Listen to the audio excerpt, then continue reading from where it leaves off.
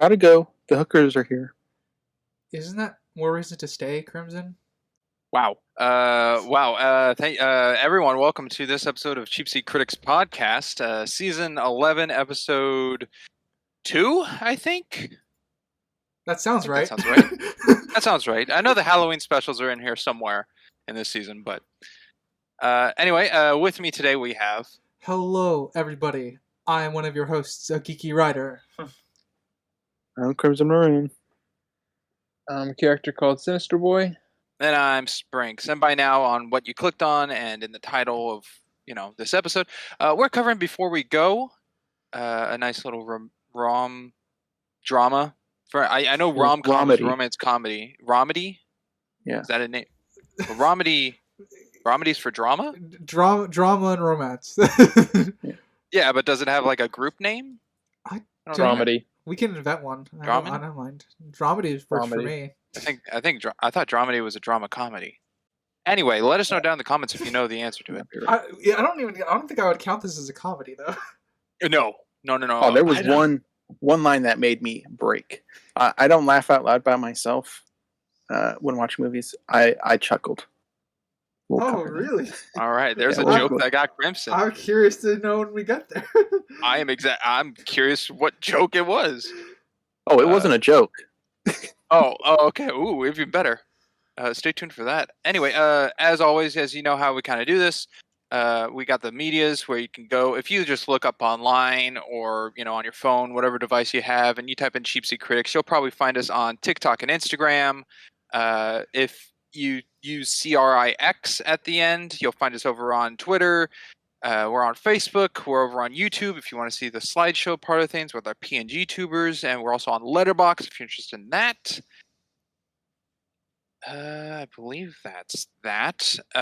Also, I'll say it here. I was going to save it for the recap actually this season, but I'll say it here on our LetterBox. We have like a group one for the podcast, and then it kind of shows our dispersed ones of individual. Ryder here doesn't have one.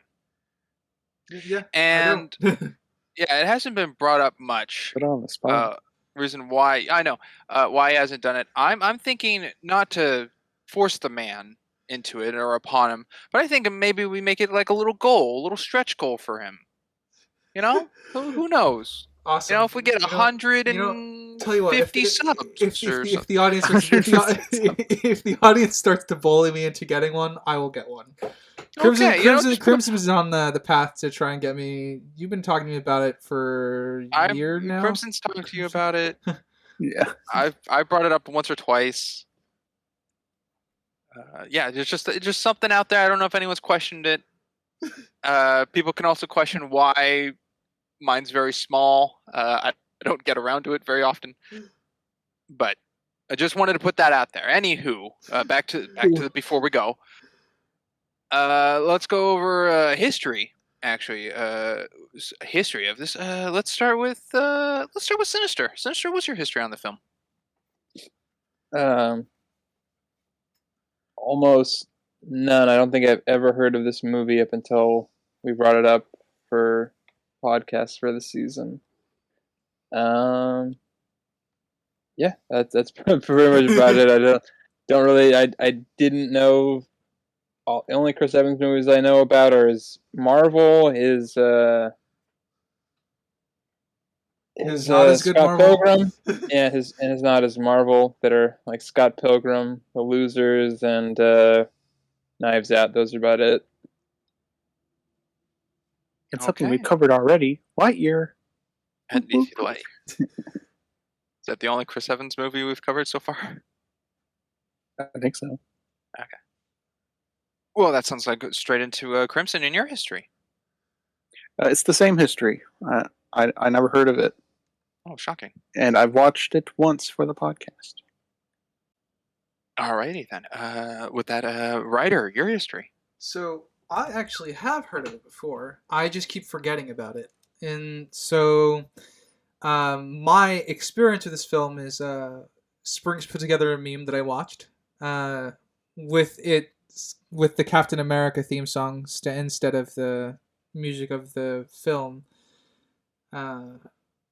I'm calling Captain America's theme song, but you know what I mean. It's like his Dancing with Peggy theme. It's been a long, long time. Yeah, it's his Dancing with Peggy theme.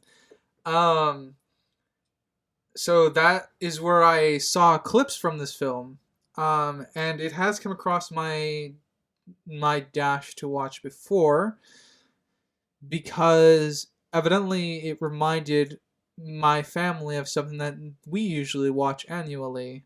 Having seen this, I now see a bit of the relationship, even though I think it's completely different film constructively.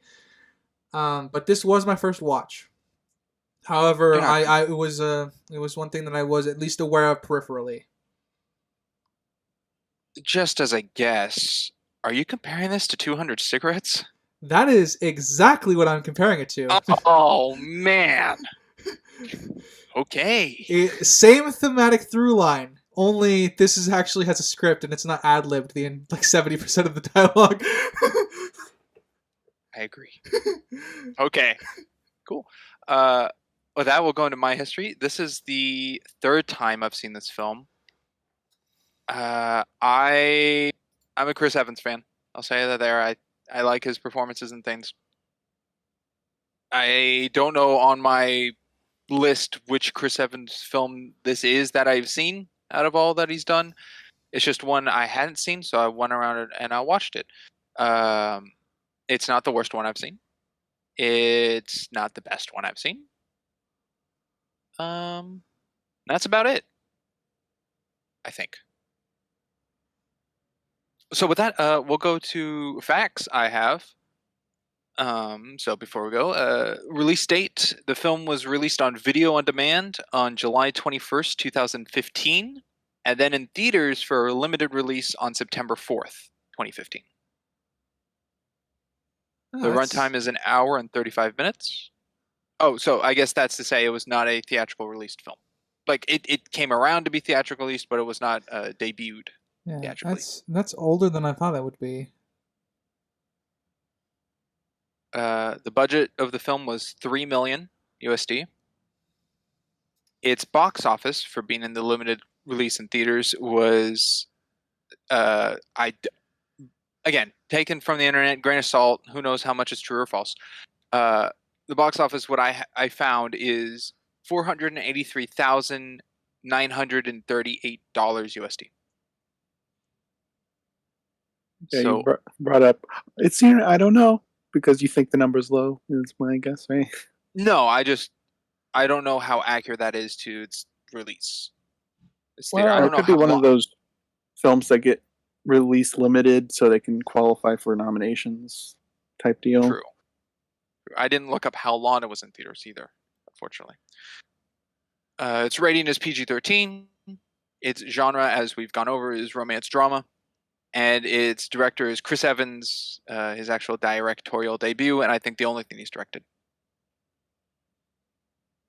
Then I have 4 fun facts here. Chris Evans wanted to learn how to play the trumpet and do the playing scenes himself. However, he found it much more difficult to learn and decided to simply learn the accurate fingering for all of the notes he's supposed to be playing in the film. Yeah, Okay. that's fair. I mean, like, It's yeah, you kind of learn how to play the trumpet in elementary school. I guess he had some time crunch, maybe. yeah, Maybe he was still in the MCU yeah. at this point. My guess would be time crunch, but yeah, I mean, like I said, trying to figure out best to describe this. So, in one of my favorite scenes from a film, Russell Crowe learns how to at least mimic a Mastorio's violin, pretty much. And it is him playing it, but he didn't really learn it. He just learned to like look like he was an expert, which is your kind of your job as an actor. So that sounds right to me. It's the same thing as Michael J. Fox in Back to the Future. He didn't actually learn how to do all the stuff. He just made it look like he knew. For the guitar, yeah. Yeah. Trying to be good. Yeah, this film was done between Winter Soldier and Civil War. So 14, 15, 16. Next I have here is the film was previously titled 1:30 Train, with director Joel Schumacher attached alongside Monica Belensky when the film, or Belunci, I don't know if I'm pronouncing that correctly, when the film was in development in 2008. Interesting. Weird pick for Joel Schumacher. There's no bat nipples or anything. Yeah. Yeah, well, someone had to make the joke. Yeah, this would be a completely different film if it came out in 2008, and it would also be a completely different film under the eyes of Joel Schumacher. I think the tone would have come across more cheesy. Yeah, I think I would have probably liked it less. I'm like, that's the year of Iron Man and Dark Knight for this to come out. Third fact I have here is Scott Evans, who plays the concierge of the hotel, is Chris Evans' brother. So not the driver, then, but the guy who was on the phone. Yes. Okay. The guy on the phone who was going to call up the room of Mr. Chandler.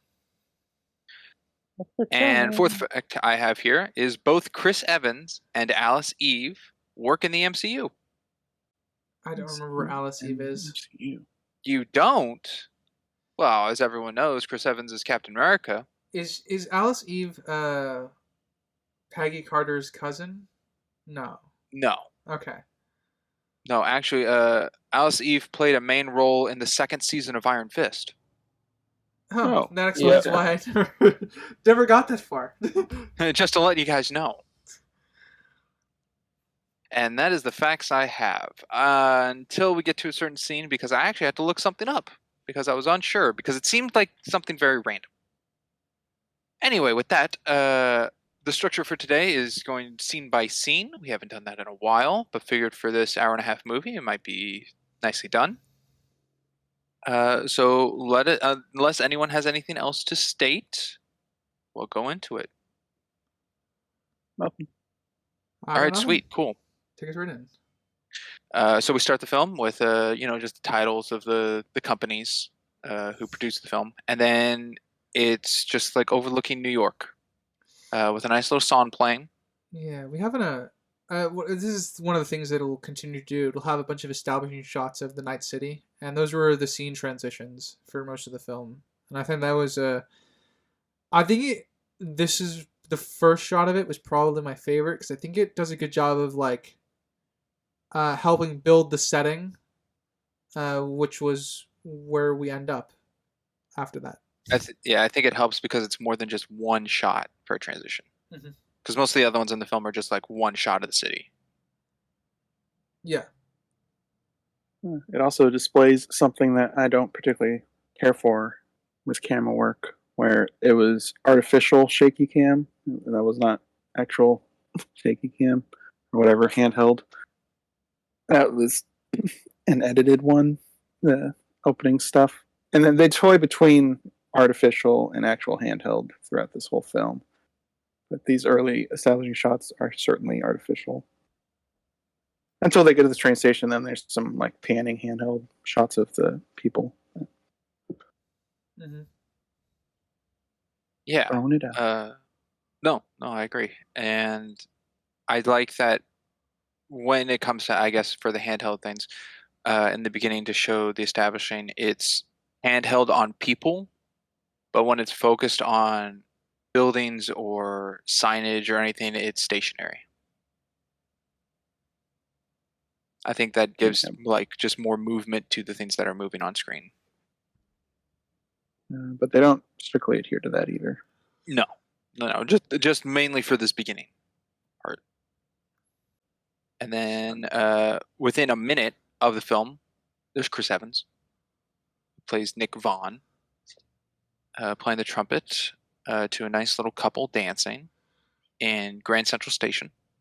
Yeah, we get a pan around of the late evening life at Grand Central Station and what it's like there, and we get to see like other couples walking through and parting ways. It's kind of in a weird way, it kind of shows like the best part of what people watching is like, you know. You get to see like all the stories of just people in motion. I think it does a very good job of like, I guess, putting that on display and using that sort of realism to pull us in to see Chris Evans sitting alone, or Nick sitting alone. Yeah. No, he's Chris Evans. I mean, I Pretty called him Chris Evans through my notes until he was named himself as Nick. I think it's a good fit that the dancing couple didn't walk away together. They split ways. Mm-hmm. Yeah, like he was dropping her off. That's a nice note as well. Yeah. And it was nice enough to give money that Nick will certainly be needing later down the road. Yeah, he probably got $1. Or that was his whole $80 he had to start with. It could have been a real big tip. What a big tip. Well, $80 or $40, anyways. They don't track his money. I tracked his money. He didn't have. He overspent. Yeah, they didn't keep up with that very well. Yeah. It's fine. It's one of those things I let go, but it's one of those things that could have been better internally consistent. Yeah. And then he's sitting alone, as Ryder pointed out, and we kind of go over this voicemail message that he's been invited to an event that hopefully he can attend. But being that he's looking very sorrowful and down in the dumps, it seems it's something on his mind. Like this is past tense. Over. It wasn't a phone call. I didn't know it was a voicemail. No, he wasn't on his phone. No. He was just the way he's holding sitting there playing with his trumpet. I think it was something that happened in the past, and it's just like in his mind, thinking. Oh, okay. So he's playing over his previous conversation in his head, I guess. Yeah. Oh, did you say voiceover? I thought I heard voicemail. That's why I got confused. No, it's voicemail.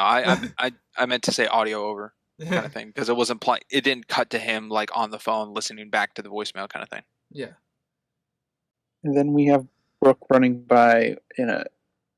I did not like her run. It didn't look like a real run. I don't know what else to say about it. It was definitely like a movie run, like high heels, like kind of quote unquote girly run. Best way I can describe it is that. Yeah, sure. When you're in the high heels running away from like a dinosaur. Okay, well at least she tried to run. Wow, got a Jurassic World reference in. Didn't mean to taint the name. Sorry, Crimson. Yes, yeah, don't taint the name. It taints itself. But yeah, I do like. Have you never been to Grand Central Station? Is it usually this empty this late? I would when it imagine closes, a absolutely. place in New York like this.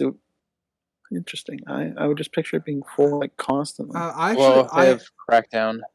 Yeah, I actually have had the opposite experience. I was at a place very early before it opened. For anyone who's ever gone to a very, very giant airport in California, it's called LAX. If you go there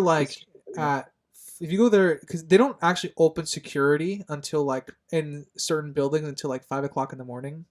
I was there at about 4.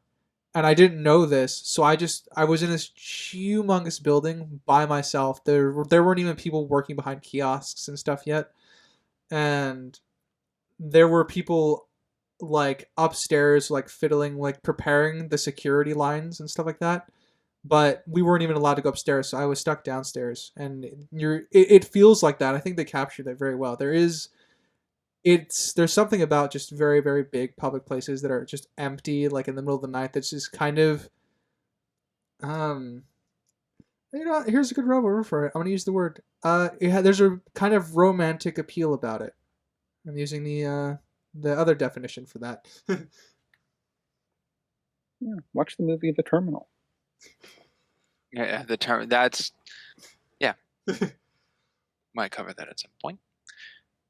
Anyway, I like that it shows that she dropped her phone and it breaks right in front of Nick as she tries to get to the train, but she doesn't come back for her phone because she's so like dependent on getting on the train because it's her lifeline as we come to find out. Yeah, being that she left her phone, like she already has so little, Is the phone and the ticket is all she has on her. Mm. But getting on the train would be the most important thing for her. So I do like that it at least shows that she's so desperate to get on the train she's willing to ignore it, or that she just doesn't notice. Well, Nick calls out to her and she just continues going. Yeah, I have no idea. I'm gonna assume that the phone was in one of her coat pockets because that's the only way she would notice that it fell out. Other than the loud clank it would have made echoing off the empty halls of the Yeah, Yeah. I mean, I'm willing to let that slide because she's very single-minded in getting to the train. At least in this moment. Yeah, I'm fine with her not noticing it. They did like the horror movie trope where we have no service. She drops and breaks her phone, and his battery runs out right essentially there as well. Horror movie service. It's that I thought that was pretty funny. However, it is the current year, and he has a trumpet bag. So what bugged me is he just never brought a charger. Yeah, 2015. I imagine. How many outlets are there in a New York City building? Really? Come on. Exactly. Nothing. Absolutely. That's one of my other smaller problems because this would have been fixable if he just charged his phone at any point. At least a fair bit of the drama would be fixable. Well, he kind of I think he did because then later on he gets a callback they don't show the callback from Danny or whatever that he got the message wrong or something. And they don't really say. He borrowed that guy's phone. Yeah, he borrowed somebody else's phone. Oh, okay. Yeah, I know he called them from the hotel as well, right? He called him to leave him a message. Mm-hmm. Okay. But that doesn't make any sense because he wouldn't know what phone he's going to be using next. No, he didn't. That's why when he got to the party, Danny's like, I've been trying calling you, which was either on his phone or the callback of where he got the message from, which would have been the hotel room. So that shows that Danny got the message, but there was no way of getting back to Nick. It's good though that they're even just so small. We can see that he sees the address on his phone, even though it's the wrong address, but a place to go on his phone, and then the phone showing low battery. Yeah, I like that.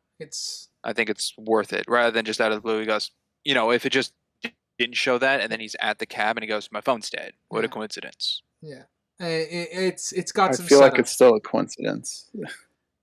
I'd almost feel like I prefer the actual my phone's dead at the car than seeing this because this makes it more obvious to me as a writing device it is than an actual thing that would happen.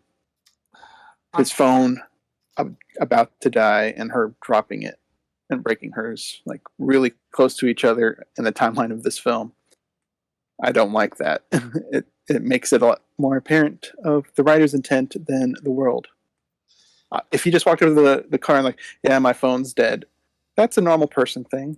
That doesn't require setup. I would have, I think, preferred that. I think the setup's also that he has the wrong address. Yeah. Sure.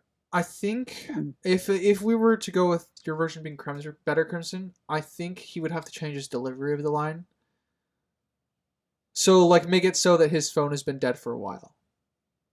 Sure. Yeah. I mean, it's also... My phone died an hour ago. Or so it wouldn't be instant. Phone dying was... Yeah. His fourth excuse of not being able to get the cab? No. Well, it's like... Everything he's like, oh, I gotta do this, and then, oh, my credit card doesn't work. Oh, this one's expired. Oh, now my phone is dead. It's like it's the rule of threes.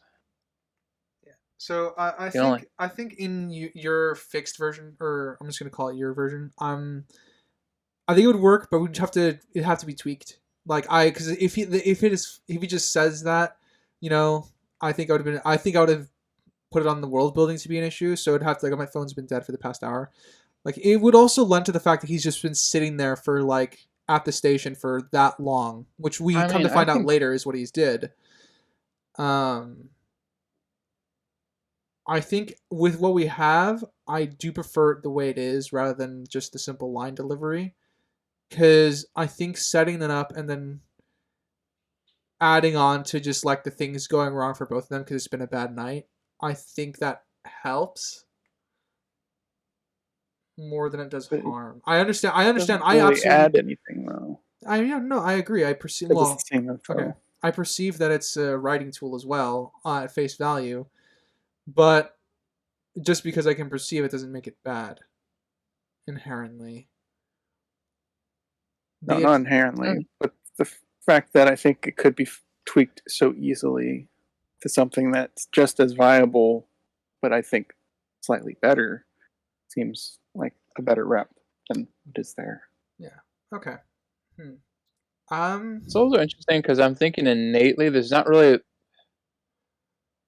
If he had a phone and hers was broken, I don't think the movie would change drastically. No, I mean, the only difference would be change much. Yeah. yeah. The only drastic maybe like they wouldn't have gone to that first they wouldn't have stayed at that first hotel for as long as they did. Maybe that's like the only thing, but otherwise, I don't think the movie would have been drastically that different. Yeah, they just wouldn't have used many payphones. They're at that hotel for roughly 10 minutes, right? Well, in the room. Yeah. Sorry, they're in the room for a while. Yeah. Is there something you're gonna bounce off of the time limit for, or just establishing? No, I'm just saying in that when they go to the green room or whatever that hotel room, and he makes the second call of the car, it said it'll be there in 10 minutes, and then when they get down, the concierge says that the car just arrived. So I'm thinking it's roughly like 10 to 12 minutes. All right. On my scale. Oh, I thought you meant. Okay. I was saying that just like, and the whole scene of them being in the hotel, that wrong hotel, was about like 10 minutes. The whole music number part. That's definitely a half hour, maybe. All right. Having thought about it, Crimson, going back to the phone thing, I think what I've settled on is that what we have right now is just the like bare minimum average version, and then your version I think is better. I think ultimately, and then I think it could have been worse. So I think I'm gonna give this. It's passable, but it could be done better. I agree. It is passable. Back to. Thought I'd throw out a potential fix to something small. Yeah, my shtick with visual storytelling, because I do like the aesthetic of showing us, the audience, both the address and that his phone is a low battery. It definitely has an aspect of visual storytelling that I like, but when you're doing visual storytelling, I think if you overdo it, it tends to kind of corroborate almost. Laziness is not the right word, but it's not. It's not a stronger payoff. Yeah, it's not as strong as a payoff, because one of the things I inherently really loved about the film that I had to sit on a lot is that there's a lot of like setups and payoffs in this film, whether it be short things or like very very like movie length things. So yeah, I think because I do like the visual storytelling aspect. I think it could just be done better. It's not as bad as I've seen visual storytelling become, but it's yeah. Well, we're showing the address that doesn't really do much for us, other than like it plays out later that it was wrong, but we don't know what the current address is, so it doesn't really.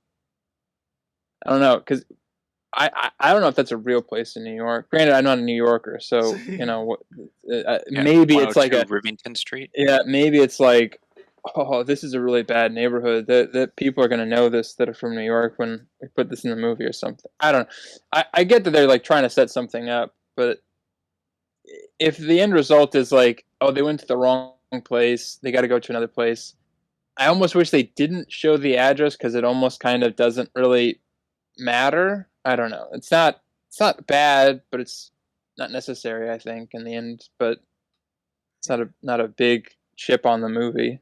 Yeah, looking it up, it is a real place. You don't lose anything with the address being, I guess, in the scene, because they would have ended up there anyway. Yeah, I'm fine with it being wrong, and I'm fine with but like but showing it just feels like, oh, that's a place, you know, and then they're gonna go there, and then oh, it turns out that's not the right one, and I don't know. Yeah, it.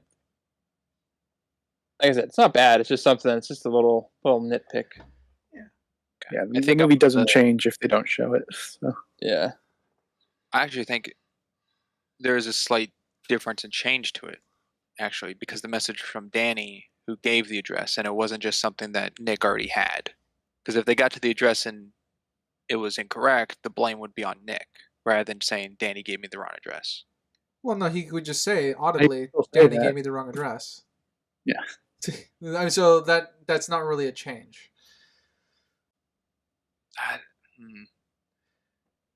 Like I said, I like the aspect of the visual storytelling, but I don't think there's enough here to warrant it being kept, unfortunately. Okay. Well, a little beforehand, the first interaction of Nick and Brooke, or sorry, Nick and Carrie at this point, when he hands her back her phone and she says, "Thank you very much." I think it was wonderfully. I don't know how many takes that took, but I think that was so wonderfully done of her acting and the tone of her voice, because it was like at the breaking point of breaking down, of it just like bursting into tears, but she was able to hold herself together.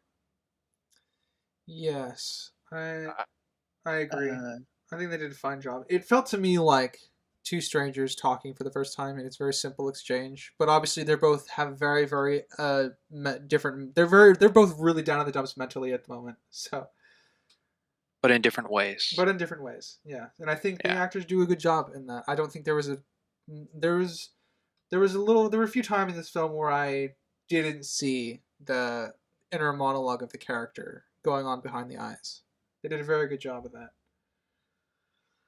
I must be the odd man out. I didn't really like the acting in this movie. Don't worry, you are not, because I'm with you.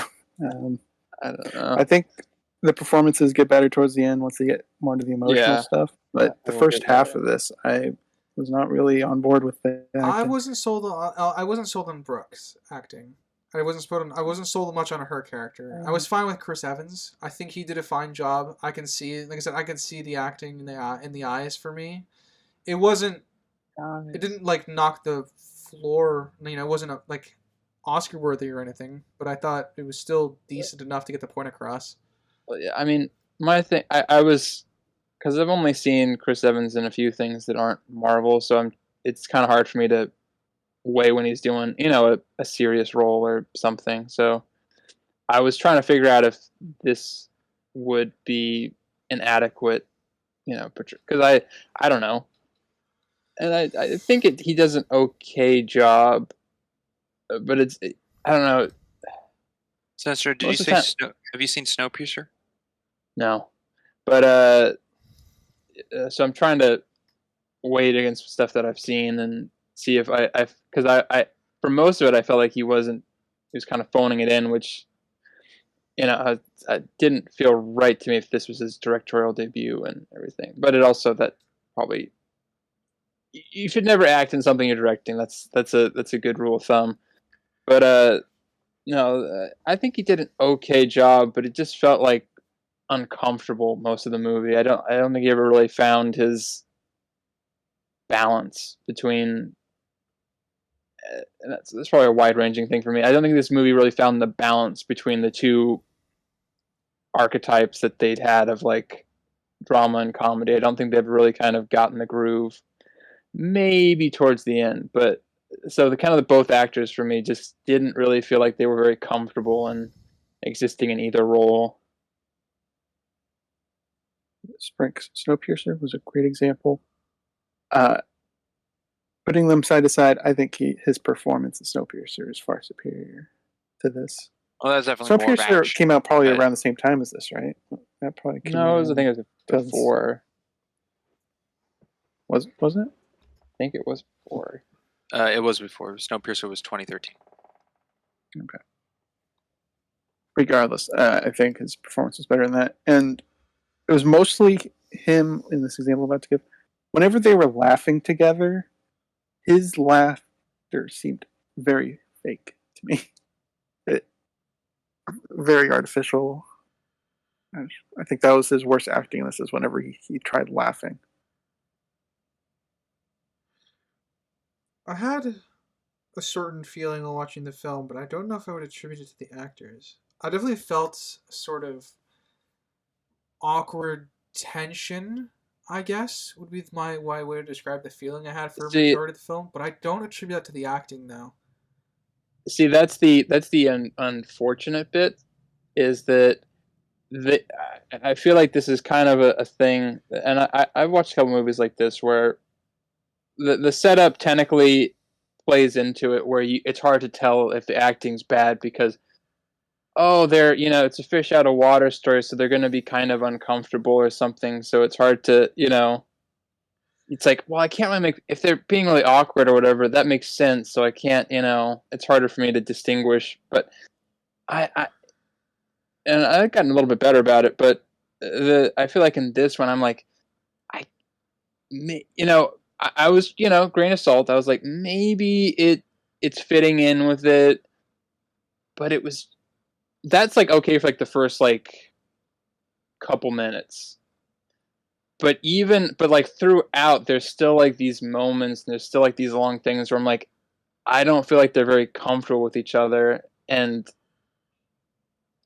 even when the relationship is technically like reaching like the pitch of whatever they have going on, it still doesn't feel very.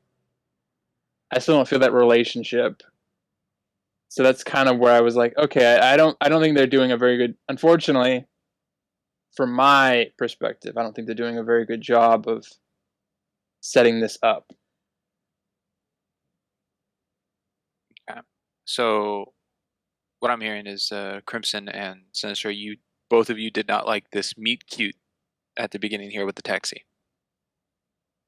Okay, that's not what I said. I was talking about the acting. I was not talking about the scene. Yeah, I think the scene is this. Like I said, the moments. I like a lot of the plot points and the setups in this movie. I'm not going to go into all of them because we'll cover them as we go along. But a lot of them I feel like are kind of soured because I don't think these two have very much chemistry, and are definitely not putting forward their best acting foot in these situations either. And so that's but I don't have a problem with the scene. Seems fine. It's just I don't really believe the relationship or the acting in it. Okay, that's why I was touching on the meet cute part of it, and not just the scene as a whole. Because the scene as a whole, written in the story and everything, fine. But the meet cute situation, if you don't think the acting is well enough for the chemistry to come across naturally, then it's more awkward or off-putting. Well, the meet cute definition, we covered it in whatever we covered it in. I forgot what we brought it up in, but that had nothing to do with chemistry. It was the initial setup for a romantic relationship. So I think the setup for the relationship is fine here. I don't think the acting really contributes to the meet cute, because it doesn't really have to do with the chemistry. It's the setup of the relationship. And I think the setup is fine. Retrieving her phone, helping her out with trying to get her back to where she needs to go. But that's totally fine. Yeah, I don't know. Like I said, I don't have a problem with a lot of the setup of this. It's the execution, I think, is where this movie kind of falls flat. They don't really, even when they're getting along a lot better later on in the film, it's very hard for me to believe it or feel like that's how it is when you're getting along with somebody. Funny enough, I think I'm the opposite, where here I do think that it is awkward in here at the beginning, but I also thought that their chemistry got better towards the end of the film, so it grew with their relationship, if that makes sense. Oh, yeah, I mean, it got better. It got better. Yeah, they go from strangers to friends. It got better, but it didn't. It still felt like there was like a. like that's kind of the hard thing with this is that technically you could say, well, that's kind of the point. They're strangers on a train or something. But as from my perspective and for me personally, I just didn't find that this was a very accurate portrayal of that. Even if it was, I still feel like they were kind of phoning it in. So. Okay. But the cab driver wants $800, so we should probably talk about that. He wants $1,000. 500 there, 500 back. And at that point, I think Nick had already said something rude to him, so he called him an asshole. There's a bit of an escalation in the dialogue that I kind of like. It's, a attempted business transaction that just gets worse and worse. Yeah. I didn't know you guys could read. Yeah. I'm like, Jesus. I mean, that for me was clue into like that he's also having a bad night, obviously. Outside of the obvious voiceover. I do like the line, though, of, it's okay, you'll send me a check tomorrow. And Brooke responds, how do you know I'll send you a check? And he says, when have you not paid me back? I think that was nicely done. To give Nick this, like, kind of the comedy through the pain or whatever he's going through, like, keep it back in his head and, like, stay in the moment. Yeah. Definitely trying to live in the flow of the moment, for sure. Yeah. But trying to keep uplifting and nice about the situations. And breaking down.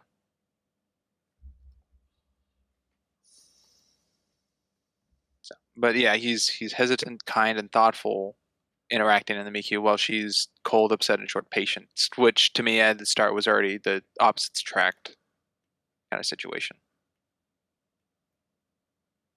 Where was she heading after the taxi? After the taxi or for the taxi? No, she was like, After. they're going to drive all the way walking. there. Yeah, She was going to walk down the alley and get mugged. I think she was going to go planning. I think she was planning to go back to the bar anyway. In which but Chris points out that she was going the wrong way. Yeah. Even says again when he says downtown, and she points the wrong direction. Yeah, that's kind of. I think that's what I would assume she was going. She was going somewhere downtown, back to the bar. I don't think she had a specific place in mind. She was just going to go back downtown.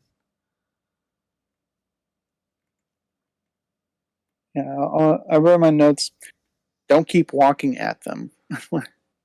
They're sketchy guys. She's by herself. Obviously, it builds up their relationship really well with this, but with her, I don't know why she walked down that alleyway. She could just go down to the next street and cut over if she feels nervous here. Was that an alleyway? I thought it was a street. I mean, it was whatever it was a street that was half under construction. Didn't feel safe. Yeah. Didn't feel safe there. She could have kept going, cut through a different one.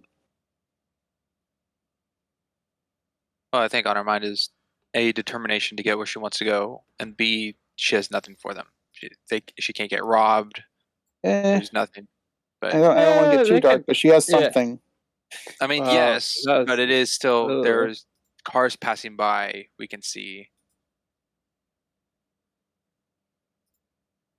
Listen, anybody that's going to do something gross and disgusting like that doesn't really give a shit if they're going to get in trouble. Yeah, it's not Spider-Man 1 Mary Jane in the rain. What a reference. I'm connecting dots here. I'm making a parallel. Mm-hmm. No, I'm not laughing at you. I'm just laughing with you. The situation. But, yeah. I do like the camera work a little here, though, that in this part, it's angled so you're more focused on Brooke from a side point of view, so you can't see Nick coming up behind her. So it plays off that he doesn't just appear out of the blue. Mm-hmm. Actually, you reminded me, Springs. When she goes down to the subway and it has the close up of her face, that was a shot I did not like. Oh, yeah, they did a couple defeated as the train's leaving. Yeah, the train's leaving, and it's kind of like zoomed on her face just for a see her reaction. But the problem is she's dead center of the frame. So there's like no rule of thirds or anything. Yeah. And Which I is don't something like they that play because with in this. I don't like it because I don't know. To me, I didn't like the shot personally, and the reason I bring it up is because I think that's the only time in the film where it does that. So I was curious to hear your thoughts on No, it. there's another scene that does like not like that, but they do like a couple of zoom in ones, and at least one of them I remember is for like almost nothing, and I didn't like it, but this one is the face ones are okay, I think, for the most part.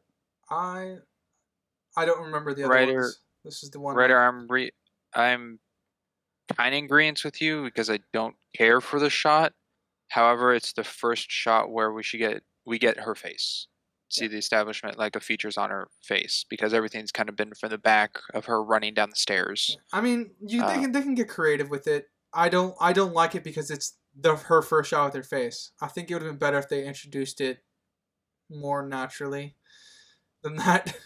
It's very very like purposeful. I agree in that it's just her face, so we know what she looks I like I now. I do like it better than if it was like a 50-50. So not rules of thirds, but like just a two split, and she turns her head into frame kind of thing, and looks defeated. I think that would have played off differently of a tone. So I think it's a very middle of the road okay shot. I don't think it's great. I don't think it's bad.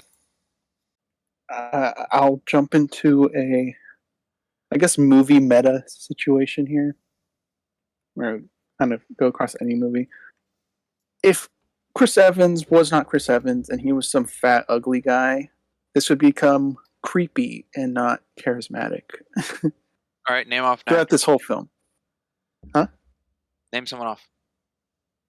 Vince Vaughn. Just a fat, ugly person. Oh, all Kevin right. James. Nice description. that's for you, Springs. Ugh.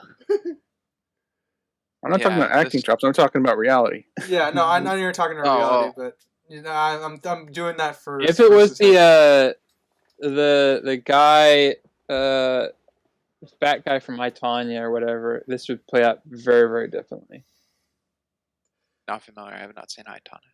Well, I don't have anything with that guy. That I'm like, no offense to him, if but the what about, role. since it was brought up, what about Newton from Seinfeld? yeah, Newman. Oh, yeah, Wayne no, Newman. Knight. yeah. Newman. Yeah. Wayne Knight. Just Wayne Knight from Seinfeld is new. That would be weird for me.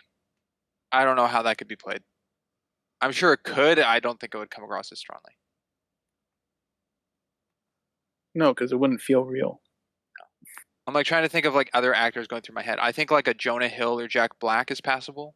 Is fine. A Seth Rogen might be questionable.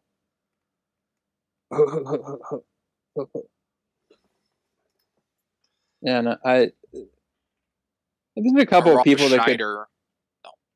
Rob Schneider's not fat though. No, I'm just saying like in this role. Yeah. Holy sure. To Yeah. answer, Like to a answer fat your, Jonah Hill. to kind of you know. to kind of go with what you were saying, Crimson, I think it could still work. They would just have to work harder at the concept of it. I think her attacks onto Nick in that, changed physique would be more about appearance than mood. I don't know. I don't think she would. I don't think I would go that far. It would just you'd have to shift the tone of some scenes a little bit more to make that work. Because if we're going with the realism angle, of like some, for lack of better words, an ugly fat person, the idea of it would be that it would have to be their character because they don't have any of the charisma or the charm in this scenario. So it would have to be just how good is their character as a human being. And I think you can get away with that. You just have to work harder as like a script writer and how you're filmmaking and stuff like that if you're going to go that route. I would just take a quick aside and say I'm sorry to Jonah Hill and Jack Black for calling you fat and ugly. That's No. I did not. That is a fact. They were indeed fat. Jonah Hill not They so were much indeed anymore. fat. I don't. Yeah. Um, I don't think. ugly subjective. I'm going with the aesthetic, like generally accepted aesthetic, and that's something you can look up if you want. But yeah, it's Yeah, because that would change a bit of the story, because you would lose a lot of the charisma and charm that Chris Evans would exude. So like it would become much more of a character focus on that person to see like you're gonna be peeling back the layers of an onion to for that character. It feels like, you know, I don't think I would. I don't think I would make Brooke attack his character or his appearance at all, because I don't. I think that would distract from that. She might You know, at some point it out as like half a joke as to why she gave a fake name. You know, maybe that's where she would bring it I up. But I think I've only ever seen one movie in my life so far where there's been a very, very fat and subjectively maybe ugly character, and they didn't comment on it at all. Not even in the way of like because sometimes the main characters can be nice to them, but like there's like gonna be a bully character at some point, like you're fat or something. You know, I think I've only seen that one time. Not saying it doesn't exist in other movies, but I personally want to. Yeah, no, like I said, I think that's a very rare thing, which is why I'm saying I don't think it would be impossible. Still, you would have to change the focus a little bit, because you would, like I said, you would lose the charm and you would lose the. I think you used a very key word where you said they'd have to work harder. Oh yeah, they would absolutely have to work harder for it. I also think it would offset the balance of the film, because overall it's pretty 50-50 for these two characters and their baggage, fairly close to 50-50. But I feel like they'd have to work harder for the guy if he was a fat, ugly guy, which would take away from the balance. Well, because he has all this power given the situation, so it adds like an unnecessarily like creepy vibe to it.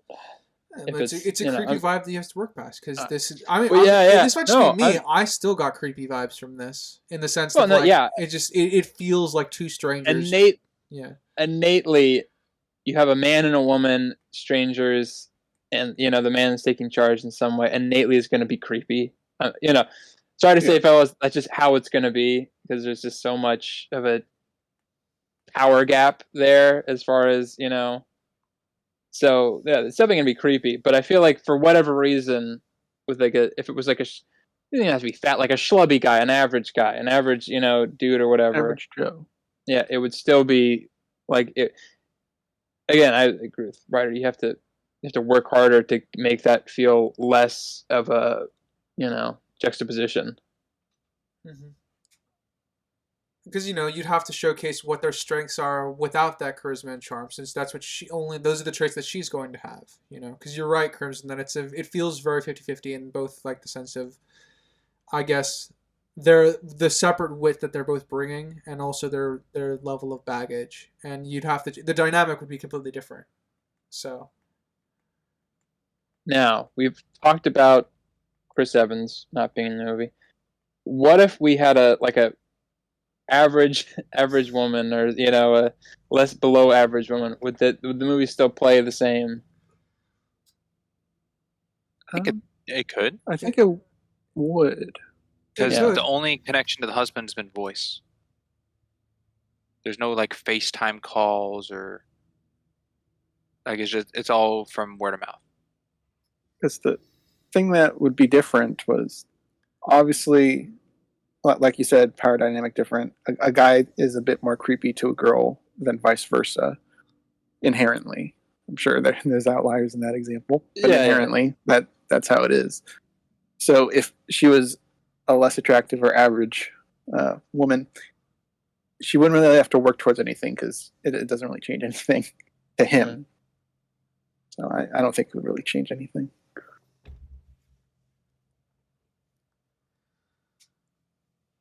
This whole talk has just made me think in my mind if Chris Evans was cast by someone else in this role. In a few more years, when AI is good and we can just cut out actors in movies and put them in with someone else. Oh, I was just thinking who else could fit the role of this film. I think Jack Black could do it. He's the only. I think out of all the ones we listed, he's the only one that probably has innately Chris Evans' level of charisma without any of like the necessarily physical qualities that Chris Evans has. You're saying actors in general are like the ugly example? No, actors in general. Okay. Yeah, I mean, any attractive guy I think would fit in here. Chris Evans, Really? I obviously don't. Yeah, I don't fits. feel Chris Hemsworth, I Any think. good-looking guy Any of the could fill this Marvel place. Chris, Tom Hiddleston, any of I the Marvel dudes, I think would fit. I Yeah, don't think so. I don't think the charm would as come long as across. they have the ages close enough. I think there's I some decent Mark looking Ruffalo guys would not that fit would not here. come across. no, because Mark Ruffalo's done rom-coms, and I think he actually does a better job in those than he does in the Marvel stuff. No offense. Well, also Yeah, he doesn't 13 really going on get any 30. good scripts either. So Yeah, But, many good scripts. He's got a couple, but not many. Oh, honestly, kind this of. whole movie kind of plays out as a small part in another movie that has Ryan Gosling in it. So I think Ryan Gosling could probably do it. I think maybe. Easily. I think he's a The little bit Ryan better looking Gosling- than Chris Evans too. The Ryan Gosling like optimism for like laugh that Chris Evans does through this movie, where it's like a chuckle until like, all right, going on, like what's next? I don't know if that could come across strongly with Ryan.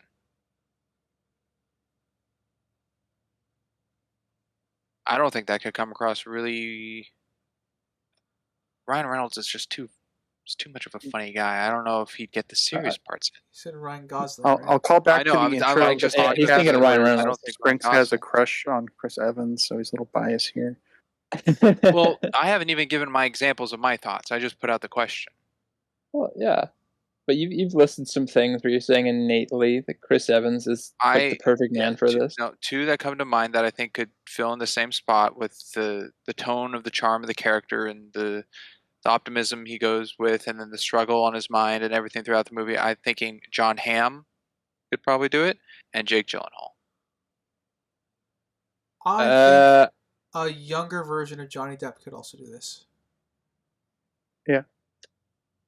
No, I think younger version of Johnny Depp would be too pretty. I think maybe like Have you seen mid-30s. Have you seen Johnny Depp in Chocolate? Yeah, that's what he's not that young. He's like 30. Yeah, that's I kind don't of. know That's if he I kind could of thought where you were talking about like Yeah, that's kind of where I'm thinking. yeah. Maybe, I don't. Yeah. I don't know because I feel like John Hamm. I've only seen John Hamm serious in a couple of things. I think he would come across as too cynical. He wouldn't have any of the fun stuff. That would be the big drawback. Because he would. I think his comedy chops they're there, but I think he innately is kind of more drawn to the cynical side. I think a younger Ewan McGregor can do it as well. Yeah. Oh Yeah, yeah, I think- that's a good yeah. example. Yeah. Yeah. Down with Love, one of my favorite romantic comedies. Is that the one where he's like calling out to that lady on like a bicycle or something from a window? I don't remember. It's been a while Okay. since Could I've be. seen Like he's Anyway. like, "Do you want to eat?"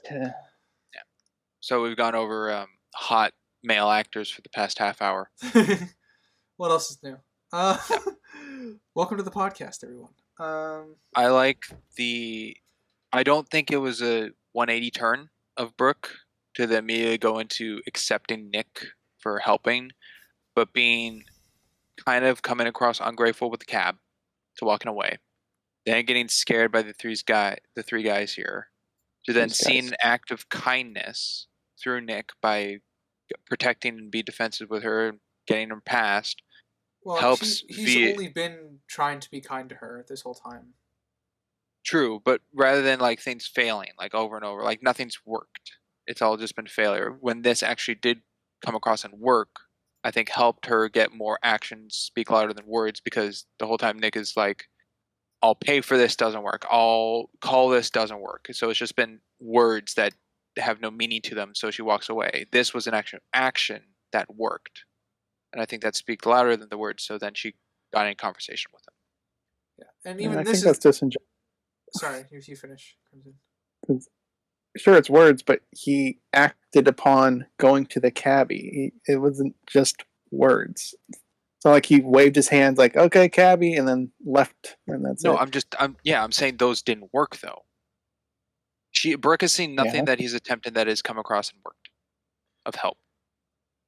I agree with that, yeah. So what- upon this action of protecting her from these three guys, it's actually something that did work. No, what Crimson was picking apart is that the actions speak louder than words comment, because he was still trying to help her. He was still in the act of doing it. Right, Crimson? I don't want to speak on your behalf. Yes. Okay. Yeah. So, like, the part that's what he was picking apart is just the fact that he was, even if they weren't succeeding, he was still going through the act of trying to help her. Okay, failed actions versus a working one. Yeah, that's better than just being in Grand Central Station and he goes, call a cab. It's like, oh, my phone doesn't work. Here's some, oh, never mind, this is expired. They won't accept it. Like, just talking about that's it. passive helping. Yeah, he was actively helping. But I kind of lost your original point now. Sorry. My point was that she became more accepting of him upon this act of kindness of actually something successfully working of help past the three creepy dudes. Funny enough, I don't think she fully accepts him here. She's just more. No, that's what I said. It wasn't 180. Tentative. It's not. Yeah. And I don't think it's like success fail. It's just the level of what it was. Like saving her from a perceived threat is just going to carry more weight than someone trying to get you a cab. I don't think it has to do with him failing or succeeding. It's just the magnitude of what he was helping with. If we're arguing the point or whatever, they also didn't like come at her or something. So he technically, nothing happened. So he didn't necessarily save her either. He just showed up. So that also is technically, could be perceived as a hollow gesture. That's true. They didn't actually. Yeah. That's why I said perceived threat. Yeah. Okay. Well, then it goes into the talk about trying to find her purse and items to then go back to the bar. Yes. Very lucky that they actually found a bartender that is kind of slimy. I like that visually it is the only bartender we see, but it's not necessarily the first one. Yeah. I think that's fine. I think it's fine that it didn't show to us them going to a bar where it didn't work. Like, that's a possibility. They could have gone. This could be their third bar where the guy's actually like, I got a favor for you guys. This was the bar she lost her purse. They weren't bar hopping, asking bartenders things. They were tracing her steps. So they are. I don't know, but they would show several different bartenders of them failing. Was it guaranteed that this is the bar? The one start with an L that she was talking about? What they said they were going to do. We're going to go to the bar where you lost your purse. There's no reason to not assume that this is the bar. Isn't the bar. Okay. I think it could be played either way. What's there to be played for the other way? Are you Springs? What writer asked? Oh, sorry. You said the other way. That's what I heard. I said, what's there to be played the other way? More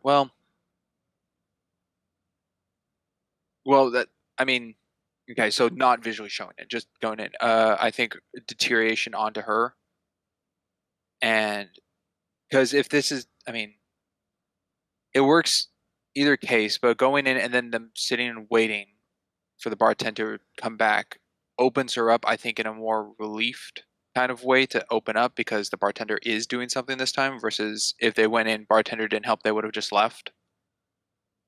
Do you think they went bar hopping and talked to a bunch of different bartenders? I think it's a possibility. I don't think it's what I'm focused on. I think a small line that could have been is like just Nick saying, man, this has been the third one. I know another one, or some situation when they come out of the bathrooms. But that's not the case. That doesn't happen. He just says he has an idea. Okay. I think the fact that he says I have an idea to go talk to the bartender can definitely lean that it is the first one, but there's no sign or anything to show L or them saying, is this the one? She goes, yeah, this is the one. I remember. There's none of that. Well, he said, did you find it?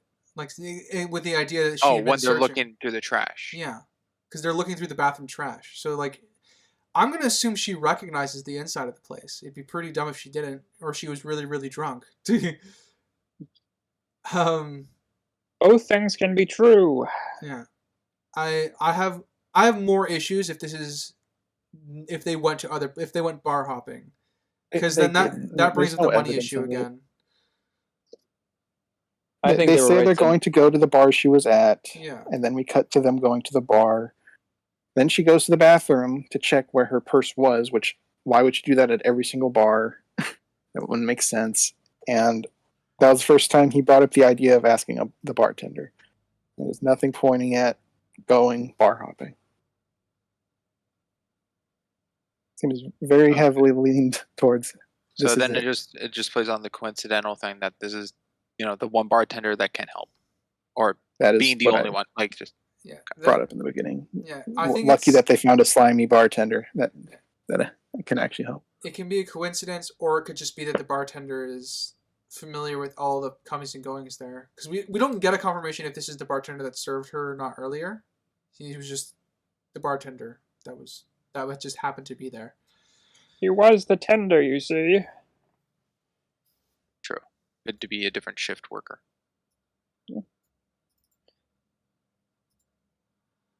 I like a small detail of this scene that doesn't have to be played out of like a visual thing, like the phone earlier with like the low battery and whatnot. She's not wearing her gloves inside the bar, which helps when Nick brings up later that she's missing the ring.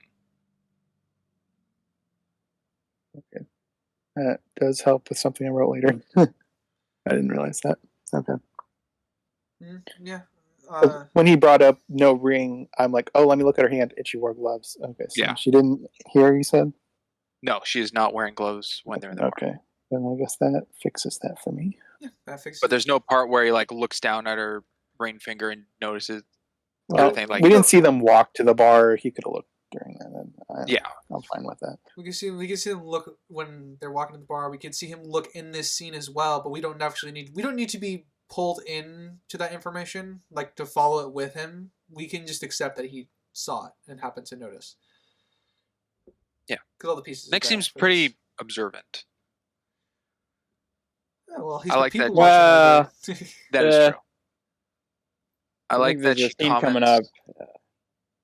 Oh, that you'll touch on where he isn't? Yeah. Well, if not observant, just maybe a little out of his depth. I think I know what you're talking about, Sinister. Yeah. I probably agree with you. Yeah.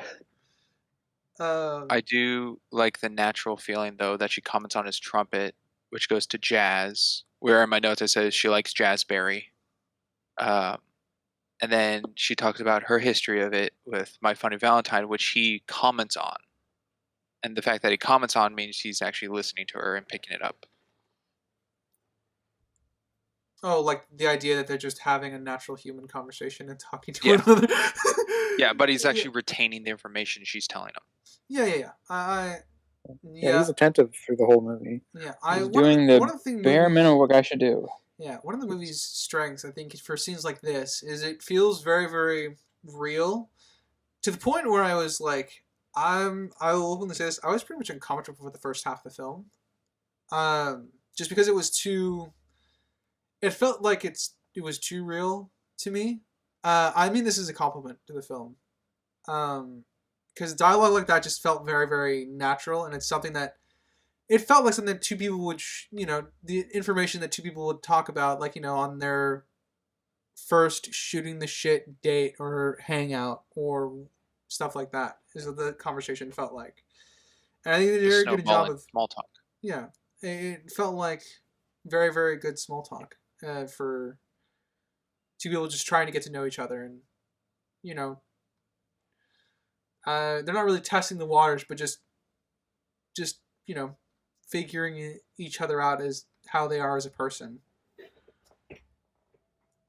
There's a lot of that in this film, and I think that is some of the movie's one of the better strengths of the film. How much do you think Nick left the bartender in his handsome gratuity?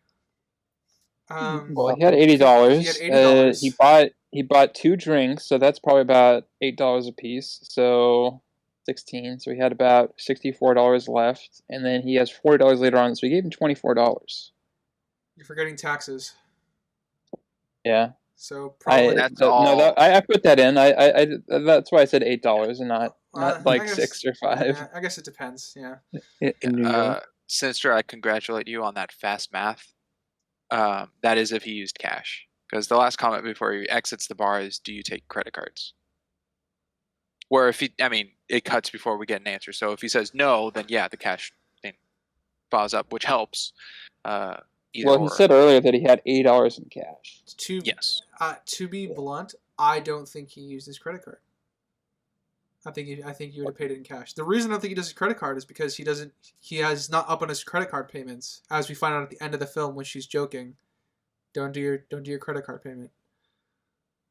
Yeah. Well, he has 2 of them. The one that didn't, go through, and then the one that's expired. But if the bartender took the expired one. That's what I was going to say. He made a comment that the cabbie's too smart for the expired one, but maybe he sees the bartender as stupid enough to receive the expired one. Maybe. The funny thing is, I think if he did receive the expired one, that might be more onto why they charged him $900 for the purse. Oh. Well, no, they went to call him to verify that he got paid in the first place. Yeah, could have still been a shakedown. So. Well, yeah. Oh, I mean, that would have just been for intimidation. I could pass it off as intimidation. Especially, he didn't come across helpfully because he's like group hug, big kiss. He didn't say like, "Oh yeah, thank you, here you go." Yeah, Nick was not really an asshole, but he was being stingy with his money. A good combination for things to come. I also need to comment. I'm very impressed that she had coins at all on Brooke for things that happen later.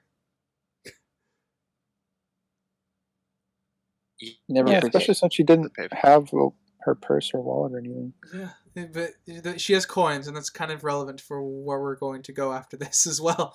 Yeah.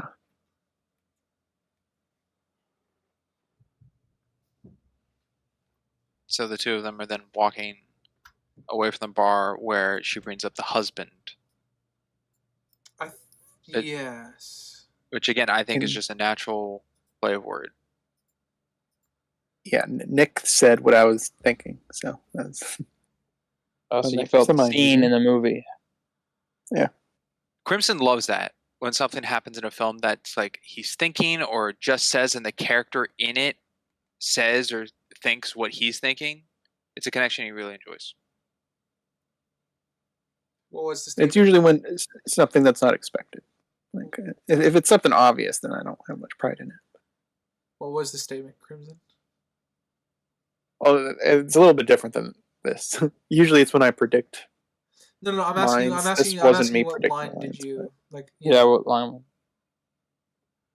It was the him noticing the bringing up the husband thing.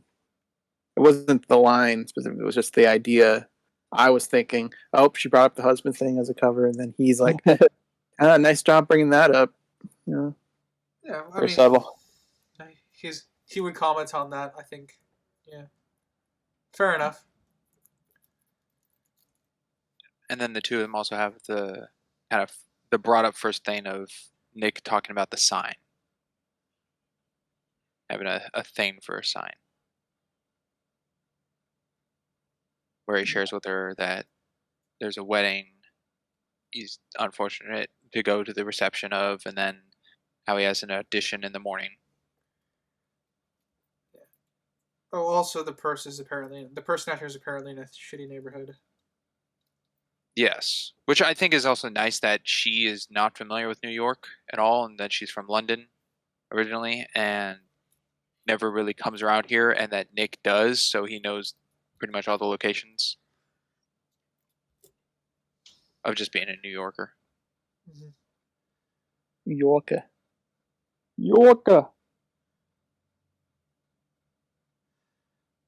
Yeah, it's good.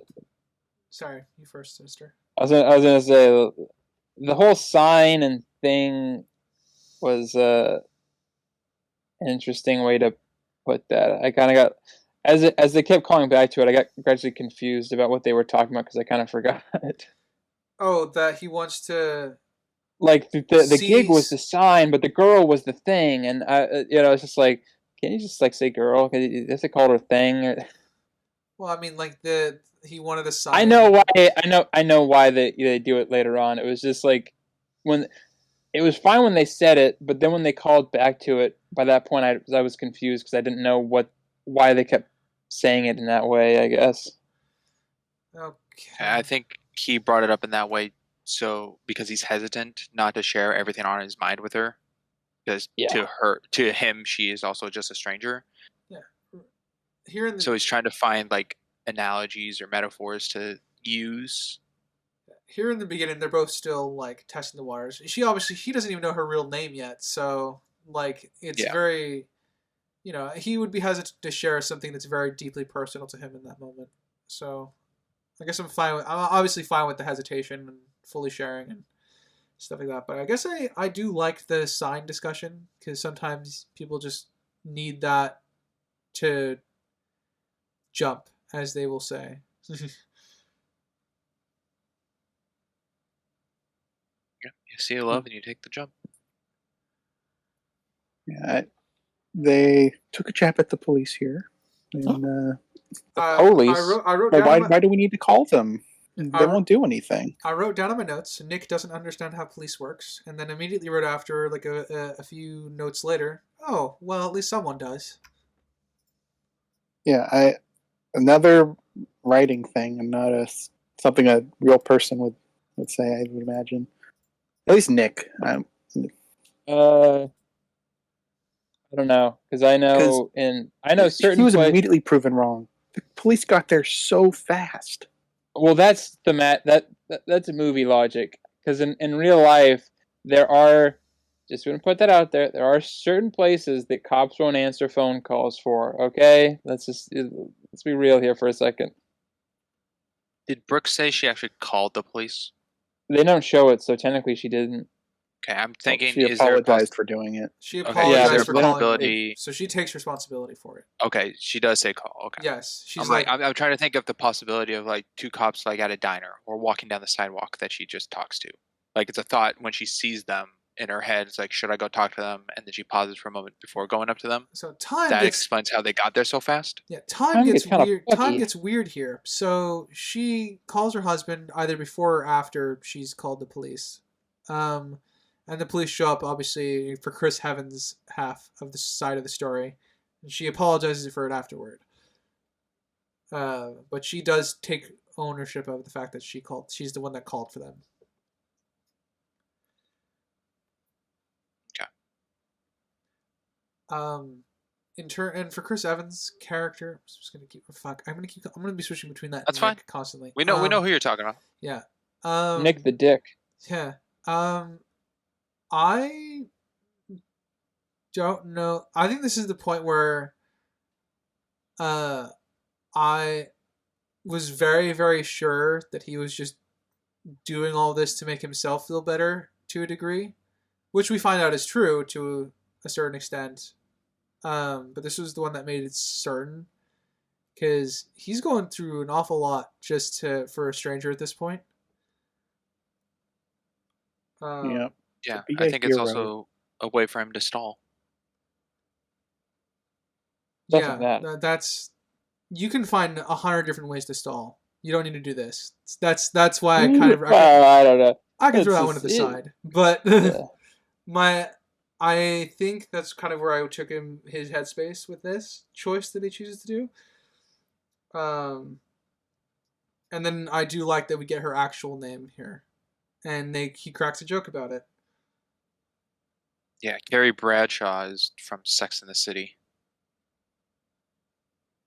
At least she knows New York characters. That's true. Yeah, they had like 6 seasons and 2 movies.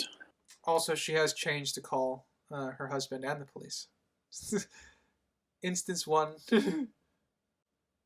I have absolutely nothing but my broken phone and ticket, and some loose change. You know, That you can wouldn't be in my technically wallet. you or can my exchange purse. the ticket for plane tickets.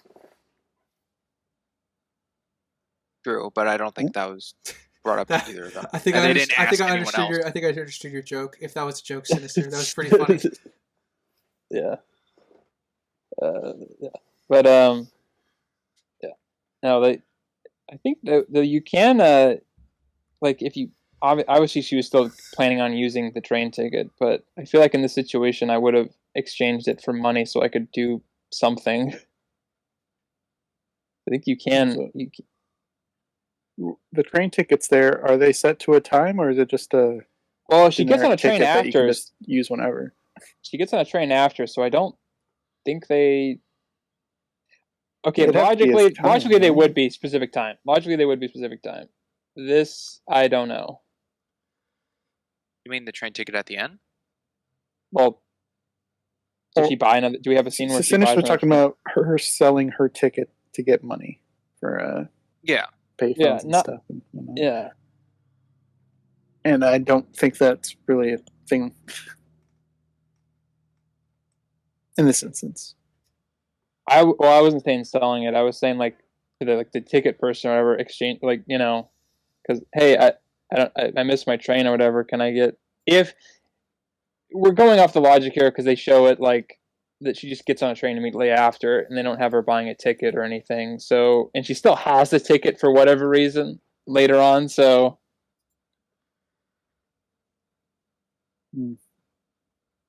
I don't know. That's just something I don't know. Well, I think that's I what know you for like call Amtrak, it's specific tickets. So I don't know Grand Central. They have. I don't know why Grand Central would be any different. Well, Yeah. Grand Central is multiple trains, so like I think Amtrak is included in that, and it'd be depending upon which train you're gonna get. Station you go to, Yeah. whatever terminal. Because it might work similarly to other public transit systems where you just have the ticket for a certain amount of time, and then even then, I guess that wouldn't work. Not. Looking up Metropolitan Transportation Authority of Metro North fares, tickets are valid for 6 months from date. Oh, interesting. Okay.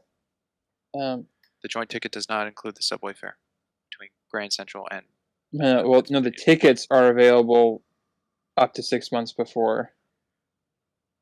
They're not good for 6 months. Oh, to buy in advance. Gotcha. Yeah. There's no one-way time and limit. round-trip tickets are valid for travel 60 days. They can be refunded. They can also be exchanged up to 24 hours from date of purchase. That's upon purchasing. But it doesn't really state whether it's like a reserved time slot ticket. No, that's the best info I got on shorthand. So. Oh well. Hey, if you live in New York and know the answer, please write in the drop it comments. Yeah. Yeah. If you are a train ticket expert, please contact us. I like. Well, it's funny, but movie logic. I like how when he gets. Well, I'm gonna skip through ahead of this scene. Do we have anything more on the getting the purse back scene? I do. So if we're going with the bad neighborhood thing, isn't it kind of notorious for payphones to all be not working? Like the wires are cut or they're damaged, broken, inoperable. Yeah. I don't think all. Not all of them, but that is like bad neighborhoods. Yeah, they typically flip a coin. Have trash coins. Yeah. But let's be real here, okay? Bad neighborhoods, they're gonna have some technology or stuff that's been fucked with or whatever. Just because, especially a payphone, you can get some quarters out of there. That's gonna be gone. Oh yeah. That'll be checked by someone on the hour. But yeah, other than just Nick being dumb, going in by himself, disregarding the police in their entirety. He's doing something crazy. Yeah. Doing something a little bit dumb. Yeah, wild. You're gonna do something crazy. Thank you for not saying stupid. It's still stupid and dumb, but sure, people are crazy too. Well, Why can't crazy things be stupid? Can't be. Well, I'm no, just giving up the quote. Yeah, Yeah, No, of course. he's just quoting. It's fine. That's right. that's right. That's right. I'm not a quote guy. Forget them all. You forget one or two words out of them. Um, I don't know. I like this scene overall, and granted, and I kind of know like this kind of sets up a lot of the points of the story and everything. But I kind of wish this sort of at least went somewhere. It kind of doesn't really go anywhere. I mean, it builds the relationship, so I'm not like I'm saying I'm not. I wouldn't get rid of it, but I kind of wish there was a little bit more of a payoff involved with it because it kind of just like it's like a blip. Yeah, person's never really relevant.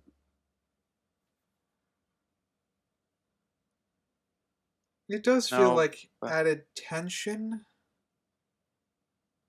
It's purely character building. Yeah, The I'm like person it's not. does nothing. I wouldn't get rid of the it. Only thing the purse does is give us her initials. ED. Yeah, she would have no. It prompts her name. That's kind of the use of the purse. And funny enough, it disappears from the story now that she's given up her real name after that. Yeah. Well, but you could argue because her real name isn't really important to this, I guess. I mean, like I said, I wouldn't get rid of it. I wouldn't get rid of it because it does do something. But I kind of wish there was a little bit more of a ripple for like the rest of the story. Even It if doesn't really feel like even if he had a bruised makeup on his nose for the rest of the film, that would be nice. Consistency. Yeah, he does. It's like considering perfect. she's worried that she ruined his audition, and he looks like a hobo now, which is untrue. He still looks like Chris Evans. Well, there's not much of a mark when it comes out. It's just some bleeding inside the nose. I worry that yeah, I'm that not would still pretty leave a mark. enough. He's bleeding on the inside of the nose. That would leave a mark. Like I said, it's fine. It works more than it doesn't. So I'm not against it. I just you wish want it had to more have more meaning. Yeah, that's fair. yeah. So they come out of the grocery store with a bag of like frozen peas on his nose, and then this is where Nick brings up the thought of Brooke having an affair, and that's why she's in New York, which I think is reasonable. Yes, because the wife's always cheating. It's never the guy. Yeah, it's I mean, you're funny. It's kind of cool for us, I guess, in this instance, because were privy to her conversation with her husband over the phone, so we have her perspective on it, and there's a lot of things, including that conversation where she was in New York to sell something. There's a lot of things here, or a lot of their conversations where I was questioning for the first 45 minutes or so of the film, was where I don't know if they're telling each other the truth or not.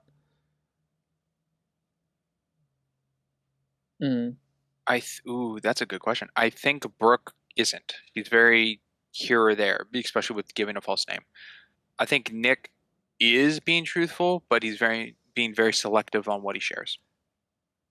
Funny thing, I thought they were both blatantly lying to each other. Like, I thought he made up the audition because he's hiding from, he's waiting for that sign. So I thought he made it up. And yeah.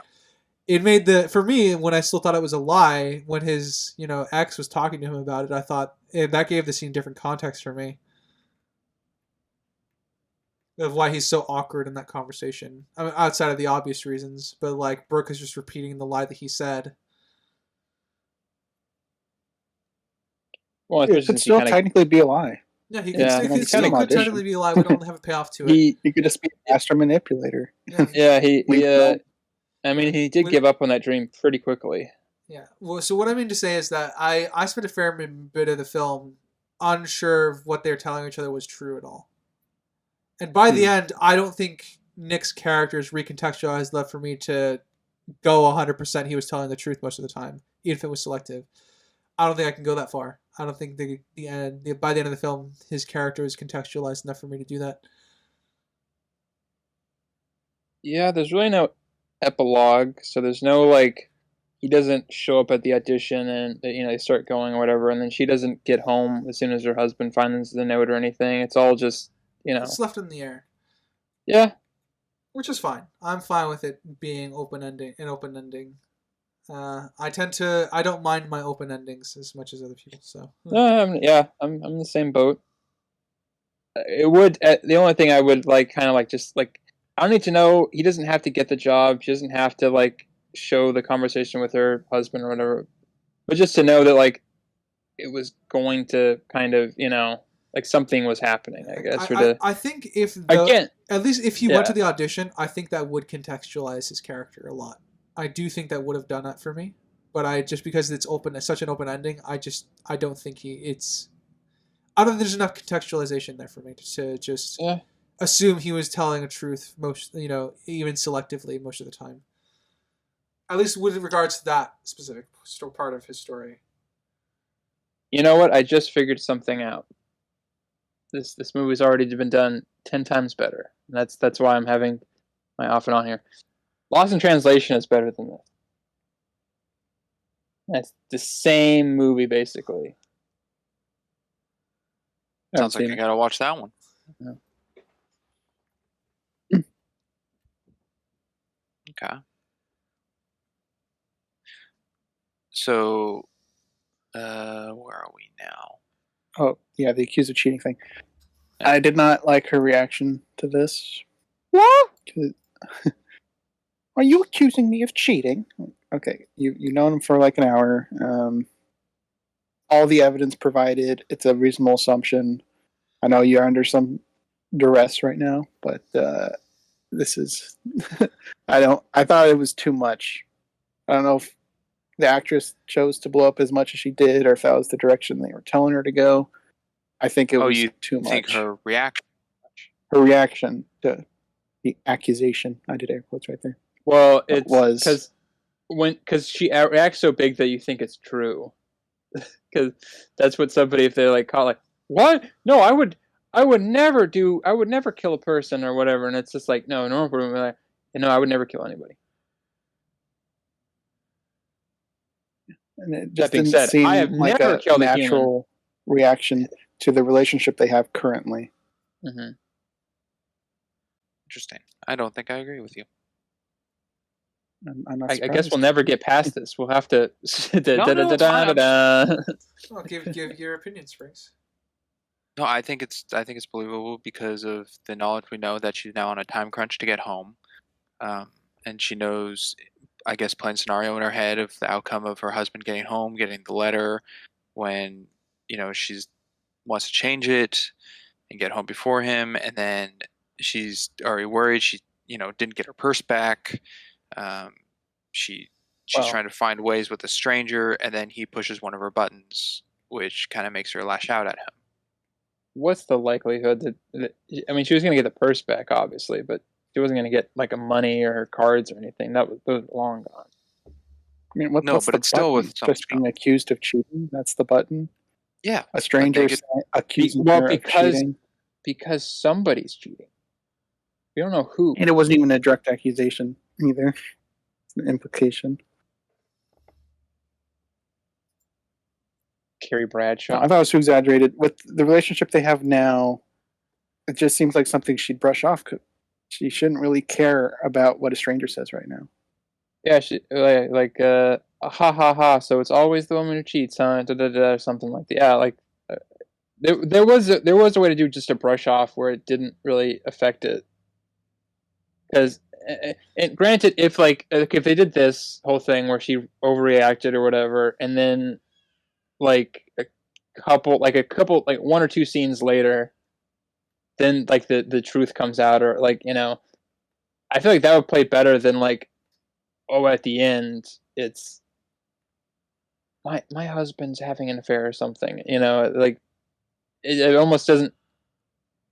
That level of blow up would play better if the reveal was closer than if it was as far back. or as far forward as it is. So, I think I- that That's a good point. The affair of the husband also plays into her thought. okay. The thing I think for me that would I might be the guilt that might have incited her reaction that she feels over the letter. That to me, I think was all the strong emotions would come from. I don't know if I would directly connect to the accusation of this though, which is my problem. I'm kind of in the middle. Look in the middle with us. She also, the context of getting the phone call from him or contacting that he is coming back is proof that to her happened- that he chose her over the affair. Does it happen after the accusation or before? That's before. That's when she's on the phone call when he's trying to get the purse. Okay. Yeah, and she's trying to tell him, "Hey, stay and relax," to keep him away. So she'll get home first before him. I don't know. It was a very strange. I'm not against it. But it was just a strange plot point, and I think they executed it okay, but I still not the best. I don't know. It's very. I'm unsure. All right, so we got one that's for it, one against it, and one unsure. Too unsure.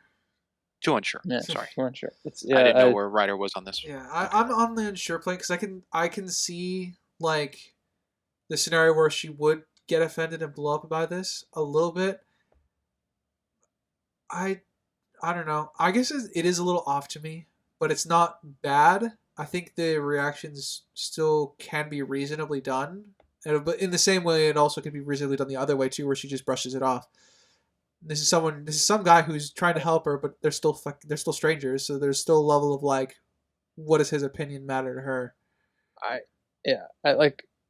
I can see with the combination of how it unfolds later on why she could have the reaction that she has in this scene, but I still feel like it's giving so much away for her in the moment that and she's been so guarded. It just seems very much like out of character. Especially since she only just learned her name like 20-30 minutes ago at this point.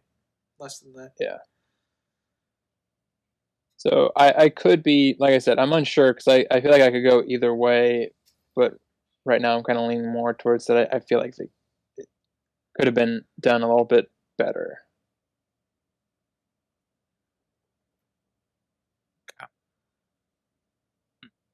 But now they go to a wedding. Or do they? Well, Well, he's yeah, playing on they the go subway off to- first. Whatever the party is. And Yeah, we got. he plays trumpet on a fucking train like an asshole. That's true. I did write that down. I'm like, wow, you made a choice.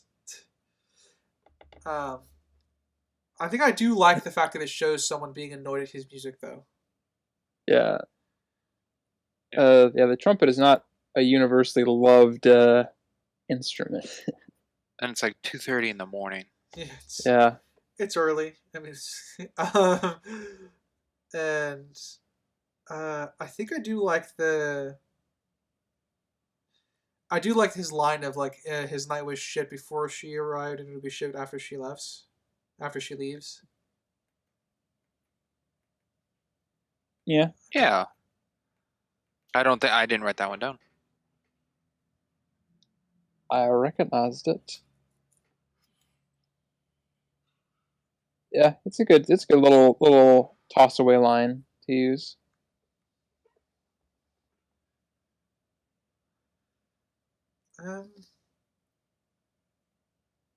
I think this is also on the train where they tell stories and we learn about her story in Britain, right? Where she went to Britain. London, England. Yes. And Talks about what her I husband haven't been does. back.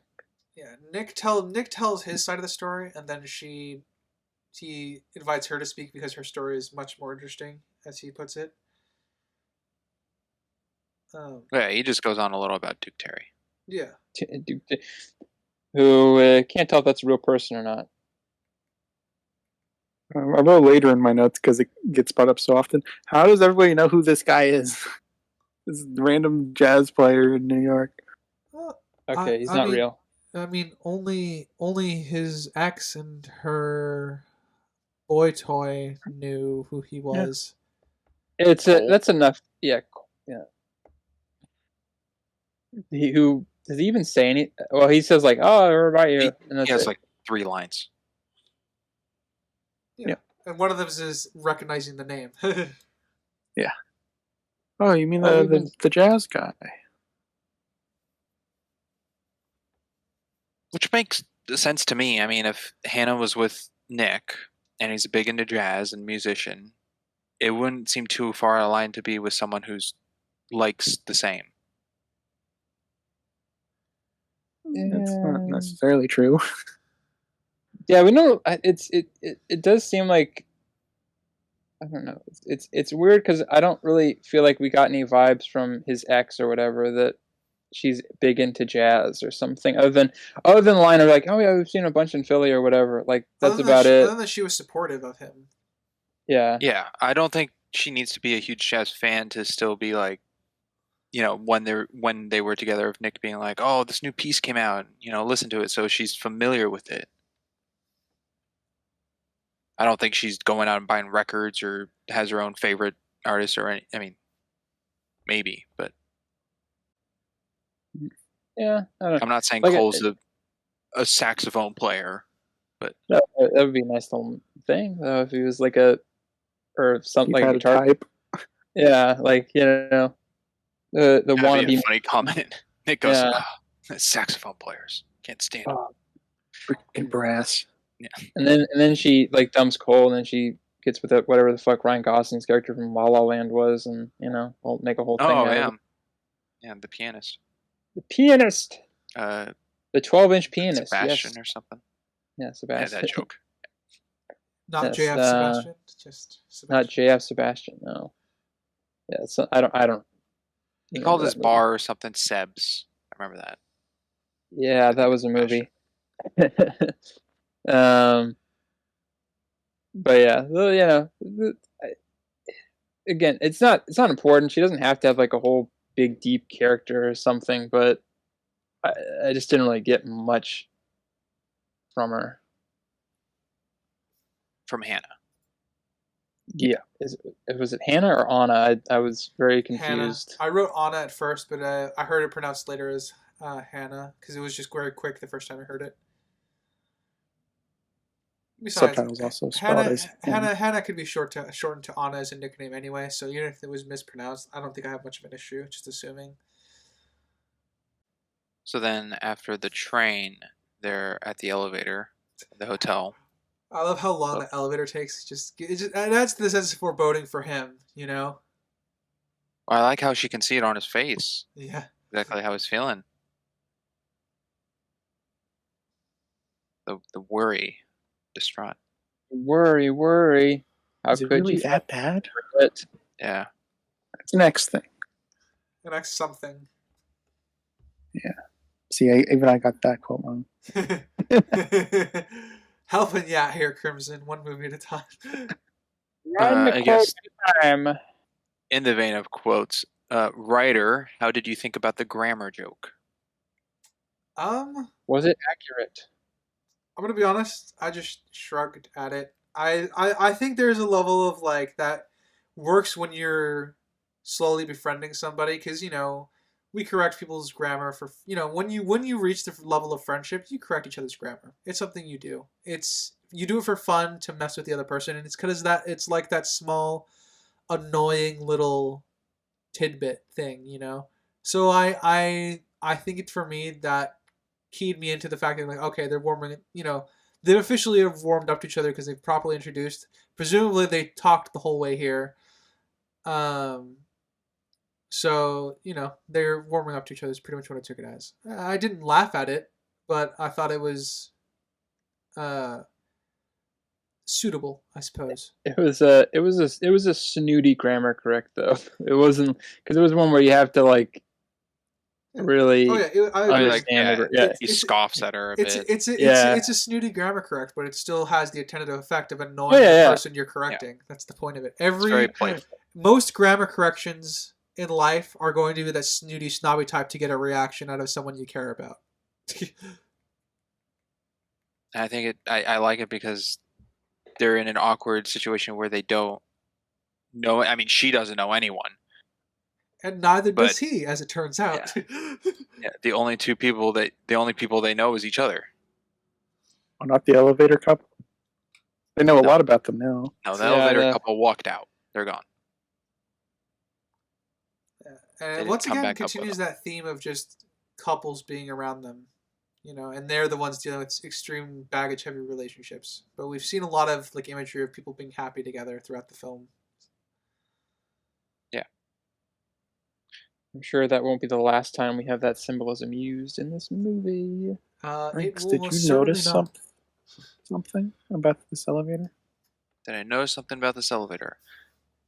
No, I don't think so. Out of the unusual. They enter the elevator and exit a different elevator. That is that true?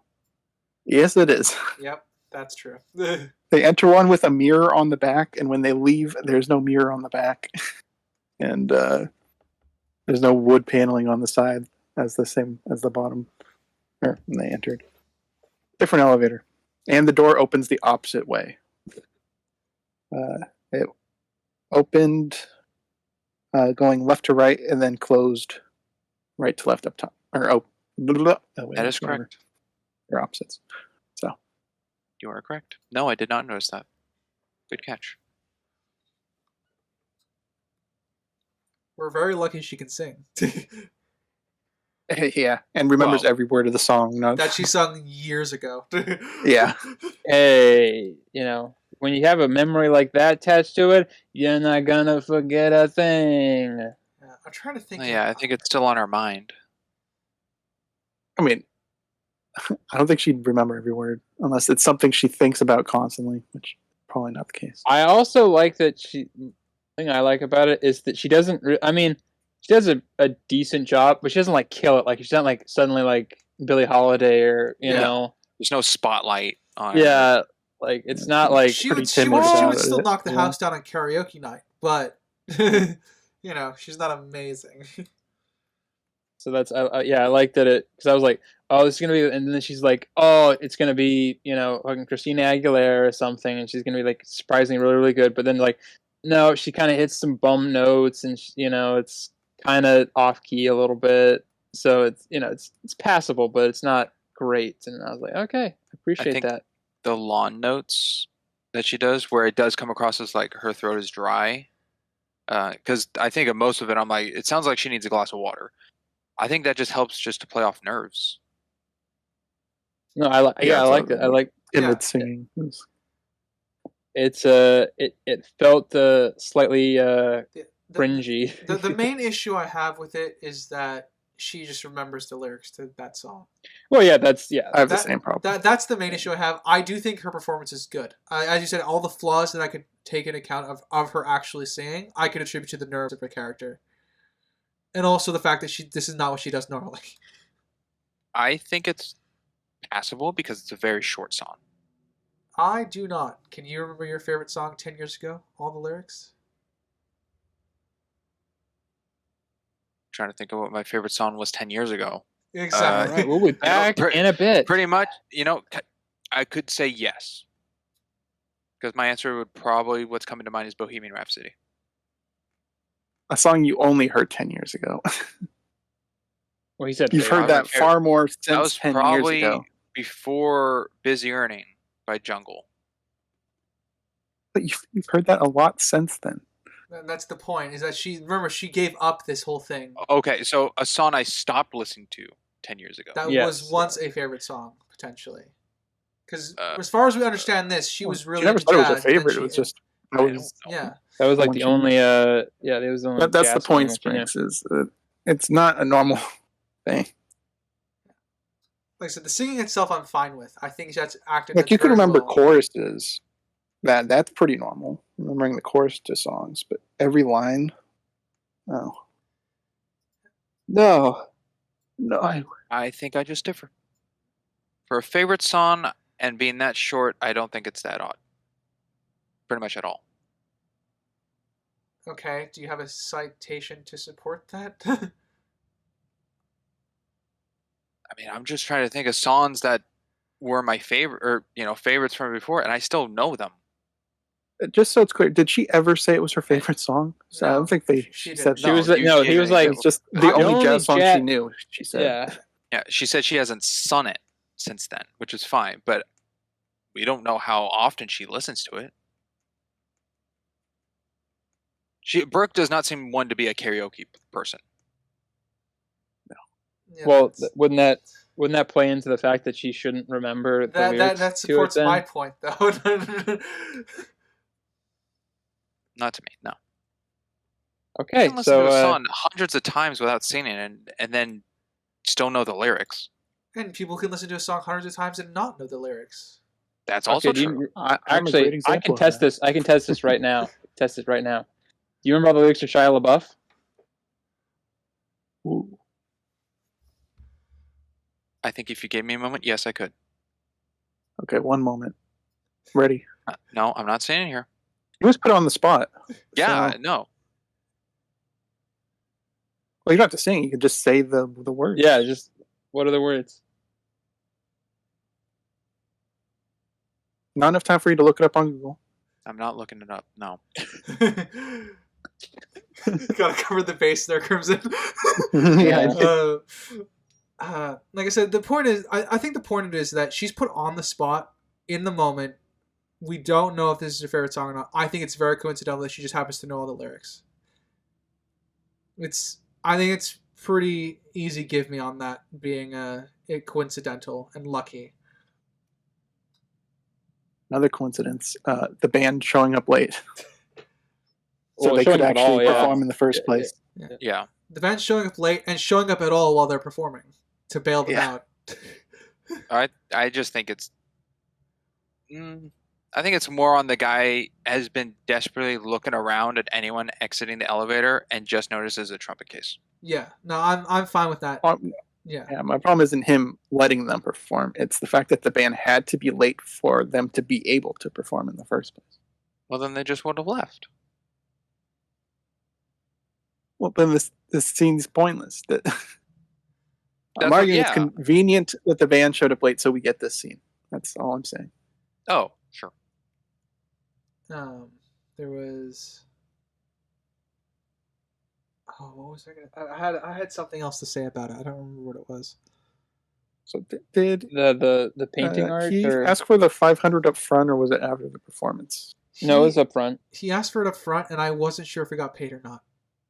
Yeah, that's what I was like. Because I Where thought did He the didn't money because he go? lied. he had lied. the money. This.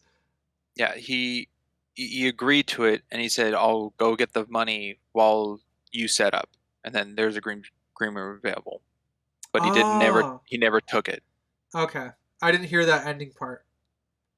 Yeah, because the real band came in, and obviously they realized that he was not actually the Then they trumpet ran. player. I will say, as another compliment to the scene, I actually do love their banter while they're setting up.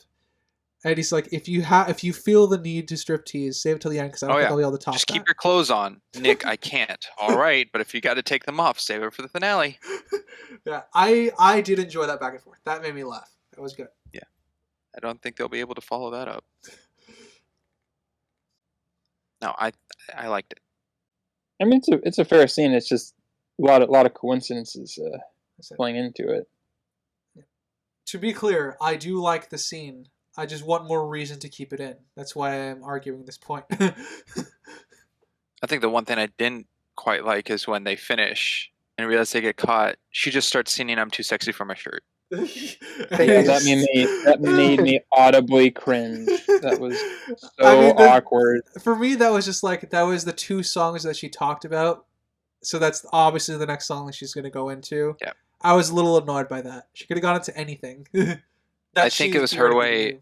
Yeah, her way of like, wow, My Funny Valentine worked, and her way of like, saying yippee or yay was just singing that. Oh no, I thought she saw the band too and got desperate. Oh, I thought no, she just I did did that not to take it be that way. funny for Chris Evans. That's how I saw more of. All right, I fair enough. I have only seen the film once, so. Me too. I guess since we also covered that with the writer, I think the scene is fine as well, but it is has conveniences. Like I said, it's Even though it doesn't really contribute to the story either, kind of like the purse. It's just another stepping stone. it's like I It said, is a way for it's them to get to a room accessible, which is the green room, to use a phone. yeah, like I said, it's definitely it's also character. It's supposed to be a character building scene between the two of them, with the callback to what she sang in the bar, what she mentioned she used to sing. So it has, I think, character building. It has its merits in being in the film character building, which is kind of why I'm arguing the specific points of the conveniences, because I think this scene would have been much stronger if those were tweaked and fixed. Like And I Nick said, is the one who brought up My Funny Valentine. She Yeah. didn't say it. yeah.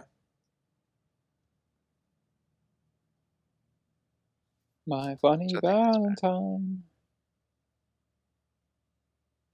But you don't memorize all your emergency contacts? I don't think I get in as many emergencies as you do.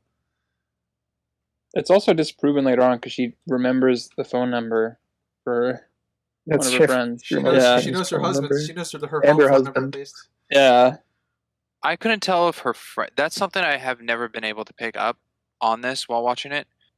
She gives her friend on the phone like a time thing of like, you have 3 hours, and she's like, okay, call me back in an hour. I'll let you know. I didn't know if the friend was a neighbor.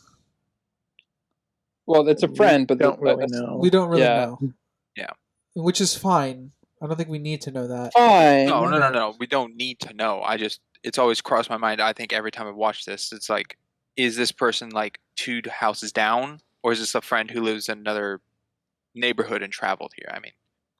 I mean, if your best friend in life asked you to do that, I'm sure you wouldn't have much of an issue doing, like traveling, to at least a different town to help them out. But we don't know. We don't know the She was full. given a 3-hour window to achieve it, so that could be next door. That could be a bit of a trip. I don't know. A town. We know she got to her place and came back to her own house by then. Yeah, by the next call or conversation. But she said And- call back in an hour. I don't know if that's actually how much time passed. No, I don't. Was it I don't longer? think. Don't really know. I think it was a little longer, probably.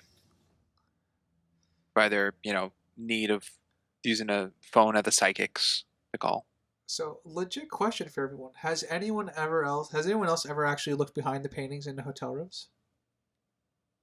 Most of the ones I've ever experienced are like nailed to the wall, or like glued to the wall. They don't like hang. Yeah, I will say most of them in my lifetime have also been nailed to the wall, but there are a few that have been hanging that I did get a chance to look behind, because this is a real thing. At some point. Yeah. Before I first saw this movie, no. After I watched this movie for the first time, I do it all the time. Have you found Any anything? luck? Oh yeah. Oh yeah. Yeah. Nothing is as risque as what they find. Yeah. I also have found some as well. I actually knew this was a thing before the movie, so I have been doing this for the past decade. I haven't done any of my own artwork, to be clear, because I can't draw for shit. There's a reason I'm a writer. But I have checked to see the artworks and stuff like that. So I've seen quite a variety. I've seen a few risque things, but most of them are just just general like pretty graffiti things or messages and stuff like that. Well wishes. Classic high school S. Huh. Yeah. Bathroom stall. Bathroom stall, yeah. Yeah. This movie taught me that of hotel graffiti. Funny enough. I guess it did to me as well. I never heard of it. Yeah. Funny enough, this is the scene that contextualized for me that she wasn't that the stuff that she's been talking about with regards to her husband and being in town to sell something, those weren't lies. Like, she wasn't lying to her husband when she said that. This to me was enough for me to recontextualize her character enough to understand that she actually is into art and that is something that she understands to look for. Yeah. Or she just knows to look for that, and she went to New York to look for the girl. Yeah, she's like only by very weird. No, I think it helps aid in her story. Yeah, like for me, this It was does. enough to recontextualize that her story was true. So like they weren't BSing each other earlier. I don't think I ever got to the point with like the whole addition thing, unfortunately. But I do like this scene a lot. A lot. A lot. And then with that scene, we go down to them Ooh, going down another to the scene. lobby to the car, where they just, phone it off because they would have to call the room, and it's a whole nother situation. So she comes up with a quick wit situation to get a drink, and then they leave and cancel it. And then that goes to them doing the phone call to the past, the payphone time machine. I don't know how I felt about that. Probably my favorite part of their relationship in the whole movie is just this phone thing. It was a little. This feels weird. Like, It was very. It didn't feel supernatural. Yeah, it was definitely not. It didn't have a natural feeling of introduction, unfortunately. But I do love the concept of it. I think it pays off very well, as well. Yeah, to me, it didn't seem like a natural thing because it seemed made up. The story that Nick tells her of like, payphones you would call in 1993, and then he goes on like, I'll do it with our past selves. I looked it up. That is a real thing. The time machine phones, which I have an excerpt here for. Every working payphone in Manhattan, which is about half of the more than 1,000 phones that still dot street corners is the island borough, have been equipped with a special phone number that allows users to be transported to the past, according to Scott Chin, the lead producer of Recalling New York campaign done in conjunction with the city's new museum. He quotes, "You can go to any Manhattan payphone, dial a special toll-free number, and based on the corner you're standing on, it will deliver a piece of audio content to you. Many are oral histories of New Yorkers about that time, geolocated with the facts of the neighborhood you're in. They're like time machines. You step into that gnarly feeling booth, and it transports you to 1993. You can stand and look around the block you're on and listen to what they're saying and look around you to see what's changed," he said. Taken from ABC News by Colleen Curry, April 6, 2013. Yeah, I do. Like I said, that it is really cool. I guess my criticism of the scene is that the transition to that point being made wasn't natural to me. Okay. It seemed. I'm the same. Yeah, like I said, for the scene itself, like I'm fine with all the information he gave. I took it at face value because I don't live in New York, so I will just assume that he's correct about it. But the way that subject was brought up to me seemed unnatural. Like it clearly, like they wanted this scene in, so they geared the conversation to go that way. I will say the way he said it didn't sound like it was real. It sounded very like jokingly fake. So I don't. That's how I felt. That's why I had to look it up. Yeah, I agree. It doesn't come across as real, but even knowing that it's real now, I don't think it changes my opinion much of this scene. Like I will still take it at face value because it is a cool little fact. Yeah. And another quote I wrote down from the film of, "Oh ho, no, I don't mess with the physics of time and space." Not unless you aren't in Avengers Endgame. No. Different. different. I do like though that he uses this because of that line. He has this whole payphone thing to try to cheer her up, of her talking to herself. But when he's given the option of phone, he goes no. Like it was never his intent that he'd be playing along for himself. Yeah, and then his phone call is a joke one. It's not a serious one. I do like that he plays the joke out though to completion, where he pulls out his pockets. Oh yeah. Expecting money to just appear. I did enjoy that. Yeah. I think that's again though just playing on Nick being hesitant in what he shares with her, because he didn't just pour out his heart and soul of the what's going on, or like talk about Hannah or meeting like this night. It was a joke. Yeah, but I think again, I think it's not necessarily he's being selective. I think he's just trying to cheer her up. That was the whole reason he started this. Yeah. No, I'm saying when he was offered the phone by Brooke, like he could have definitely done the same thing she just did to make her a little more comfortable, but he did it as a joke, which I guess still makes it comfortable because it's humor, but it's not him going on being distressed or upset about his past. Mm. I do like the joke though when he says it's you from the future. He bought it, idiot. Like a real fan. Yeah. Like I said, I do think like a lot of the dialogue in the scene, once the concept is actually introduced, I actually do like it a lot. It seems very, very fun and whimsical, and something that you would do to shoot the shit as you're trying to just both help each other and find time, whatever. Words not can I today. Yeah. I like how quickly Nick is to think of things, of helping her out, because he immediately, turns around, sees a sign for a bus, and goes, "Oh, a bus!" and then having ideas on how to use a bus to travel. Mm-hmm. Chinatown bus. Yeah. Which again, a New Yorker thing, knowledgeable of. It's fitting. I think all the facts of what Nick knows about New York are fine. Yeah, and only a problem with that. It also makes sense that there'd be a bus stop near a payphone. Yeah. I don't know if that payphone's really there, or if that's something they put there for the movie. I know there's movies and shows that put payphones down because there's not that many left in New York. I would say they're still there. I mean, not to this date, but I want to see if it's the same payphone reused for later. Oh, if it's the same street corner? No, the same prop, the one that they use at the station. If it's the same payphone. Well, the one Brooke calls her husband on when Nick is getting the purse has like a black F written on the left side of it. Mm-hmm. But that'd be interesting if the payphone is a prop that they keep just putting in different locations. I mean, they already fucked up the elevator.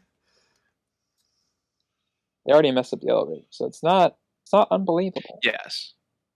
I mean, I know the show Person of Interest does that. I think brought it up. There you go. Yeah, of course. There's your Crimson talking about his favorite things. These are a few of his favorite things. These are a few of my favorite things.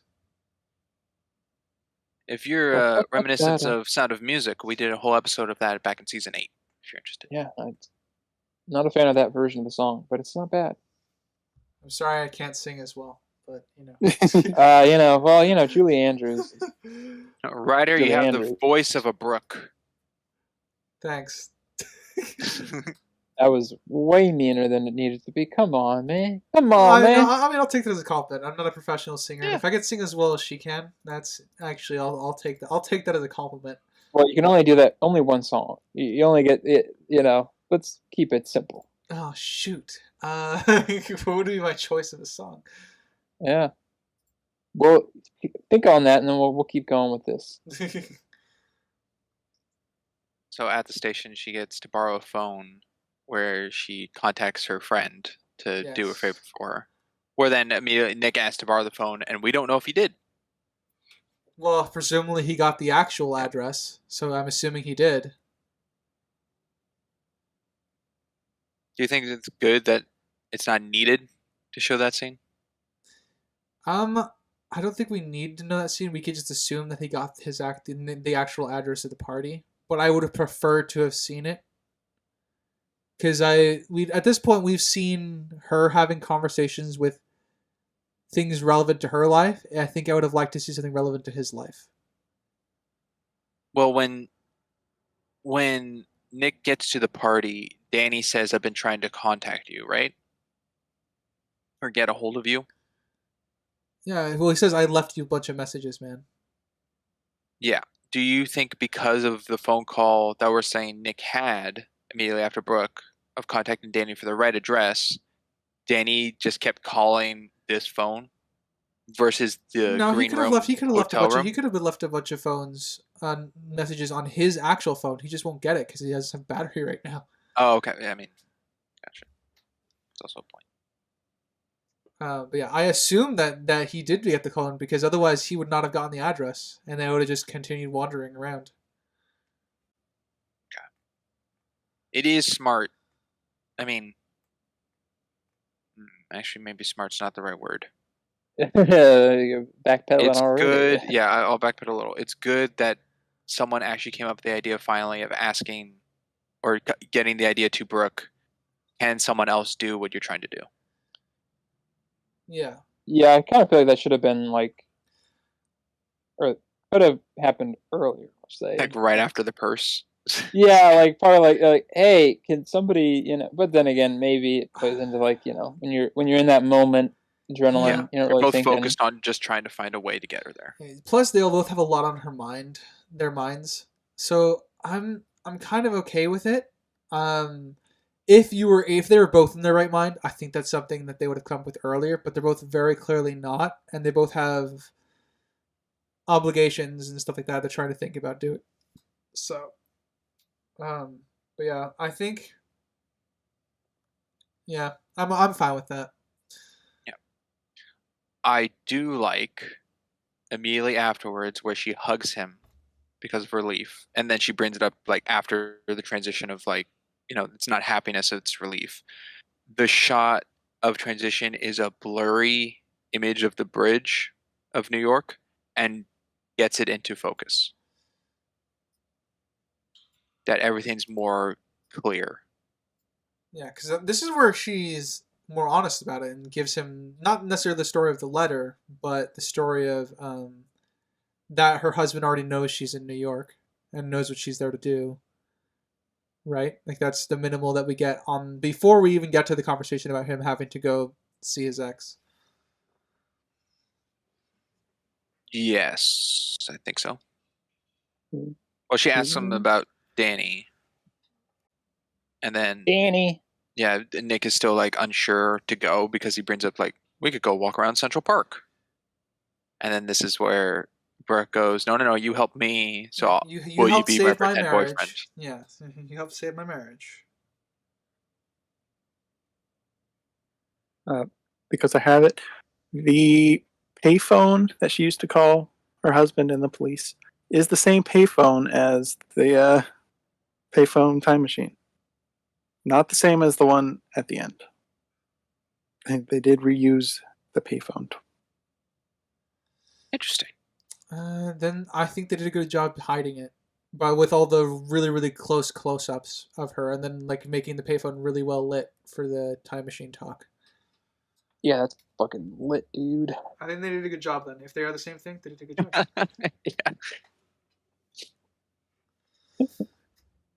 Yeah. Yeah. But I kind of like that I kind of like how the wedding, or it's not the wedding, the reception is in like is it like a dive bar? It's hard to tell. It looks like small, but it looks big. Yeah, it looks small but big at the same time. They could do worse. Yeah. Also, props to Danny. What a friend. The man tried to scrounge up $350 for him at a request. Danny's probably my favorite character. Danny is a bro. Holy shit. I think that's actually a really good way to introduce him. It's that cliche thing of like, you introduce your hero holding a puppy, they're a good person, that sort of thing. This is the first time we meet Danny, and the first thing he talks to them about is like he worked really hard to scrape up this money for them, I think it's very indicative of who Danny is, even if he's a bit intoxicated now. It's very clear the depth of friendship that he has with Nick in order to do that at a request. Yeah. And I like how he matches. You can definitely tell he's a Nick friend because he matches the comedic tones of first he's surprised, like, oh, I went through this of I have it written down. I sold a kidney to get this. I mean, it wasn't mine, but what am I going to tell the hooker when she wakes up? Yep. Very. Ta-da! Yeah, I guess you'd be right. They have a very similar sense of humor. I would say Danny's a bit more crass, but again, you're getting across it really quickly because he's not here for long, so his dialogue needs to be very, very snappy to build him as a person.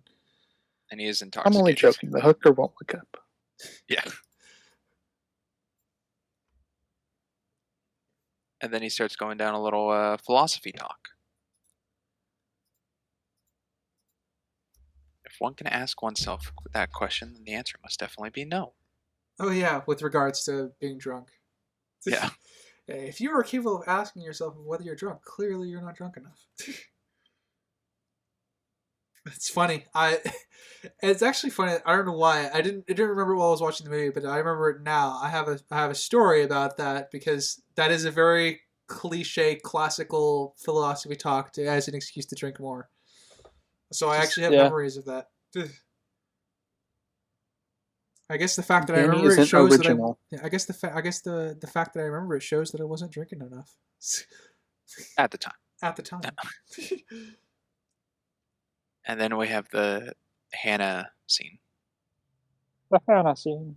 Awkward. Which to me, this really is. Ryder, you brought up before acting through the eyes. I think this scene is heavily acting through the eyes. Oh yeah, 100%. And like I said, I had that whole awkward tension from start to finish of this film. The first maybe hour or so of the film, 45 minutes. This just carried that as well. Like I didn't feel. It felt like I was sitting there as a third wheel. Yeah. Which I guess. I mean, that's kind of how Brooke is feeling. Yeah, I know. Which, prop to, I guess, the writer and director, Chris, for that. I definitely felt your movie was really hard to get through sometimes because it felt too raw and real with how awkward life can be sometimes. Yeah. And I like how Nick instructs like Brooke, because Brooke's like, should I leave? Should I, what should I do? And he just has his eyes focused on Hannah. Yeah. And like under his breath just says, don't move. Don't move. They can sense movement. But the whole thing, the pauses between what they're saying and the glances that Brooke's giving and Cole gives. And the fact that Nick's character is trying to also repress all the winces, the internal winces that I can see him have. Yeah, you can see his eyes starting to get a little red. It's a red. hard question. I thought about it before doing this episode of the podcast. But what is my favorite scene in the movie? This is probably a contender for me. I don't think I have an answer, but I think the way this plays out, as Ryder said, just how real it feels. So yeah, I think this is one of my favorite scenes. And what I really like of this part is you can see through Brooke during the interaction with Hannah. I think Hannah is totally natural of what she's saying and everything, but you can see that Nick is kind of holding back a little of what he wants to express because of his emotions on his mind and his past with Hannah. And you can see through Brooke that she's kind of like proud of Nick for like actually just coming in person and finally to meet her. But then also when Cole gets in the picture, that he starts getting starts stepping back a little of like conversations, and his sentences kind of shorten a little and his comedy dies down, and you can see the sadness on her face because of the pain he's feeling. Mm-hmm. And I think that's played very well. And I also really like the camera choice for the scene of how it pops from character to character of Hannah, Cole, Brooke, and Nick, of just their faces, and it's not paired. I think it's paired once when Cole enters and it's Cole and Hannah, but it's just individualized until Nick says him and Brooke are leaving, and then it shows all four of them. Yeah.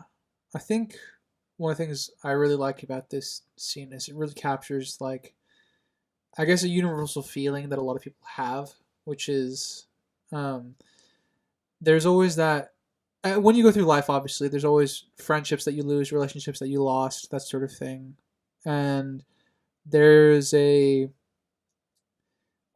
an innate desire in people to want to kind of rekindle that or rebuild it. And I think this scene captures that emotion, like on Nick specifically, very, very well, because he wants to rebuild that relationship with Hana. And it's one of those very strong universal themes that I really love finding. That's really difficult to write well. And I think they kind of nailed it in this particular scene with regards to that. I agree.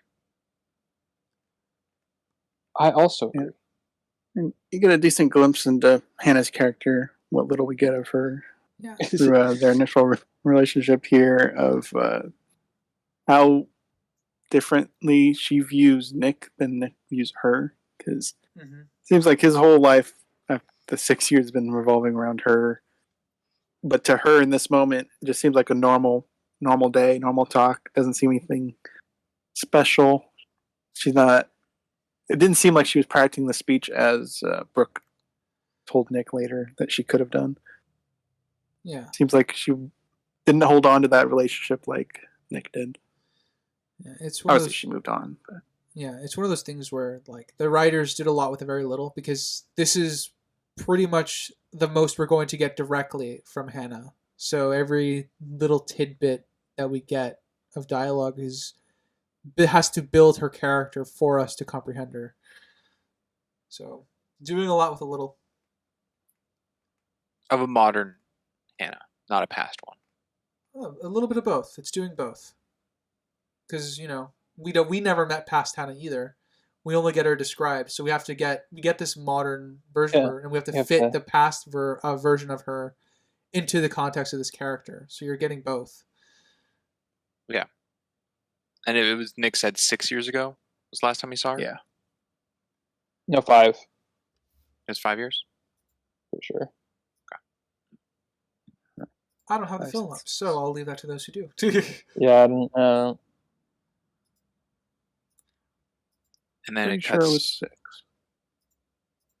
What is this? A Mr. and Mrs. Smith moment? Yeah, and then it goes to Nick.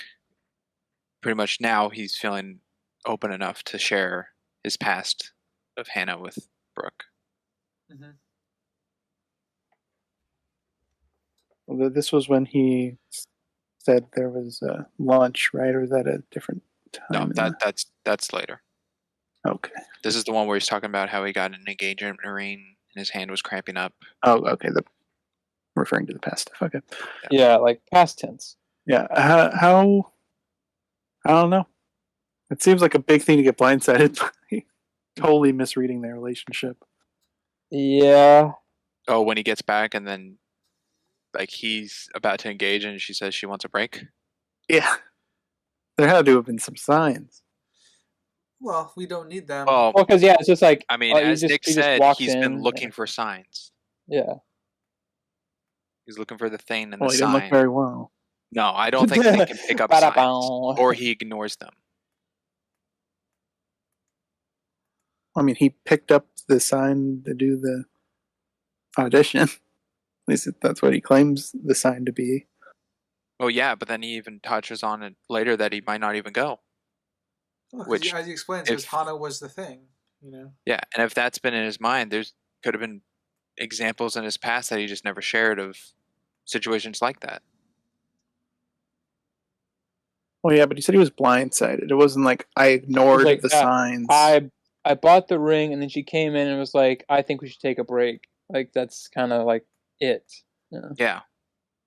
And that might have been all there was to his perspective. Like there might have been signs too, but he just didn't pick them up. Yeah. He said he could have begged and cried, probably could have like asked what's the problem or anything, but he just sat there. Devastated. Yeah, I'm fine with that. I do like that Hannah was the one that pushed him to music, and he's the one that pushed her into graphics design. So like they both helped each other grow. So it's not like just it wasn't a one-sided relationship. It was very much like codependent, almost. I think that was good. It was a very good choice of them. That it wasn't a toxic relationship, which Yeah. I think betrays more of the pain that Nick has over it. Mm-hmm. Yeah. He's collecting his own evil exes. Yeah, but Get the a pain of it feels connection. feels like it was actual real love that he had, and Brooke isn't like she's just some skank or she treated you improperly or abused you or anything like that. Even in the scene with Hannah introducing Cole, like Hannah was nothing but polite and cordial because she at least missed that relationship too. Not as much as Nick did, obviously did, but there was still, I think, an element of like her wanting to at least build a friendship back up. Especially since she ends up inviting him out to lunch. Yeah. And I like the detail that Brooke picked up, because Brooke wasn't much a piece of the conversation at all, but Brooke picked up the detail of Hannah saying, I am staying at the Soho Grand, and not like Cole and I or something, Yeah. and tried to It's a boost funny. Nick's spirit with it. Yeah, I like that.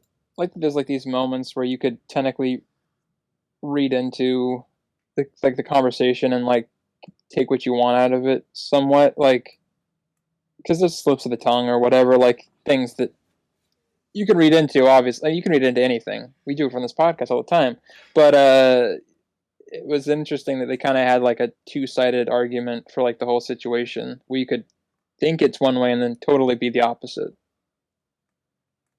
I agree. Yeah. And I think the film just orchestrates that decision making. Yeah. I don't know. I like the hard cut to them on the steps, but for some reason, because it looked nothing like where they were, I just assumed that they had left the area entirely. So when they just walked right back in, I was so lost. That's like that. Yeah, unfortunately, that's kind of what that cut does. It's just like it would be a good. It's a good comedic cut, but I don't think it really plays off quite as well with this usage. Yeah. I didn't take it comedic at all. I just took it as like they put distance between themselves in that place. No, it was definitely not meant to be comedic, but I feel like that's used in a lot of comedies. Is that like, oh, I see. Well, this is gonna be this like I'm gonna go to this party. It's gonna be great. I'm gonna have so many friends, and then cut to like sitting on a step or something. Like, well, depressed that went well. Hands. Yeah, yeah. We brought up example in Halloween Town 2, where if you haven't listened to that one, go listen to that one. It was fairly well. Of Dylan not wanting to dress up for Halloween, and I think it would have been funnier if it just cut to him in an outfit rather than going to a completely different scene. Oh yeah, I see what you mean. For that comedic effect. I think the cut here, and I think also the cut here helps. They didn't go to a cityscape. Like it didn't cut to showing taxis driving or the bridge again to them on the stoop. It just went straight to the stoop of them sitting on. Shows like just the hard feeling that Nick is having. Mm-hmm. Like I said, I really like the cut. I think it's played into the character. Yeah, like I said, I really like the cut and I really like the scene. The returning back was what was jarring to me, even though I didn't know they were this close to the place. Yeah, it's never shown how far they went. Also, it would have been kind of with that sense, Hannah and Cole could have looked out the window, because that whole bar was all window walls, and just seen them sitting out there. I do like the line though of "You're worth 1,000 coals. What happened to a trillion? He was tall." Oh. Yeah, for me that kind of joke always works best if you time it right. Because there's always something about really, really well timed, not insulting or kind of demeaning humor in like a very, very like non-hostile way. That's a very, very rare thing to find time for those jokes, and I think that was a very good one. And I like how that's a comedic part, which then opens up Nick a little more to go into a line that I also really like is, why is it that one decision always seems too small to be the biggest decision of your life? That is a good line. Yeah, that is a line I regret not writing down. But yes, I do like that line as well. It's a good one. And then, of course, Brooke's answer to that is, I don't know. Sometimes you just have to make the choice and jump, which is her example of what she did when she fell in love with her husband, saw love and jumped. So I like that she's not just making it up to make him feel good. It's actually from her experience. Yeah. And that this is already portrayed to Nick, so he already knows that.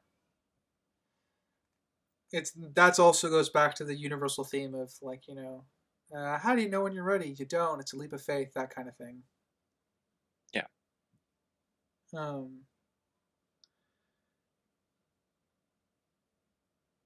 Crimson, did you have anything else on this boosting Nick's spirit talk?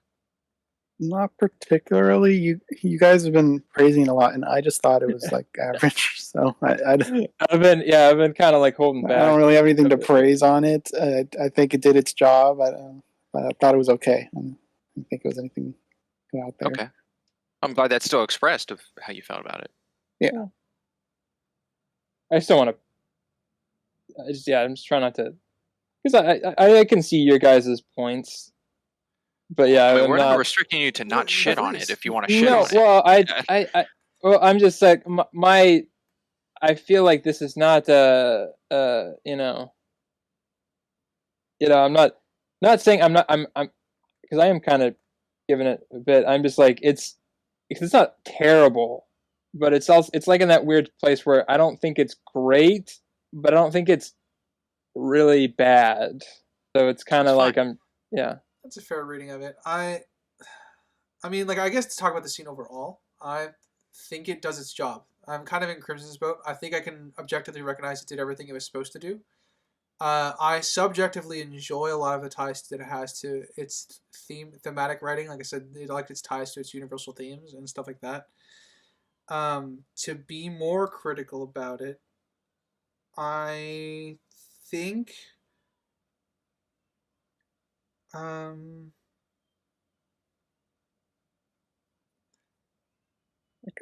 I guess for me, sorry, I think to be more critical about it, I think the history aspect of it, when he's giving the full context to their relationship, I think it could be a bit shorter.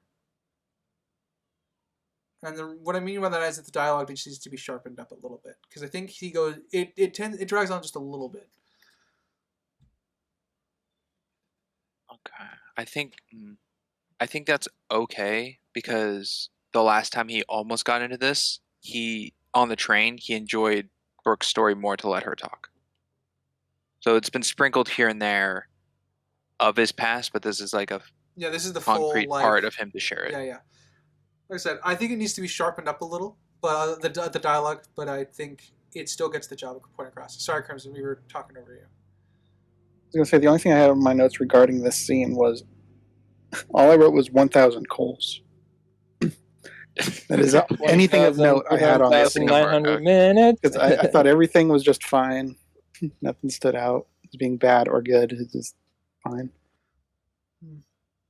Okay. And then he goes back into the bar to talk to Hannah. And I like that you don't hear what he says. Yeah. I didn't want to hear it either. Which kind of stood out as being a little odd. Not much music in this. Yeah, we get like the opening song. Yeah. We get this song, and then is there something else? I think that song stood out to me as being a CW moment. That's what I felt. But I do like that I do love the shot of Hannah sitting out in the street waiting patiently by herself. Brooke, sorry. What? It don't matter. It matters a little bit. I'm getting the wrong character. I mean, they're both, whatever. I like how you can also immediately tell that it didn't go right because Nick comes out and walks right past her. Yeah. Sprinks. I don't want this to feel like I'm probing too much. Oh. But I think it is applicable to how I usually bring these things up.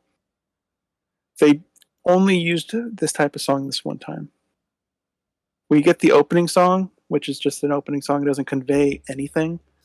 This is there to lead into a moment of I don't know why I have trouble remembering his name. Evan? That one was Nick. Chris, whatever. Nick. Yeah, Evan. Chris Evans. Yeah, Nick you're right. Vaughan. Chris Evans, Okay. Nick. They only do it the once, so wouldn't that be kind of a problem for you? It would be, but I never picked up on that. All the Well, music I to me guess- fit. Or all Well- the music to me fit because it didn't seem like any stood out. I guess what he's saying though is that It's the Like, only there's vocal no, like- track. yeah, there's no like they don't have like a theme or anything, so everything only gets really used once. Yeah, this is not the only vocal track. The beginning of the It's- film had a vocal track. Yeah, but he's talking That's about what I that's said. an opening. This is during a Yeah. scene, like it's leading into something. Like it's a song, like it's an actual like song, not like a one for the movie or something. The first song, it's just an opening song. It doesn't convey anything. This is actually connected to his character. That the song is getting louder as he enters the building, as he's building up the courage to go to the event. So this song has meaning while the opening doesn't, making this distinctly different than the opening song. Wouldn't that make that a bad thing? In a context, yes, but for me on my viewing, never did. All the music to me was fit to a piece of transition or context of what's going on, and it all, to me, no music choice stood above the rest or below the rest. It was all on the same level. And this piece included. I'm not arguing whether or not it fits. It's the one-time rule that you bring up a lot. That's what I'm talking about. here. I never experienced the one time that you're saying you did. I just described So- what it was. I know, and I said that didn't affect me on my viewing. Springs, he's talking about your he's not talking about your subjective scale. He's talking about your objective scale. Okay, it seems. I guess I just missed it. I guess at that point, if you're saying, Crimson, that it did play the music louder with the vocals to connect, to convey in the visual of Nick and Hannah, and then cutting back to Brooke to see Brooke's reaction to it, but it's being played with the lyrics to fit the scene of what's going on, then yes. So it does affect it. Yes, but I didn't catch it. Okay. Okay. Now I have to find my notes again. You and your notes, your 50-pound notes, your Biggest problems of this pod. Everyone losing their place in their notes. Yeah. It really is. That is consistently the biggest problem that we have. I've never had that problem. I don't know what you guys are talking about. Outside of my internet giving out every now and again, but that's neither here nor there. Yeah. So I do like how upset he was with the reveal of the three of them going for lunch. Do you think would you go after like would you, or would you just be like, It yeah, depends. well, how much obviously I he value the agreed. friendship. yeah, Yeah. So me personally, I don't you wouldn't even get really you have a wouldn't even problem get with it that because far. I wouldn't hold on to the grudge he would for 6 years. I would imagine. I haven't had this happen yet, but I don't think I would. So inherently, never I know think till I'd be there. fine doing it, but limited experience in that. It- that department. Yeah, it just seems like obviously he's like he's accepting the invitation because it'd be awkward if he did, there's all the, but I don't like, and I've never had that problem with like an ex or something, so I don't know, but it just feels like it would be so awkward and it wouldn't really go anywhere because like, innately there's too much history. As someone who has had that experience of like people I would never want to see again and people I wouldn't mind seeing again just to have that conversation with, where you've had a quote unquote breakup at some point to a degree, it really depends on who that person is. Oh yeah, I mean, if they were like a terrible person, yeah, I would stay like 100 miles away. And for me to answer that question for you, Sinister, if I was in this situation. Not the whole I've been up all night, been helping this stranger, and No, I got a new Carrie you're concert audition I gotta go to. You're Chris Evans. You have a trumpet. You're Yeah, but if you're just saying in the situation of just Hannah, and I got invited out to lunch situation, and I got all this news. If I said, like, after coming out of the, like, are you questioning would I call to cancel it? well, like, because the only Because reason in the moment, if I got invited to lunch and I said, "Oh, okay, cool. What time?" She gave the time. I'm like, "Cool," and I said, "See you tomorrow." I'd be there. I'd show up because I gave my word that I'd be there. I wouldn't be one to call the morning and say, "Hey, I got to cancel." Obviously, in this scene, Nick is the only reason he's going in there to do any of this is because he feels, because Brooke tells him there's a chance she might be, available or whatever. And so then he goes in, and then gradually, we don't know how long it was in there for, like, it could be 10 minutes, it could be 30 or whatever, gradually finds out that no, she's not looking for anything. She's happy with, Cole, and not only is she happy with him, but she's pregnant, and, the whole thing.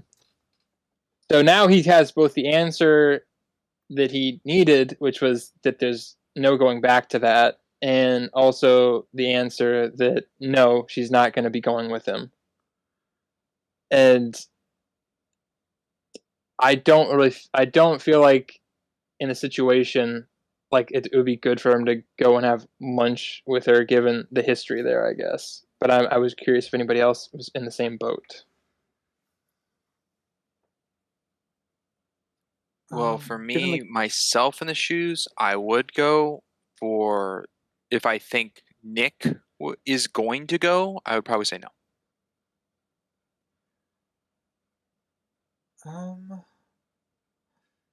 Yeah, I think my what I said earlier kind of still stands. That I think I actually am in the opposite camp of Springs. I think he would still go, even though has a prospectively budding new relationship at the end of the film. Because he clearly still values that relationship, even if it's not going to be in the context that he wants. As for whether I would go to the lunch, I think, yeah, like I said, I don't know if I know enough about Hannah. I personally, nice. She seems nice. She's a graphics designer. We have common, I guess. I don't know. Yeah. If I'm in Nick's situation, I'm like thinking of, like, there's 5 years or 5 or 6 years or whatever in between them. The way that, like, he feels like they left it was really awful for him, and all that stuff. Mm-hmm. I can see, like, going out and getting the perspective from her end, maybe, and trying to find maybe a common balance. Yeah. But it's very difficult, I think, to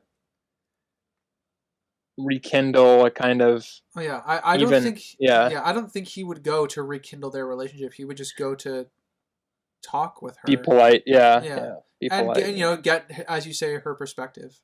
Mm-hmm. That would be my main driving force. Yeah.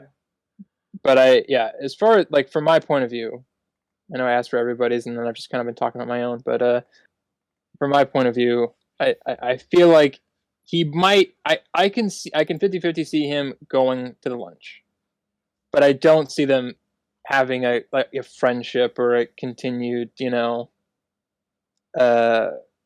meet on a monthly basis. Yeah, I don't. Because I think for him, it's just because he didn't even want to go where he would maybe see her, let alone, like, talk to her.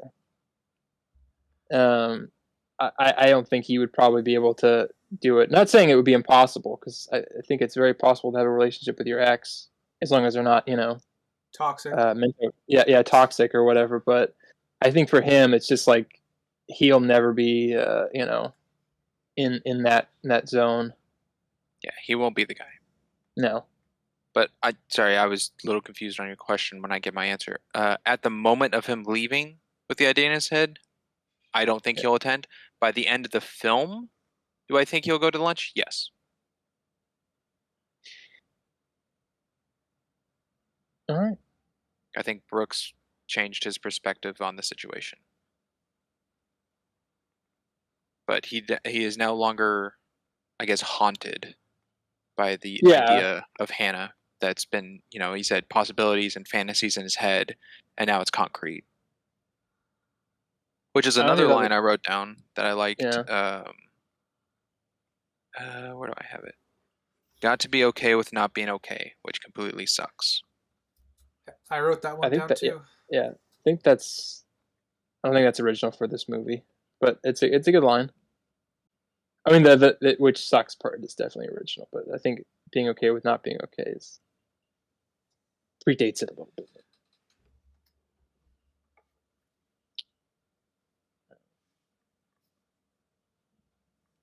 I honestly thought this was going to be the moment where they had a... Oh, there you go. You go.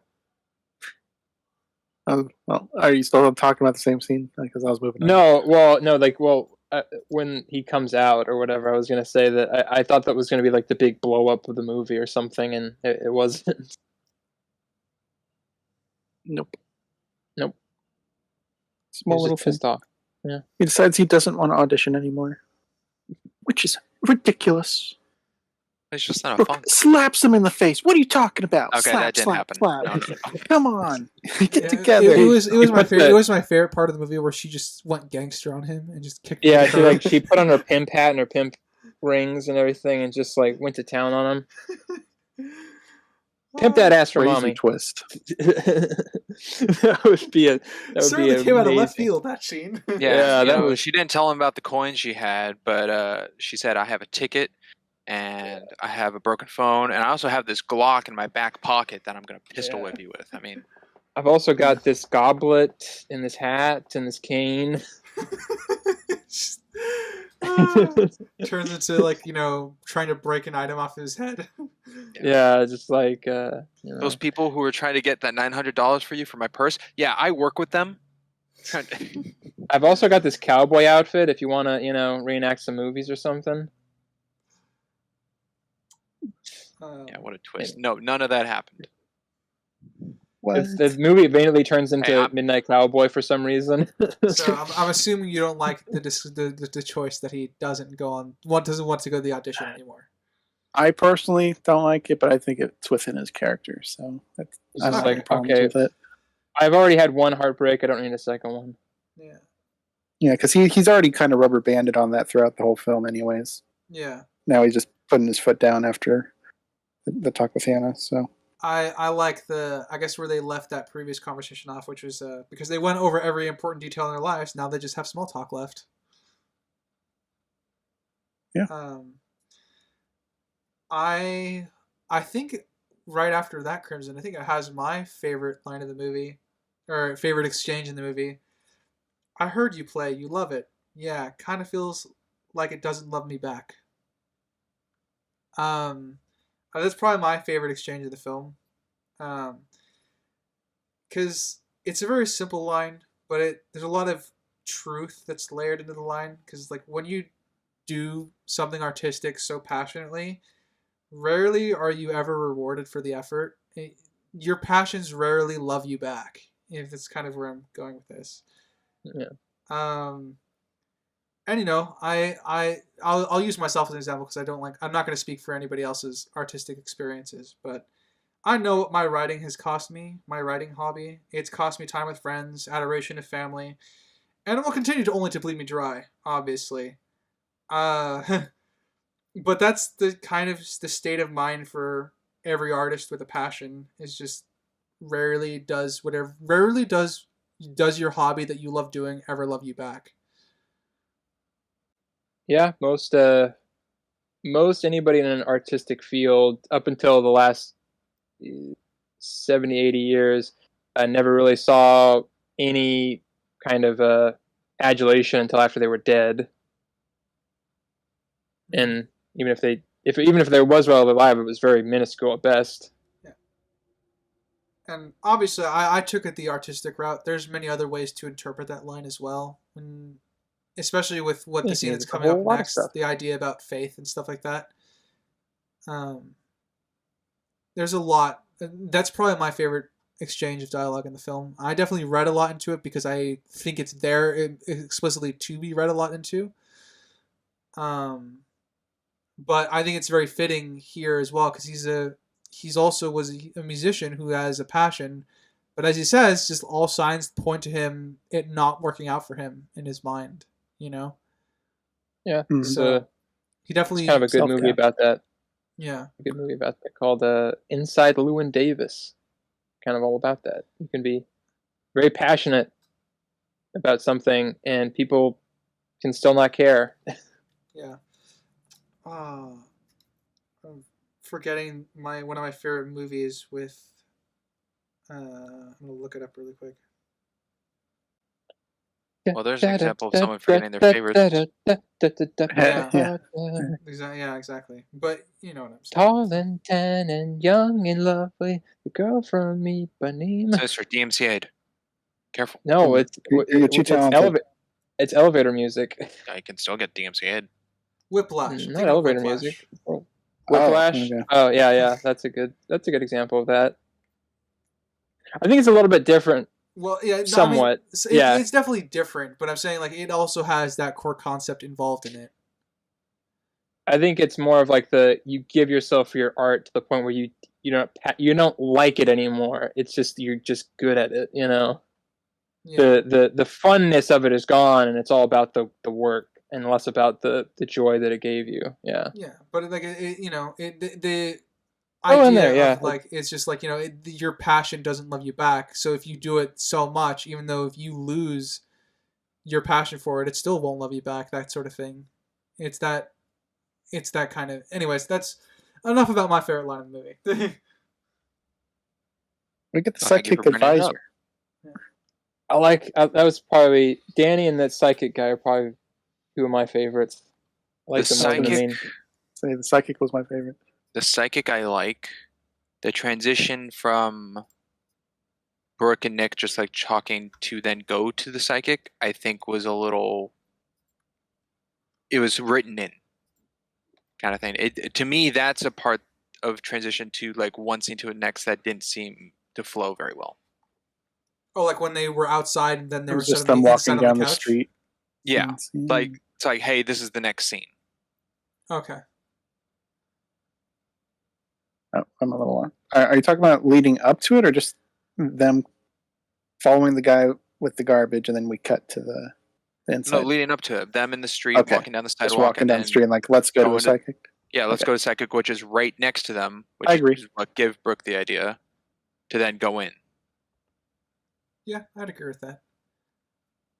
I don't think that flowed very well, but the whole thing in talking to the psychic and how he's like, I'm not going to bullshit you with like a crystal ball or tarot card. Like I'm just going to tell you what I see. What a generous New Yorker for free. Yeah, that would charge. I mean, generous New Yorker, impossible. A generous New Yorker and fake psychic would never. It would those two things never exist. He is a unicorn. I do like, though, because of Nick being down in the dumps about the whole Hannah situation, and then thinking not to go into Duke Terry audition, and Brooke still being like, pretend boyfriend, like I'll boost your spirits. This is her idea of trying to cheer him up, and he's still like, it's a scam, it's fine. Like he's lightening up a little, but he's still not like going with the flow of like, yeah, let's try it. He's not quite there yet.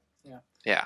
Still reluctant. The only thing I think I didn't quite like about the scene is we never really got a reading for Nick. I mean, I can interpret a reading, but I'm doing the work for the film at that point. I mean, Nick even comments on that. Yeah. I didn't even get a reading. Yeah. In my notes, funny, though, of just him being like, "Oh yeah, I knew you were here." It's like, I know you have no money. Like playing. Be offended or impressed? Yes. And there are a couple of lines I do have from here that I like is that you can't allow the people you love to determine how you love. I like that one. I like there will always be struggle. You just have to pick who you want to struggle with. It's another good one. Yeah, These sound like fortune cookie sayings. They they do. They kind of do. I would like a scene immediately after where he just goes like eats a bunch of fortune cookies. It was all just stuff off of there. He walks by they walk by the trash and it's just full of fortune wrappers. Pretty good. Yeah, That's probably a gag or joke in something somewhere. Oh yeah, I'm sure. It's Fortune teller using fortune cookies. I also your just lucky like how numbers friendly are he is. 5, 73, and 81. Yeah, I wrote down this character is far better than anyone in Edge of History. National Treasure Edge of History. Wow. This guy is a In national any treasure. character? Original character. All right. Okay. I didn't have to write caveats in my Alright. notes. You just made me question: is it better than Riley? Well, Edge of History, Riley. yeah. Ooh, he's It's not up the in the same air. Riley. No. And then Or Sadusky, certainly not the same Sadusky. I would say probably yeah. Okay. I just liked everything about the guy. Very down to earth, an honest psychic, crazy. It's rare, As but right, it happens. Sinister said, a unicorn. Well, A yeah. I unicorn. mean, as I said, he's not there to take their money.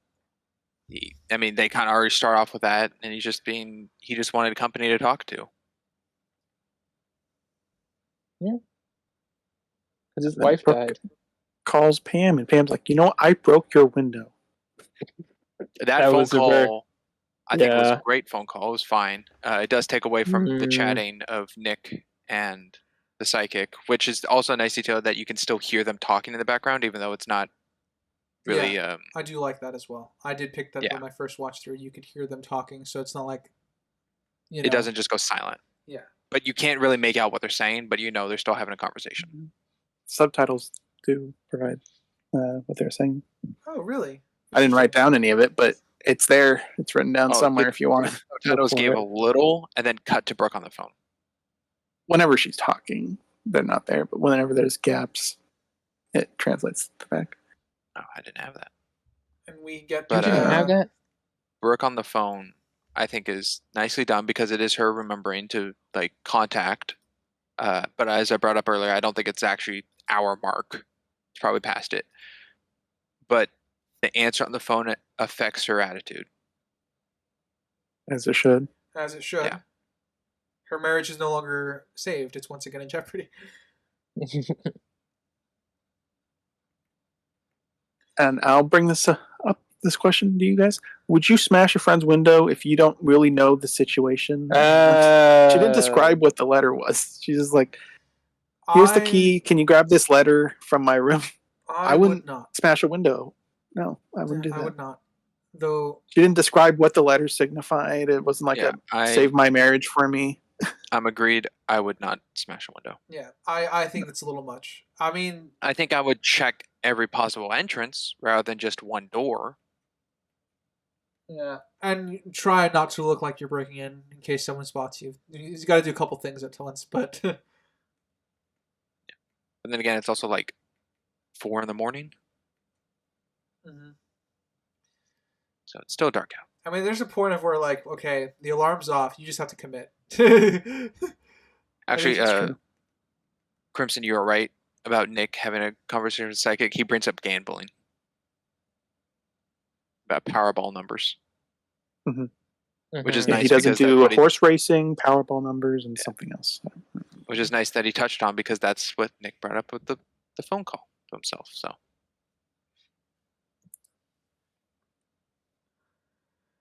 So it's not. I like it because he even started with like psychics are a scam, they don't work, and then his answer still to psychic is kind of that jokey attitude. Yeah. Yeah. And also, the psych is having a real conversation with him. Like, he's not trying to do a reading of him. Yeah. Which Which I he was feels a little chipped on. disappointed by, but that's fine. Well, he's like showing him photos in a scrapbook of his wife, right? yeah. It's like he's showing him Yeah. stuff that's tangible and real. Talking about the music, which is you could be a psychic thing himself because As I said, I Nick can being a read musician with something the into the trumpet. scene, but I know nothing happens. Yeah, I'm going to bring up a question. I know there's not really a definitive answer to this question. I'll pose it nonetheless. It's a good way to preface Personally, it, yes. I find it very slim that the backup key would be missing. Because whenever someone would use a backup key, generally they put it back where it belongs. Yeah. But the one time it's not put back is the time it needs to be present. It's, again, convenience. It could be just that she's just having that bad of a day, but still it's very convenient that it happened. I'd agree with that. It's a convenience, but I think it's just up in the air. There's no, Because like, Brooke even if saying, I it's a specifically lost put it key- there. Well, I mean, she said that's where it belongs. Even if they lost it at some point, she never mentions, oh yeah, I forgot we lost it. If it was lost, they'd replace it. It just happens to be gone that time. Or the possibility that the friend looked somewhere else and mistaken. Oh, Just like it's Brooke the clarified lockbox. specifically. Well, and yeah, she Pam said it's said in the lockbox. specifically, I checked it. Yeah. But for all we know, it's like, no, this, like, if Brooke was there in person, it's like, no, this one. She goes, oh, I thought you meant this. And it's like, no, that's a mailbox for the shit, or, you know, something like that. Like, that's where we shoot down compost or something, you know. Yeah. Could be anything along those lines. It's like, oh, just like an easy, simple mistake. But we don't know because it's never visually shown. Mm-hmm. Well, it comes back to the point is of how clearly the friend searched. Like you, I would have searched everywhere before breaking a window. Well, it sounds I like would imagine she would have searched checked two any places. box. It sounds like she checked this box or whatever, the first thing, and then I think she said under the mat, and then tried to break in. She checked all the usual spots where you try to hide. It's something. I thought like something was going to come up with like that the key wasn't there or something, and then kind of nothing really came of it. Well, I mean, nothing came of it in the sense that like the letter. Well, I mean, no, I'm fine with that. I just kind of like if there was something, I don't know what I'd want, but I didn't like, I guess, what it was, I guess. That it just happened to go missing. Like it was, yeah. Like I thought, like it was like maybe like the husband Like had kept it, or yeah. yeah. Like it was just a weird, you know, again, coincidence. Like, oh yeah, I couldn't find it, so then I tried to break in, and then I ran away and everything. And it's just like, okay, well, like I said, not against it. Yeah, we know all the emails that were sent were the husband going to see her. Mm-hmm. And those were all only from the perspective of her replies. Right? Yeah. Brooke never said about the emails that the husband sent. Like, knew what they wrote. She just knew about the replies coming in, or that's what she talked about. Well, you'd be able to see both. No. Well, she also said that he talked to her like he loved her, so that would imply she read his. The fact that she said that she read like stories that he used to tell and stuff like that. Yeah. Okay, so she had access to both. Okay. Yeah, and she would have access to both anyway. So. Okay, I was figuring is there any possibility that the affair went to see him instead of always going to her? But then Brooke would have known that through a message. Unless it was said outside of email. But if you open up call or something. Yeah, if you open up your basic email, you'll be able to say who's sent and you'll be able to see the conversation. It's not that difficult to assume. You're right. Yeah. I was just finding another way of how the key could have moved. Oh, I see. Yeah, it's possible. He told the mistress where the key is, and she didn't put it back, I guess. I think there's more belief that it her. could have been something to do with the mistress than the stepson. You know what? You're right. I think the stepson came home from school or something, the stepson and has a much better get chance in. of it. Yeah, the stepson has a much better chance of it, considering that her husband is out of town at the moment, which means the mistress is out of town. Because the mistress was planning on trying to see him while he was out of town. Yeah. Never know. Just thinking of other possibilities. Mm-hmm. I'm actually curious what everyone thinks. Before I give my thoughts on it, Mm-hmm. So when we have the establishing shot, when they're out of the psychic house and she's telling him that she got cheated on her side of the story, we have another cityscape shot, and I think this is one of the few really, really wide shots we have of them with the cityscape in the background behind them, with all the lights decorating the bridges, and they sit at a bench along the Hudson. And then Is this before, during, or after? I'm describing the scene. Okay, so during. Okay. Yeah. And then they sit down, and then all of those their background fades only to the blurred lights behind them. What did everyone think of that choice? Like, the speaking of the cinematography of all of the lights being blurred around behind them. They used depth of field quite heavily throughout this whole film. Mm-hmm. So I think it works fine. Do you think it was too blurred? No, Or- I actually really like it. Oh, okay. Yeah. I think it works. Yeah, I don't. Yeah, I'm not building up to a point of like it was only used this once and stuff Just like our that. opinions on it. No, Yeah. no, it's been used multiple times. I agree. I do like it as well. I think the reason that this scene particularly stands out more is because it's on both ends. When it cuts between Nick and Brooke, it's behind both of them, and Yeah. it's not just like one of the characters, where it has in the past where it's only on one. The reason I bring this up is because I really really like it, and I think it illustrates like how the world has faded away, and it's just the two of them having this conversation. Like for me, that was a very very potent symbolic move through cinematography. Yeah, really draws the focus on the characters and not the location. Yeah, like I said, like I said, the rest of the world has faded away for this conversation between the two characters, just trying to get to know each other better. I also like in this scene the line that Brooke says is, "And I went crazy. I wanted to tear out his eyes." The camera plays off now. I mean, it's still, you can easily tell, but the camera does move more in a movement that's kind of like wind sense, but it becomes more uneasy with the handheld look, which I really like that it portrays her inner anger without Brooke yelling or screaming or crying over her emotion. I might have to see it again. I don't remember seeing any change of camera movement. But before we go more into this, there was one more thing I had with the psychic. Something that I think might actually fix the beginning a little bit more with that phone. If we cut that out, with the battery thing. If we just had him playing his trumpet sitting there, because that would be a great parallel with the sidekick's story about how he got his wife. You know, he said it started with a song. So if she ran by him while he was playing the trumpet, that'd be a nice parallel with the sidekick's story. Yeah, That'd be really but cool. given how this movie ends, I think that would have been a little bit too on the nose. I think it works well that it could have done that, yes, but the way that it doesn't shows differences that it's not the same story. That it's like, it's close, it could be similar, because it's definitely similar, but it's I guess it showing that, I mean, that was for his wife, that was for a romantic partner. I guess it depends on how open-ended you want your ending to be, and also I guess it would depend on how in parallel you'd actually want those two stories to run in conjunction.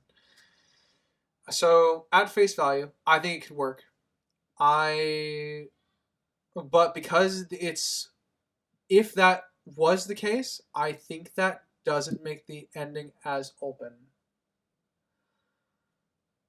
It would close it down to be like they're gonna stay in touch and possibly get together when her relationship might fall apart, more than likely. And well, we know his is not a viable option anymore either. So Yeah. So I also like the small detail when Nick finally pieces all the whole story that Brooke said about the letter and everything, and he says like he's coming home instead of seeing her piecing it. It cuts to the back of them both on the bench, and it's no longer just back and forth. So it gives more of a connected duo feel than individualized. over the Brooke story. Yeah. Lynn and Lenny. Lynn and Very, Lenny. very creative. Hey. Yeah, it starts with an L. Whoa! I didn't catch it would that. be- That's pretty cool. It'd be crazy if the bar started it was Lenny's or something. Lenny's bar. He's got a bar town. It's definitely not. Probably not a thing in the film, but I would love to know what the letter said. Not saying it needed to be in the movie. I mean, we could personally Just would like to know personal the venom. curiosity. The venom. She says the relationship ender. Point of no I can't return. come. Well, we know it's bad because she says I can't come back from that. Yeah. I shit on his bed. Okay, Amber Heard, chill. all right. I would also personally would like to see it. I don't think there's any objective need for it, though. No, obviously, Yeah. it's better. I think that it it's plays like, out for the don't know. imagination that it's not there. Yeah. Yeah, like I said, I don't think I need it in the film, but I have personal reasons to want to read it just because of that damn curiosity, that voice in the back of your head saying jump, that kind of thing. Yeah. And then that scene goes into the diner scene. Yeah, this was kind of weird. Why do you think it's weird, Sinister? I don't like. She's just kind of running away, and it kind of seems like not like the answer. You mean after when she tries to leave the dining scene? Yeah, like she Okay. I gotta go to the bathroom, and then she tries to ditch. Like it's like a bad date scenario or something. I don't know. It just granted he's a stranger, so she doesn't really need to give any notice. I'm not. That's not weird. It's just like. I agree. It was an example of what I brought up earlier with her overreaction. I felt the same way with this, where it felt hyper exaggerated for drama in this instance. So, I think the other one that I'm still in the middle on, this one I'm definitely more on Crimson's side. I do think that this one was definitely more for the drama and just for drama for the sake of drama without having a specific point to it. Yeah, because they have to have like a fight. They have to have a disagreement, like a blow up. But I just don't think this was like the way to do it. At this point, I don't think it's within her character to do it. I agree. I definitely agree. She broke character here. Yeah, like what? I don't even get a letter. And she Harsh smacks him words. down. Yeah. This is when she physically assaulted him. Not Yeah. the other time. This time it's real. She got the brass knuckles out.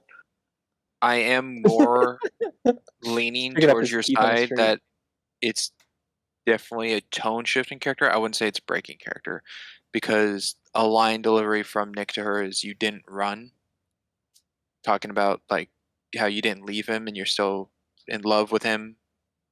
And then because of this, she runs from Nick.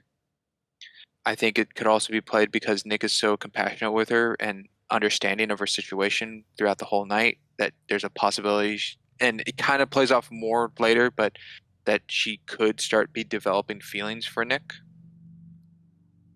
And then the thought of that makes her run because of Nick's words.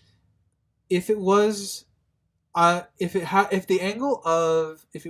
were targeting from the angle of her developing feelings from Nick now, and how that now could potentially jeopardize the letter, they would have had to include it somewhere because that's not there enough for me. The most you get is like occasional, a single lingering glance during one of the transition scenes between the coffee shop and them leaving their bench at the Hudson. Up to this point, yes. Yeah. So that's my issue. If that's a potential thing that we can read into it. But what plays after this? They go to the. Well, things get built up. Yeah. Yeah. So that's why we have to treat this scene from what we go before the scene. Yeah. So they I understand. I understand. And then they build up on it. Yeah, I understand what you're saying, Springs. That could be potentially played into it, but the problem is they haven't built up to that potentiality yet. Because that comes after this, as you said. Um, sorry, go ahead. No, it plays off after this is more of a guarantee onto the emotion. I still visualize it in this part that the reason for the run is because it still could be a thought on her. Oh, you mean like you're adding it to the potential list of reasons why she would run? Yes. Okay. That's why I'm saying I'm still on your side of the thing that it's a shift of her character, but it's not a break of character. I'm not 100% on that. Yeah. Crimson, you expressed that you also think it breaks her character. Do you want to lay out why you think it breaks her character, and then I can go into my reasons? And Sure. Up to this point, I mean, we'll go with the previous, I said overreacted part, where I said she would have blown him off because he's a stranger. She doesn't care about his opinion. We get the opposite. She obviously does care about his opinion. She cares about him to some extent. And this, it's the complete opposite. She disregards him the way I would have thought the first time and just ditches him. Sure, she's emotional. I'm not denying that. But it is a pretty similar scene in comparison on how she'd react to something. But it's an opposite reaction for no apparent reason, really. That's any different. Yeah, I'll add my tidbit onto that because I think I agree with that. I think at this point they aren't strangers. So I think her blowing this whole thing off kind of breaks character because at this point she's known about that fact of he's going to find the letter for some time now. She's been taking it a very, very leisurely stroll, and she's had plenty of time to process her feelings with Nick in conversation, both at the bench, on the way to the bench, and after the bench, all the way to the coffee shop. So for me, the breaking character comes that it just doesn't fit the reaction that she would have at this point anymore. Because at that point, she's already processed all the emotions. So when you try to portray a character either losing their sense of confidence in the sense of self-confidence, because that could be argued what was lost here in why she suddenly felt the need to run off and try to escape, is that you need to have it be more of a shock usually, and there's nothing in the cafe scene to me that strikes out as something now really, really terrified her into wanting to do this. Okie doke. Do you have anything to add to either side, Sinister? I kind of, sorry, I was in the bathroom. I missed that whole thing, but I don't know. I mean, like it felt like I said not so eloquently. I said it felt weird to me, but it just didn't feel like their relationship was kind of at that point where like she would be running away or that he would be kind of like running after her or some, like and she had like no plan of really what to do at all. So that didn't really make any sense of why she would just, even if it's on a whim and, whatever, like if you have no plan, it doesn't matter. Like she can't pay for the cab and she doesn't know where she is. It just like it just didn't fit. She also did claim at some point she never said she was smart. You also never find out her favorite artist. Oh, man. I wish that could be a defense. It would make my life as a as a Star Wars fan much easier. Good switch over there. I will say this scene is the part where I laughed audibly. Because you were like, that's not real. No, I wrote down the line that made me laugh. Yeah, well, 5 minutes ago, you said you loved him. 5 minutes ago, you said I loved him. I haven't said it for half an hour, and I laughed. That was hilarious. I haven't said it in half an hour. That was her big comeback. It's the same thing. I missed that. Said you loved it. That's fucking hilarious. That's such a stupid line. I don't know how they wrote that. Crimson, 25 minutes is an eternity to some people. Dude, it's insane. You I said was 5 really minutes proud. ago, And then but I it's- said it half an hour ago. Oh, nonsense. Funniest part of the movie. The only thing that is stopping you from being the biggest loser in New York is the fact that I haven't left town yet. Very egotistical. But also Not kind of right in undeserved. this scenario. Yeah, they're Yeah. just shooting daggers here. Yeah, that line. she is. Yeah, that line You of know. leaving town, preventing him from being the biggest loser in New York. That line I really liked. Yeah. A line from But right for the I'll throat. share I love here it. from one of my favorites of mine, Bullet Train. Hurt people, hurt people. That is very much what she's doing here. Yeah. I mean, even with what Sinister said about the introduction of Nick to this is you didn't leave me a letter. That's already a harsh start because of the husband letter. Oh yeah. No, I know they both went. Yeah, that for was the dagger. intent. Yeah, they both went for the throat, and considering that this is supposed to be the big fallout scene of the film, I wanted it to be better. Weak sauce. Yeah. Weak sauce. Also, this was their one F-bomb in the PG-13. Oh yeah. Was it well used in your opinion? I think it was naturally used. So yes. Yeah, I would agree. It's naturally used, at least.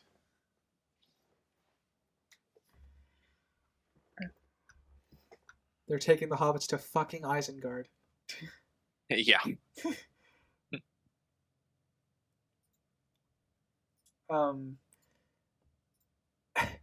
I didn't really, I know, even though he opened up with it, I really hate saying this because a lot of people say it, but I'm going to say it anyways, and then he says, like, a cliche line.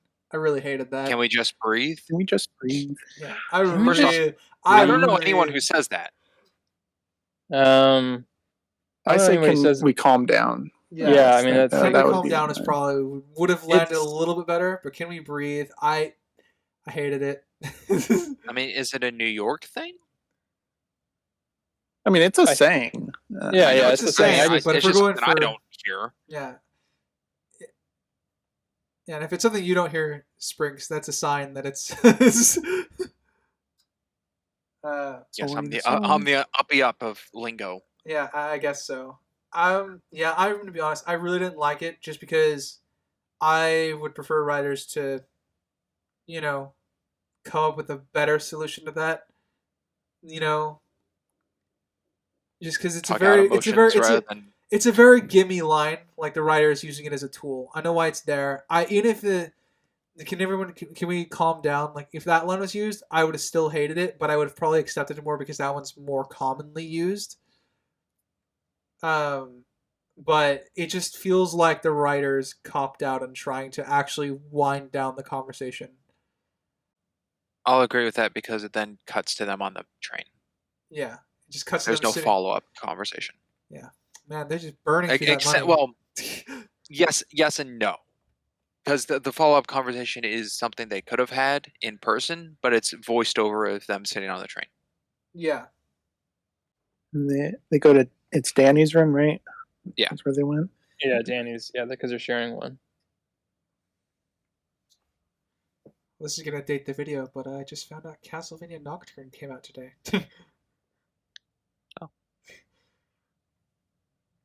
Well, Danny's probably just knocked out somewhere. Yeah, not here. He didn't even get to his room. Poor Danny. What a caring, kind, and loving friend that that Nick is for Danny. I'll. A question. Oh, go ahead, Ryan. Yeah, I'll say I'll label this convenience that Danny's not here at all. I'm fine with it in that it facilitates more tension, I guess, with it just being the two of them. I think it's fine that Danny's I think also they not could- here. I think they can only afford the non-main actors for like one scene. Okay. Oh yeah, they had a $3 million budget. Is that what you said? Yeah. Yep, 3 million. I was going to bring up a question I had because I don't think it happened. They get to the room and ask like room service. It's like Brooke says, "I'm starving. Can we afford it?" Yeah, each room has a $300 minimum. Did they ever get room service? I don't. I never saw food. Well, they No. stayed the night, Yeah. right? Yeah. So Well, Oh, the stayed the morning. night. They What? could've. 2 hours? No, they arrived about, I would guess, 2:30, 3 o'clock, right? They stayed until No, it's 6. got to be much later than that.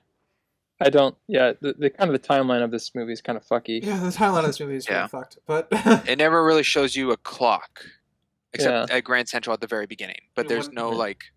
They give you So what times of we like, do you got have 3 the time- hours. Call me back in an hour with the friend on the phone. The time things of that. I mean, there's times thrown out, but there's no like clock anywhere to show you. to clarify, I am fine that we didn't see them eat at all. However, Yeah. it would have been a nice thing to see them, amongst all intercutting between all their like more bonding at the end, that they did take the time to eat together. Yeah, I didn't need to see them actually physically eating, but if it like did a transition or we see in the background at one point of like a cut, seen dishes or tray. I mean, my idea for that thought would be you actually make a cut to the dishes and then you follow movement up to like one of them laughing or something like that. During that part where it's just the music of them laughing with each other and talking. I mean, it could just be put in there. But we do see Nick actually pick up the phone. So there's an attempt. Call 1418195. Yeah. And another line I wrote down of define defensive, abusive, cruel, and Nick's replied with complex. Complex is a good answer. That's a safe answer. Yeah. It's a safe answer, correct? Yeah. You don't want to be confrontational. Yeah. Complex is a good answer. I do like the sort of wanting portrayed between them. This is where I think the acting is, at least from Chris Evans, is at its strongest. Yeah. Where he's like definitely thought about joining her in the shower. That would have been like a $10 million movie then. Yeah. I mean, with the cut of him with like hand on his mouth. Yeah. Looking towards the door. where he's pacing back and forth and stuff like that, because they're both nervous about sharing the room with each other, because they know that at that point they've both recognized that there is something between them. I do like his acting in that scene where he's just pacing quietly to himself and worried / contemplative. All right. And they're both in bathrooms. He has a take. I have a take. I don't know if it's a hot one or not. Okay. Maybe it's a lukewarm, maybe it's a mid, but it's a take. Yeah. We're about to find out. Does Chris Evans break character by kissing her? Because I'm leaning My towards answer is yes. no. I don't think I would have liked this movie a little bit better if they didn't actually kiss. Because he's been a perfect gentleman up to this point. He's been helping her with her marriage. And then he does that. I thought that was out. I think it would have been better if there was no kiss at this part. I think at all. But it happens, so I'm asking if it breaks his character. From what we get of his character. Because it's weird where I'm like, I don't know. I feel like it's worse for her character that she kisses him than he kisses her.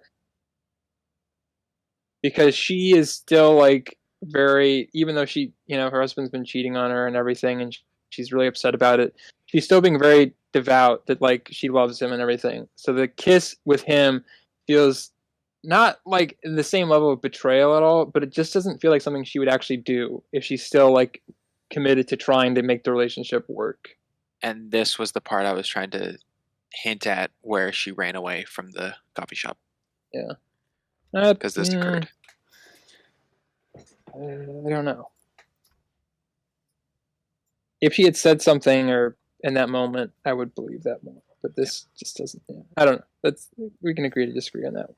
I can see that it's off for both characters because Agree. Nick is the gentleman and respecting her boundaries of her husband and helping her with it and trying to get her home and all this knowledge on him. And also the same for Brooke of she's devoted to her husband. He's coming back for her. She still loves him even after everything that's happened. Nick is now in concrete that he won't be getting back together with Hannah. So it does open him up a little more. Not be devoted to her. So I don't think it's out of character for him. I lean with Sinister that it's more on her because of her situation with still getting together with her husband. I felt like this was just a checkbox. Like, we're doing a romance drama. There's got to be a kiss. Because I agree, both the characters I don't think would do this based off what we know of them at this point. This But kiss was we got an Ryder odd who choice. loves romance stuff. So what is your take on this? Well, I'm actually still thinking about it. This is one of the things I've been pondering on since I've seen the film. And to be bluntly honest, I still don't know where I'm leaning on it, even after listening to you guys go back and forth on it. There's definitely an element that's where it can be perceived as out of character for both of them. And I don't deny that it's there. Just on the other hand, for me, as well as someone who actually enjoys romance a lot, there is also the facet of like, well, they clearly have feelings for each other. They've been helping each other a lot throughout this night. And there's also facets of reading and whether the kiss itself might be like not necessarily romantic, but more like a thank you for everything that we've done for each other this night. Even though that could have come later. Yeah, well, it's complicated. They were going to continue if she didn't say, I can't do it. Yeah. It wasn't like a quick Well, kiss. I see what you mean. It was leading up to an event. Yeah, But she cut it off. It's very, very complicated and muddled because with how baggage-ridden their lives are separately, they have this just moment of relief together here. Be here now. Yeah, which is it can be romantic in a sense that disallows, I guess, I'm going to call it their purity of what their characters would be. Because humans are humans in the sense that, like... Really? Not every person would maintain that gentlemanly facade forever, given all the context of what's happened to them tonight. And the same could Isn't be that what applied Nick to her. brought up earlier? Wasn't there a part where Nick brought up to Brooke, like, you're humans, we make mistakes? I don't know. I don't remember that if it's true. That. I wouldn't be surprised if it is.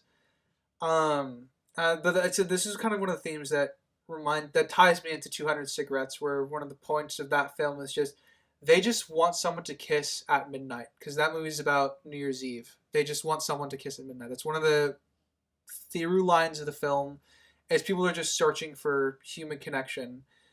So you can read this as a romantic kiss. You can read this as just them finally connecting for real because of everything that's happened to them this night.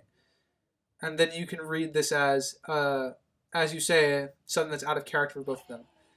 And at this point, having sat on it, I think all of those interpretations are valid. And I don't know where I would take my objective lens for it, being that it's a hard lens to apply to this scene specifically, because it could be read as internally consistent for both of them at this point, just as it could easily be read for them it not to be internally consistent, because as you said, it goes against current grains for the character. We've seen him be a gentleman up to this point, and we've seen her worry over her marriage, but we've also seen them reach a point now where they're finally connecting. So I still don't know where I'm sitting on this. I've been sitting on it since I saw the film, and I'm still sitting on it now to give you my full take on it.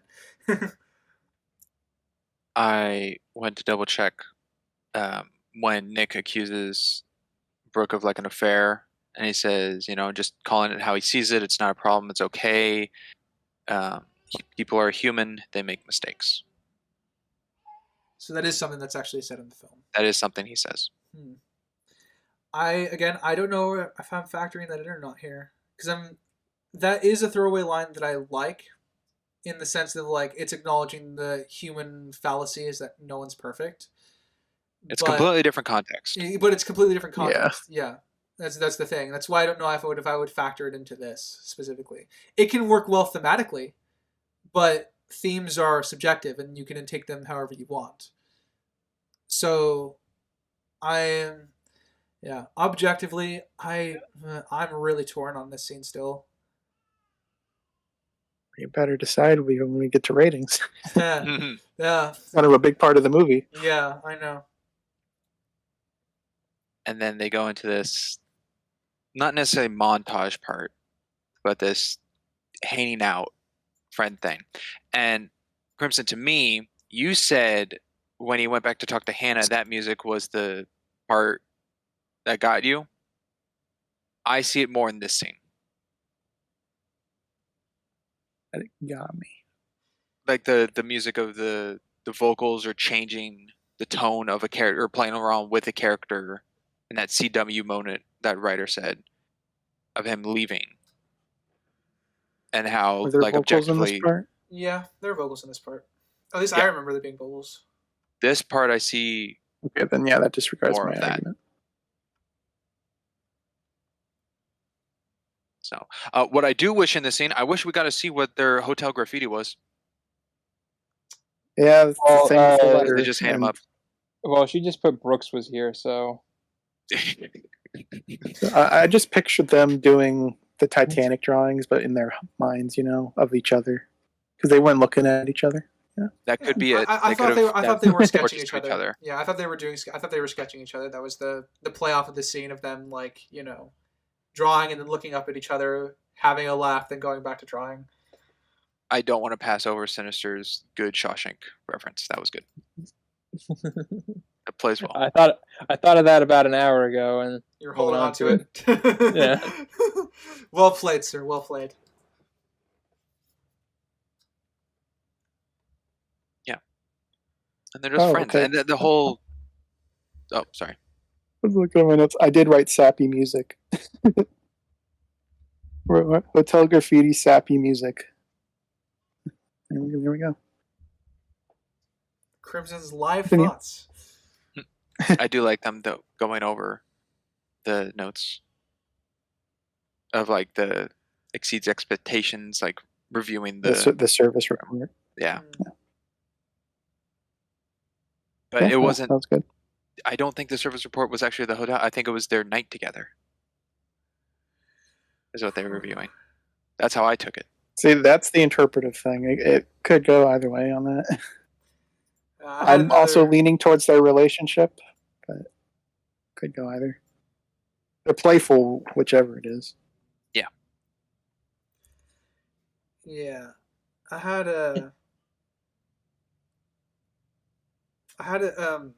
another philosophy kick while I was watching this, because I went on I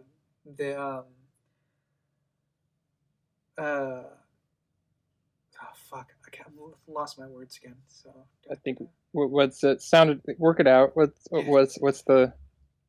Okay, so I'll just talk about it. So I think the line that she said, I think the lines that Brooke says is, "How can one of the worst nights of my life be also one of the best?" That is not a line I probably would have properly understood 2 years ago. I've had in the last 2 years of my life, I had an experience. I've had a couple experiences where the things are just juxtaposed that much in like a single day of my life, and it's the whiplash is real. To feel degraded, a nervous wreck, depressed, and jubilantly happily all at once. It's a very odd feeling to have. So I think I really related to that line just because of my experience these last 2 years. When God closes the door, he throws you out a window. And a few lemons at you while he's at it. But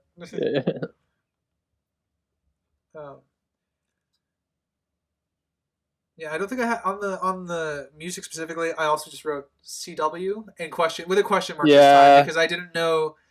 Usually CW is my like acronym for like music overplaying something emotional. But I put a question mark on this one because I don't think this one was as bad for me as compared to the one outside the store or the one in, when he's going to talk to Hannah. Yeah, I was kind of hoping there'd be, because he's a jazz guy, I was kind of hoping there'd be a little bit more like jazz me too. stuff, but it was kind of like indie folk, singer-songwriter stuff. Which isn't bad, but I think I would. No, it's not more bad. Theme. Yeah. I think if it was jazz, it would have strengthened more of just Nick's character. Yeah, I think by going with something like this neutralizes that it's to focus on both. Because I think they're both the main character of this movie. It's not Nick or just Brooke. I would agree with that. So I think if there's any jazz part to a song choice, it would be focused directly at Nick. At least that's how I would have picked it up, but that never occurred. Yeah. I like the nice little melancholy kind of detail that they walk into Grand Central Station holding hands. Yeah. And they kiss a second time, which I don't. Again, I don't don't like. Okay, for me, second kiss meant way more. I think the second kiss was valid and worth it. They shouldn't have. That's a kiss goodbye. I think they should not on the mouth. You don't kiss on the mouth. Come on. I will say this. I think they should have stuck with one. I don't have a preference as to which one they would keep, but I think they should have just stuck with the one. If they did this one, I would have put it like on a cheek or a forehead or something, so it didn't feel as had like romantic behind it. I guess it was. I think the reason for the lips being the kiss in the second one is because it's already occurred in the first one, and it's not as creepy that Nick does the phone call thing again, talking to his past, and says, tell her goodbye, good luck, kiss her, and send her on her way. And he says that like recurring events that haven't happened yet. I think he said kiss her where they haven't kissed yet would have been a little more creepier. Which is the only reason. Yeah, which is one of the main reasons why I think the first kiss is valid. Because it helps this scene. I don't see how that would be creepy.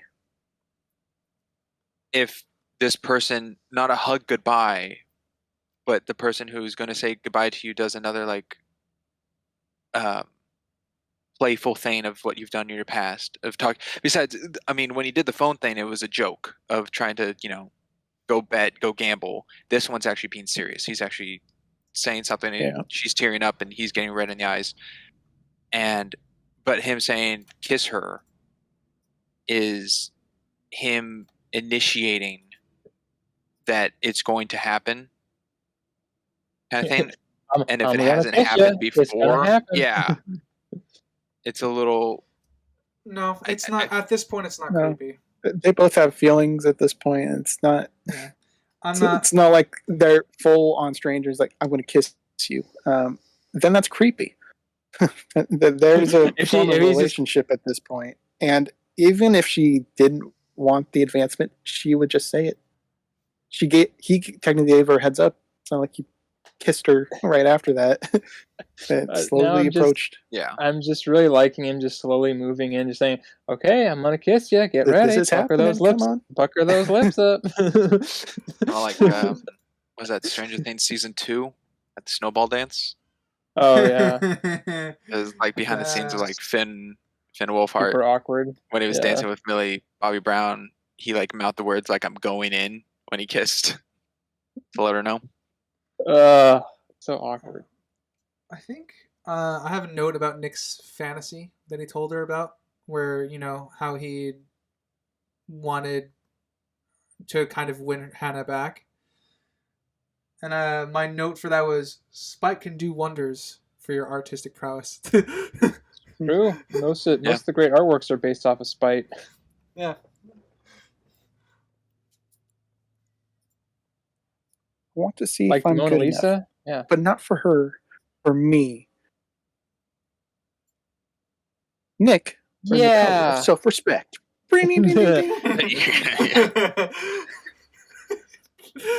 Ah, thank God. More important than love. Also, this second kiss was just a kiss. It's not what the first one was with With all the where it tension. could lean into more. It's Yeah. just that I just have like, if it was platonic, it shouldn't have been on the mouth. I feel like I could be on the minority on that, but I'm like, my question is, did your I'm- parents never kiss you on the lips when you were growing up? no. No. You kiss your dad on the lips? Springs? No, never kissed my parents on the lips. All right, might be on my own then for that.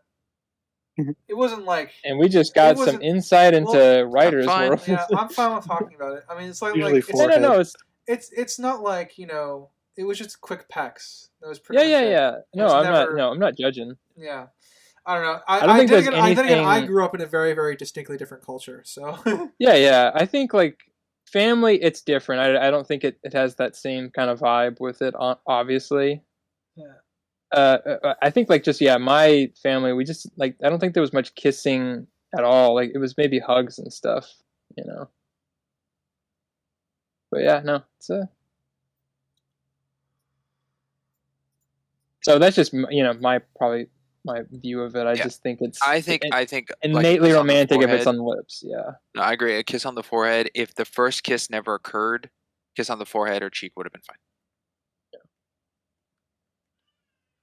Keep it I mean, family the friendly, first okay? kiss instances I would agree more that- feel into the second one. If the first kiss didn't happen, I wouldn't want them to kiss on the lips here. Yeah.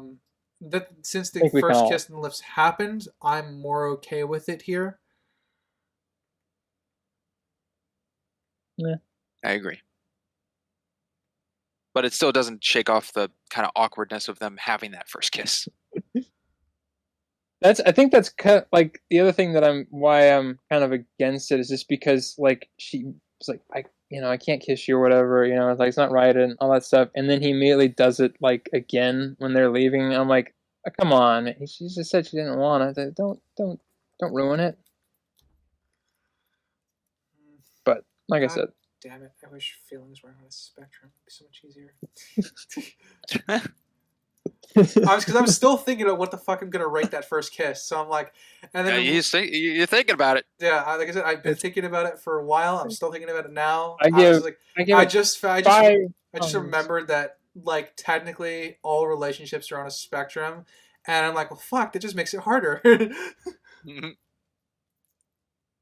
I do like when Brooke is walking away, just the facial expressions that Nick gives of like, well, that was it. It was good. Kind of smirks, puts his chin up, and turns around. Like he's leaving on a happy note. You got to remember the kiss is also a distraction, so he can place the thing in her pocket.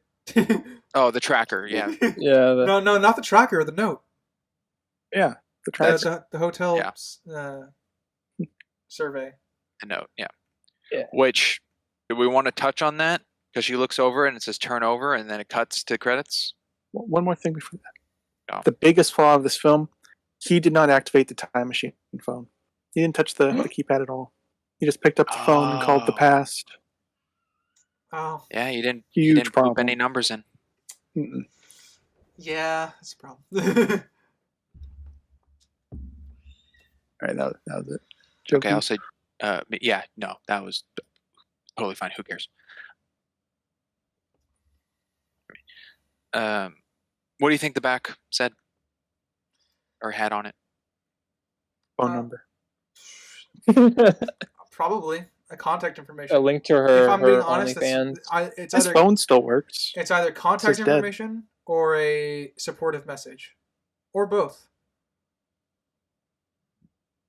Like, hey, my vagina will be yeah, open I was in 2 thinking weeks or both. something. Okay, sinister. Oh boy. Oh boy. Though to be frank, I'm glad that we don't know. My Georgia O'Keefe is ready.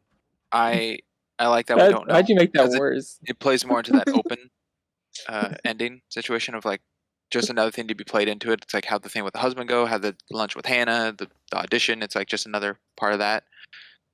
But I think it's definitely contact information is my first thing. Could be also with a note. But I We're definitely not think a saying it's a number note, is but on it there. is a note. Yeah, a number of some sort. Didn't even get her email address. Now it would be didn't even get her MySpace page. Now I want a version of this movie where it's clearly made from the time where 3D was prevalent. Just something was You want reaching at 3D the elements camera. in this? Yeah, because Yeah, it'd be that'd be yeah, like, hilarious. yeah, because that was like the whole thing. Like they just put it in whatever, Yeah. it didn't matter Yeah, the because it would guy- immediately make money. The guy trying to sell him the purse, it goes from a point of view perspective of Nick, and he punches at the camera, and his fist comes through the screen. Or the janitor that Brooke talks to at the very beginning. The broom just sticks out. Yeah. The frozen peas he puts on his nose when he throws them in the trash, they come out of the screen at you. The sidekick holding out the garbage at the screen. Just taking out the garbage. Yeah, what a version of this. You know, just take. Yeah, it would be. In some alternate universe. Hey, if it ain't broke, fix it and put 3D in it. Anyway, any last things on the film before we go? Whoa, did you just do that by accident? That was awesome.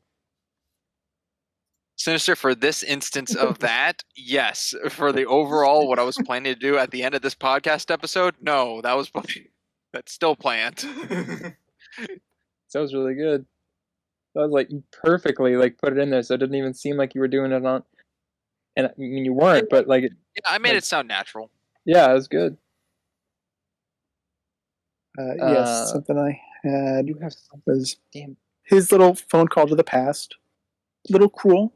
She was already sad, and now he's just building it up. You know, it's romantic, blah blah blah. I get that, but it is kind of digging in deep. Look at what you could have had. You could have had me. You could have me. I don't even live here. I mean, after they kiss. Well, he the deserves to first express one- himself too. You know. After the kiss of the first one, he goes, "Well, at least you waited a few hours." Yeah. True.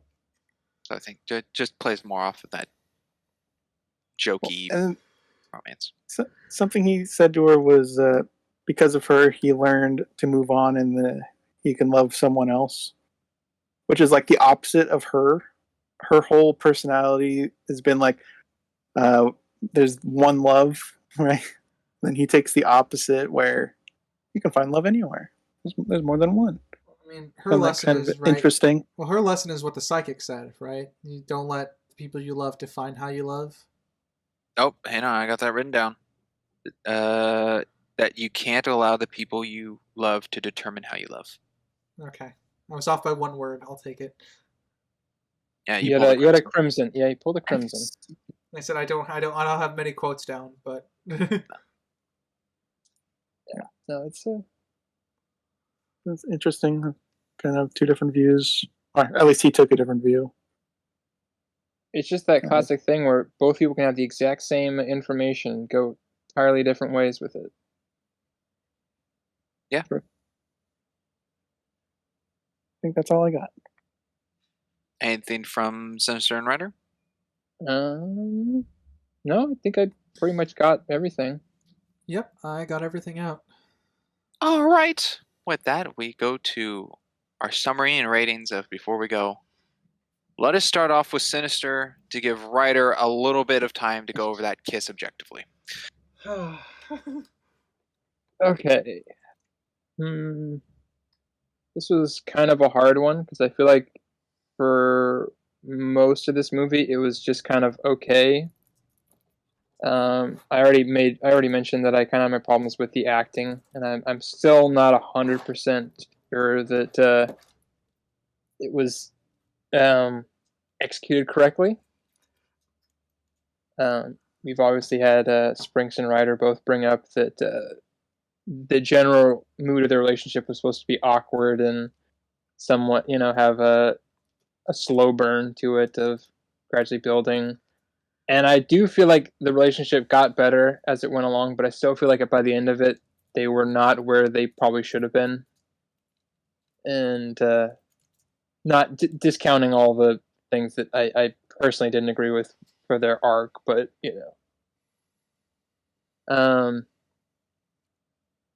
I have seen a couple of movies that were kind of within the same genre of, like one night, one, place or whatever, star-crossed, encounters, right person, wrong time or whatever. And I don't think this rates very highly among those. Like I said, the one that I personally love and I feel like is kind of like one of the originals for it, or the originals of like what they are now, basically. Lost in Translation. I feel like Lost in Translation does a lot of what this movie does better, and in kind of a more well balanced way. And I think catches on about the same kind of themes and things. I liked a couple of moments in it that we brought up, and I think there was some decently written parts, but overall it just didn't feel like it had the it just didn't feel like it kind of knew if it wanted to be a drama, if it wanted to be a comedy, and it didn't really ever kind of find that right mix for me. I think Chris Evans might have made a mistake by acting as well as directing for this, because I don't feel like he's very present when he is acting. At least I'll give him an excuse for why he's not doing so well in this. The Brooks actress Eve is not. Half the time I didn't really know kind of what her feelings were, unless it was hyper exaggerated to the point where I didn't feel like it was realistic for the situation.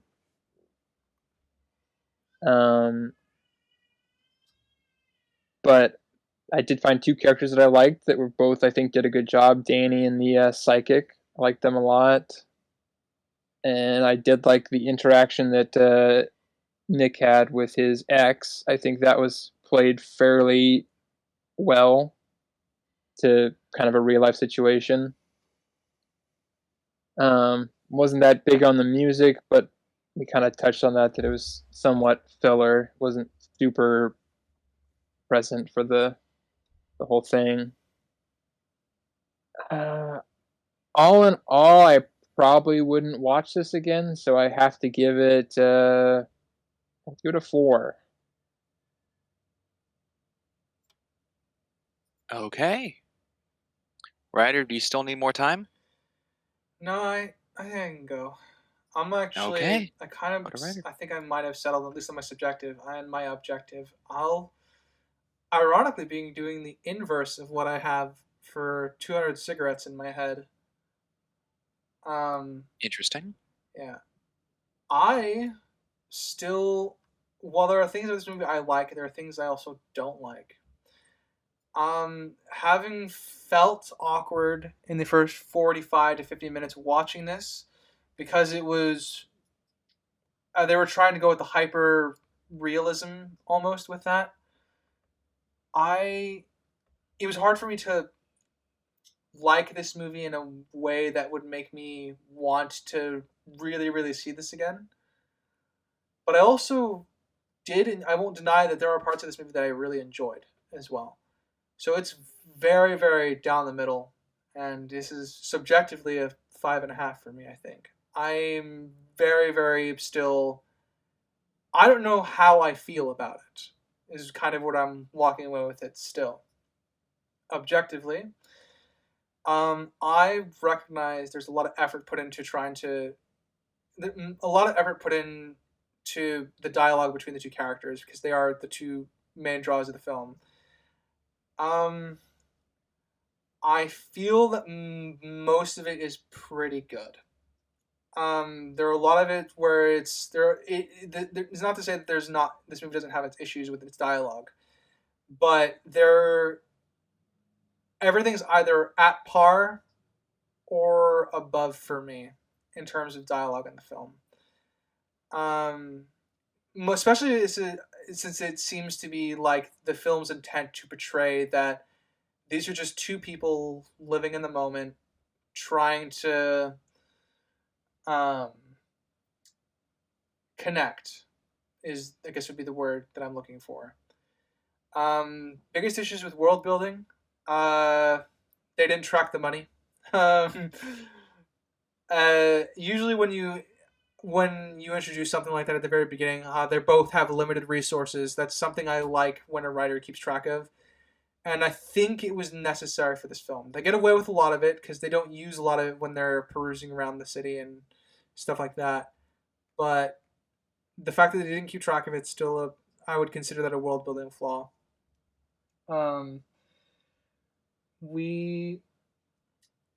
The plot as well is also pretty much the story between the two characters. Is they're both Brooke is stuck in New York, and he's just tagging along with her and trying to help her. So it's pretty by the numbers in that sense. Sinister says there's other films that have done it better.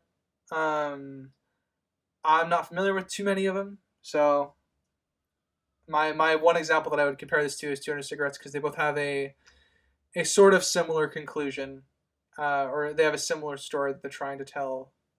And I'll give my thoughts on The Kiss. Thinking on it now, romance is a spectrum. Knowing that romance and having feelings for someone is very much on a spectrum, I think I'm going to give it an okay, just by the barest of margins. But I still fully understand that it's definitely the most questionable thing for the characters at this point, considering now we are fully aware of at least Brooke's feelings towards her husband and that she wants to save her marriage still, even if she knows it might go up in flames. I think I view that as the biggest detraction from that kiss. I'm not gonna actually. I said it's out of character. I'm gonna say it conflicts within her character, because she is capable of having that emotion for Nick, while also still wanting the other thing. Those can exist simultaneously, and I will definitely say it's definitely a bit of internal character conflict with regards to her. It's less so for Nick, considering he now doesn't have. Well, I guess his internal character conflict would come from either being a gentleman, wanting to maintain being a gentleman, and then also knowing that he's now technically back on the market, for lack of better words. So I think I'm okay with it. But again, I think it's by the barest of margins. There's a lot to go into that still, and I don't know if I'm still fully comfortable with it, because I think the intention is that it's supposed to be uncomfortable. Even though it has the romantic aspect to it. That being said, I think objectively, I'm sat at a 6.5. I think the film does a lot right in terms of the dialogue and its writing, but I think a lot of the missteps prevent it from climbing over the hump of being just average. And I do think that the movie itself is capable of achieving more than that, because of how, I guess my how I would describe it is like it almost got over the line, but it tiptoed up to the line of getting over the average hump and getting into something that's very meaningful. Because what I value from this film, I pulled out from my own experiences as both being an artist and just my own life experiences. I drew subjective value from the film more easily than I drew objective significance and importance and relevance to the craft itself. And I think that's a shame, because I do think it could have achieved both of those things. So I think I'm okay giving it an objective 6.5. Okay. Crimson, would you like to go next? If you insist. No, sure. So I will be with my subjective first. I didn't try to reveal too much. This was a struggle to get through. Not gonna lie. First 23 minutes, because that's when I checked the timestamp, I thought I was an hour in. So that was devastating. Wow. And that happened 3 times watching it. I'm like, okay, it must be almost over now. Let me check time. Oh my God. It's only an hour and a half long film. So it was a struggle. It felt like it was going on for a while. It did not really entice me. There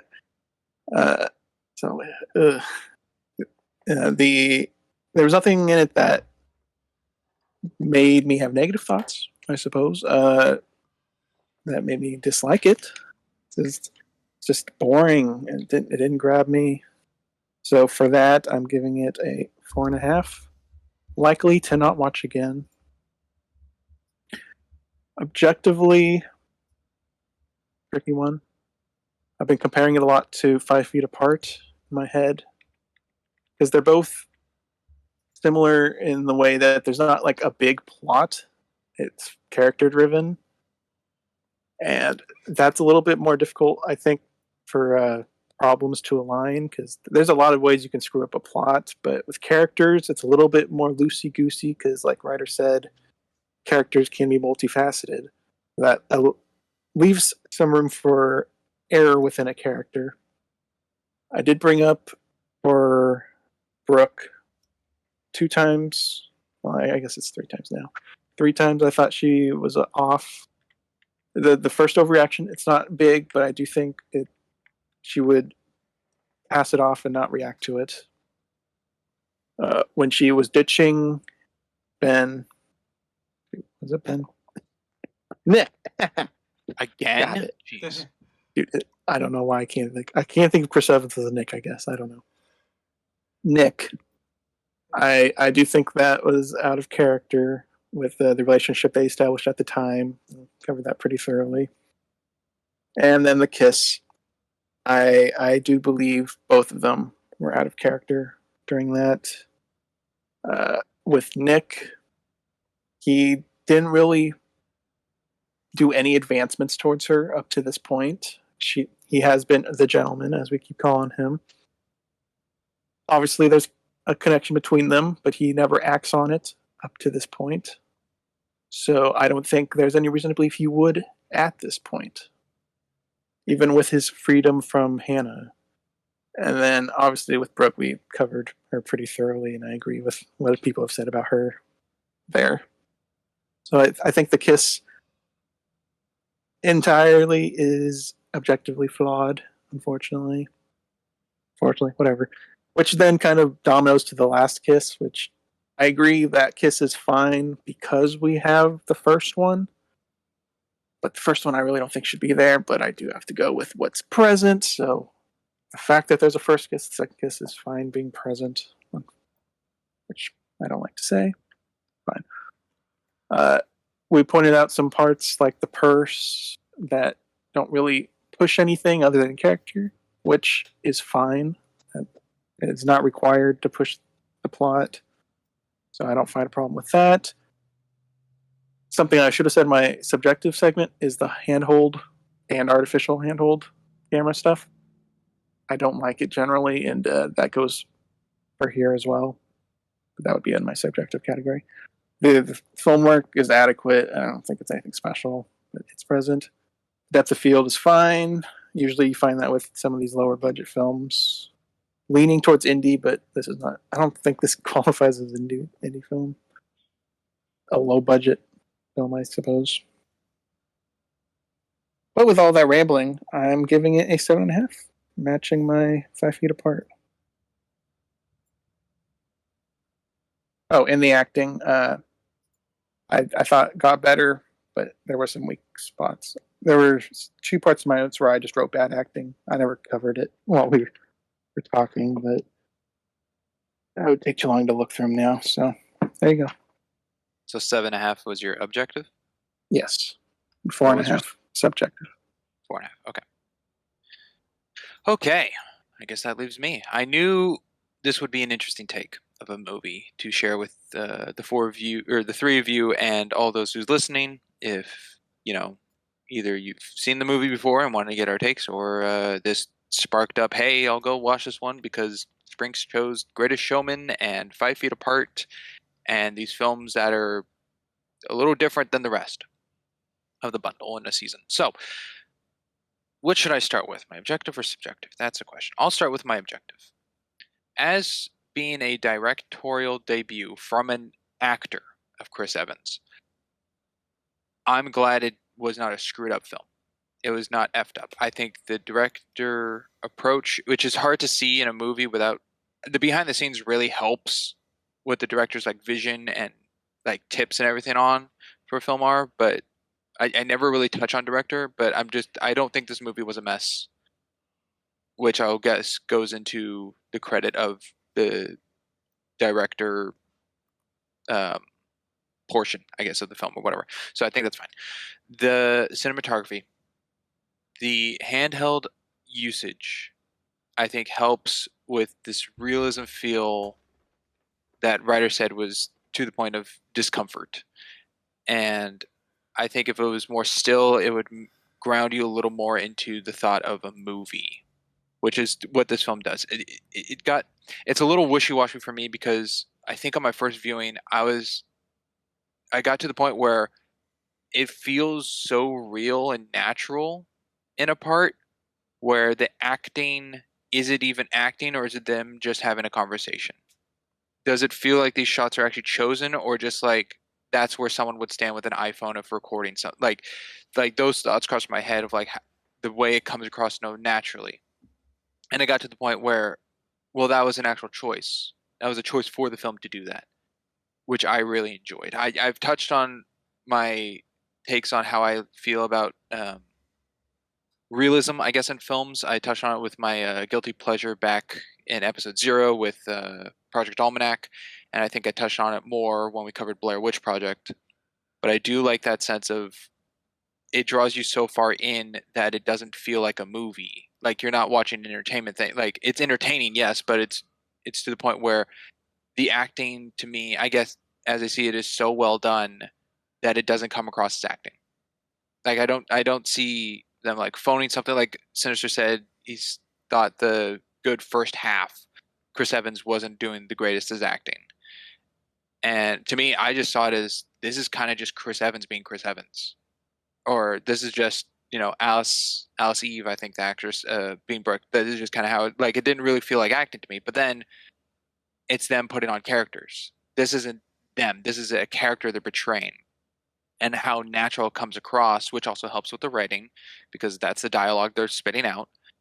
I think just portrays very well, and the whole acting through the eyes that writer touched on, especially with the first instance of the Hannah scene with Cole, of the four of them, very strong and played off well. So I think the acting is wonderfully done in the film, and the side like Danny, the psychic, Cole, Hannah, anyone who's basically not Nick or Brooke did fine jobs.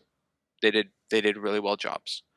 I think the only one who was like maybe is the bartender and the guy who's like, you're late, go up on the show and play your trumpet.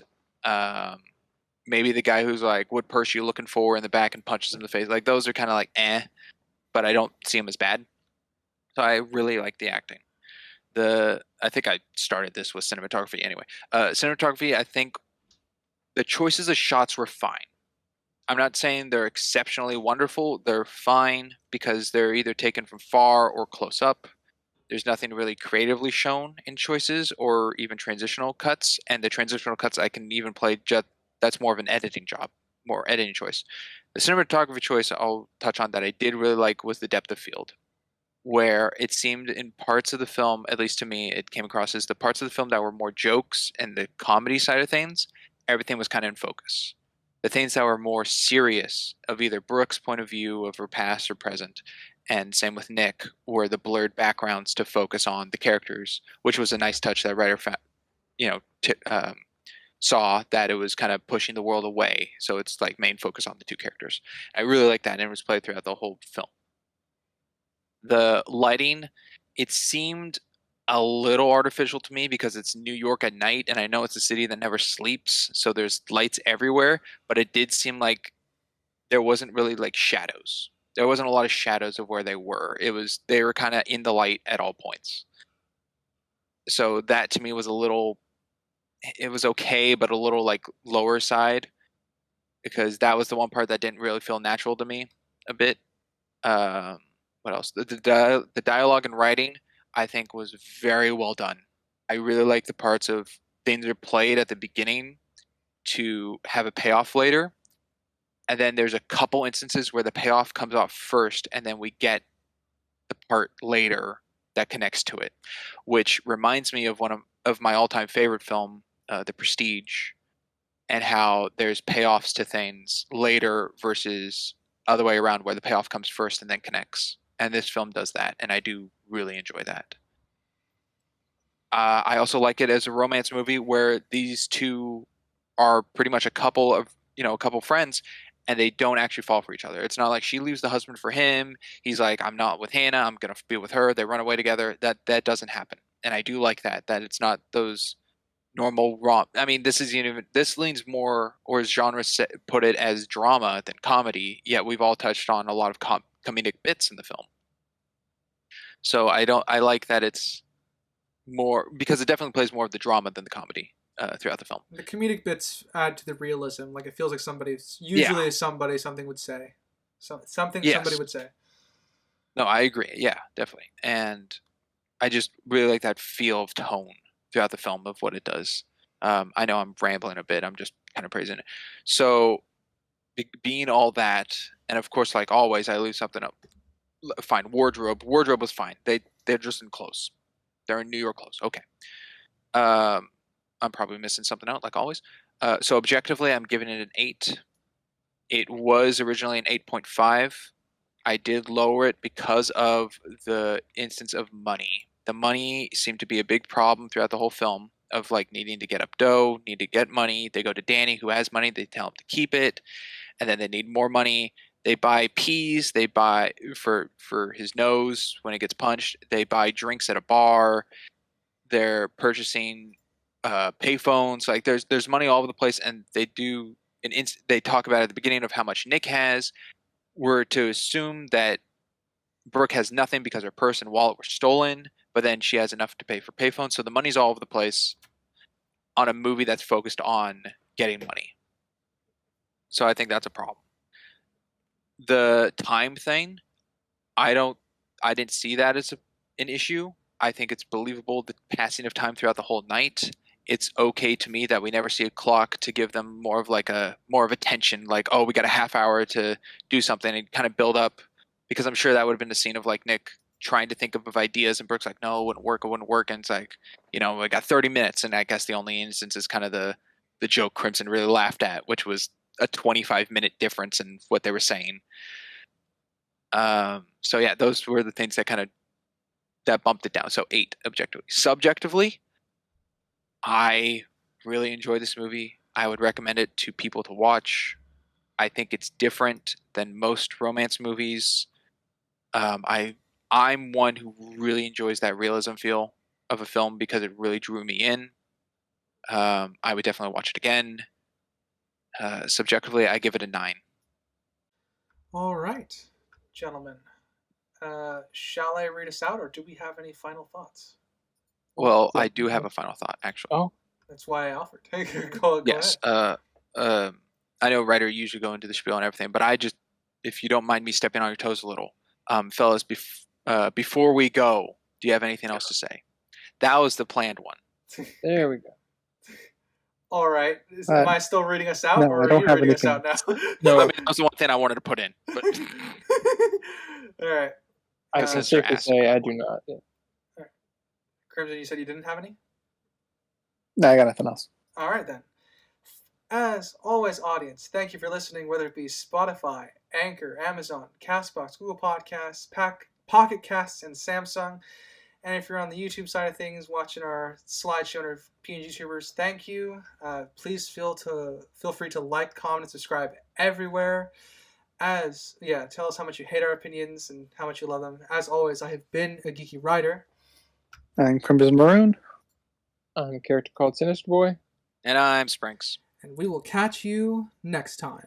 Later, everybody. Bye. Toodaloo. Bye.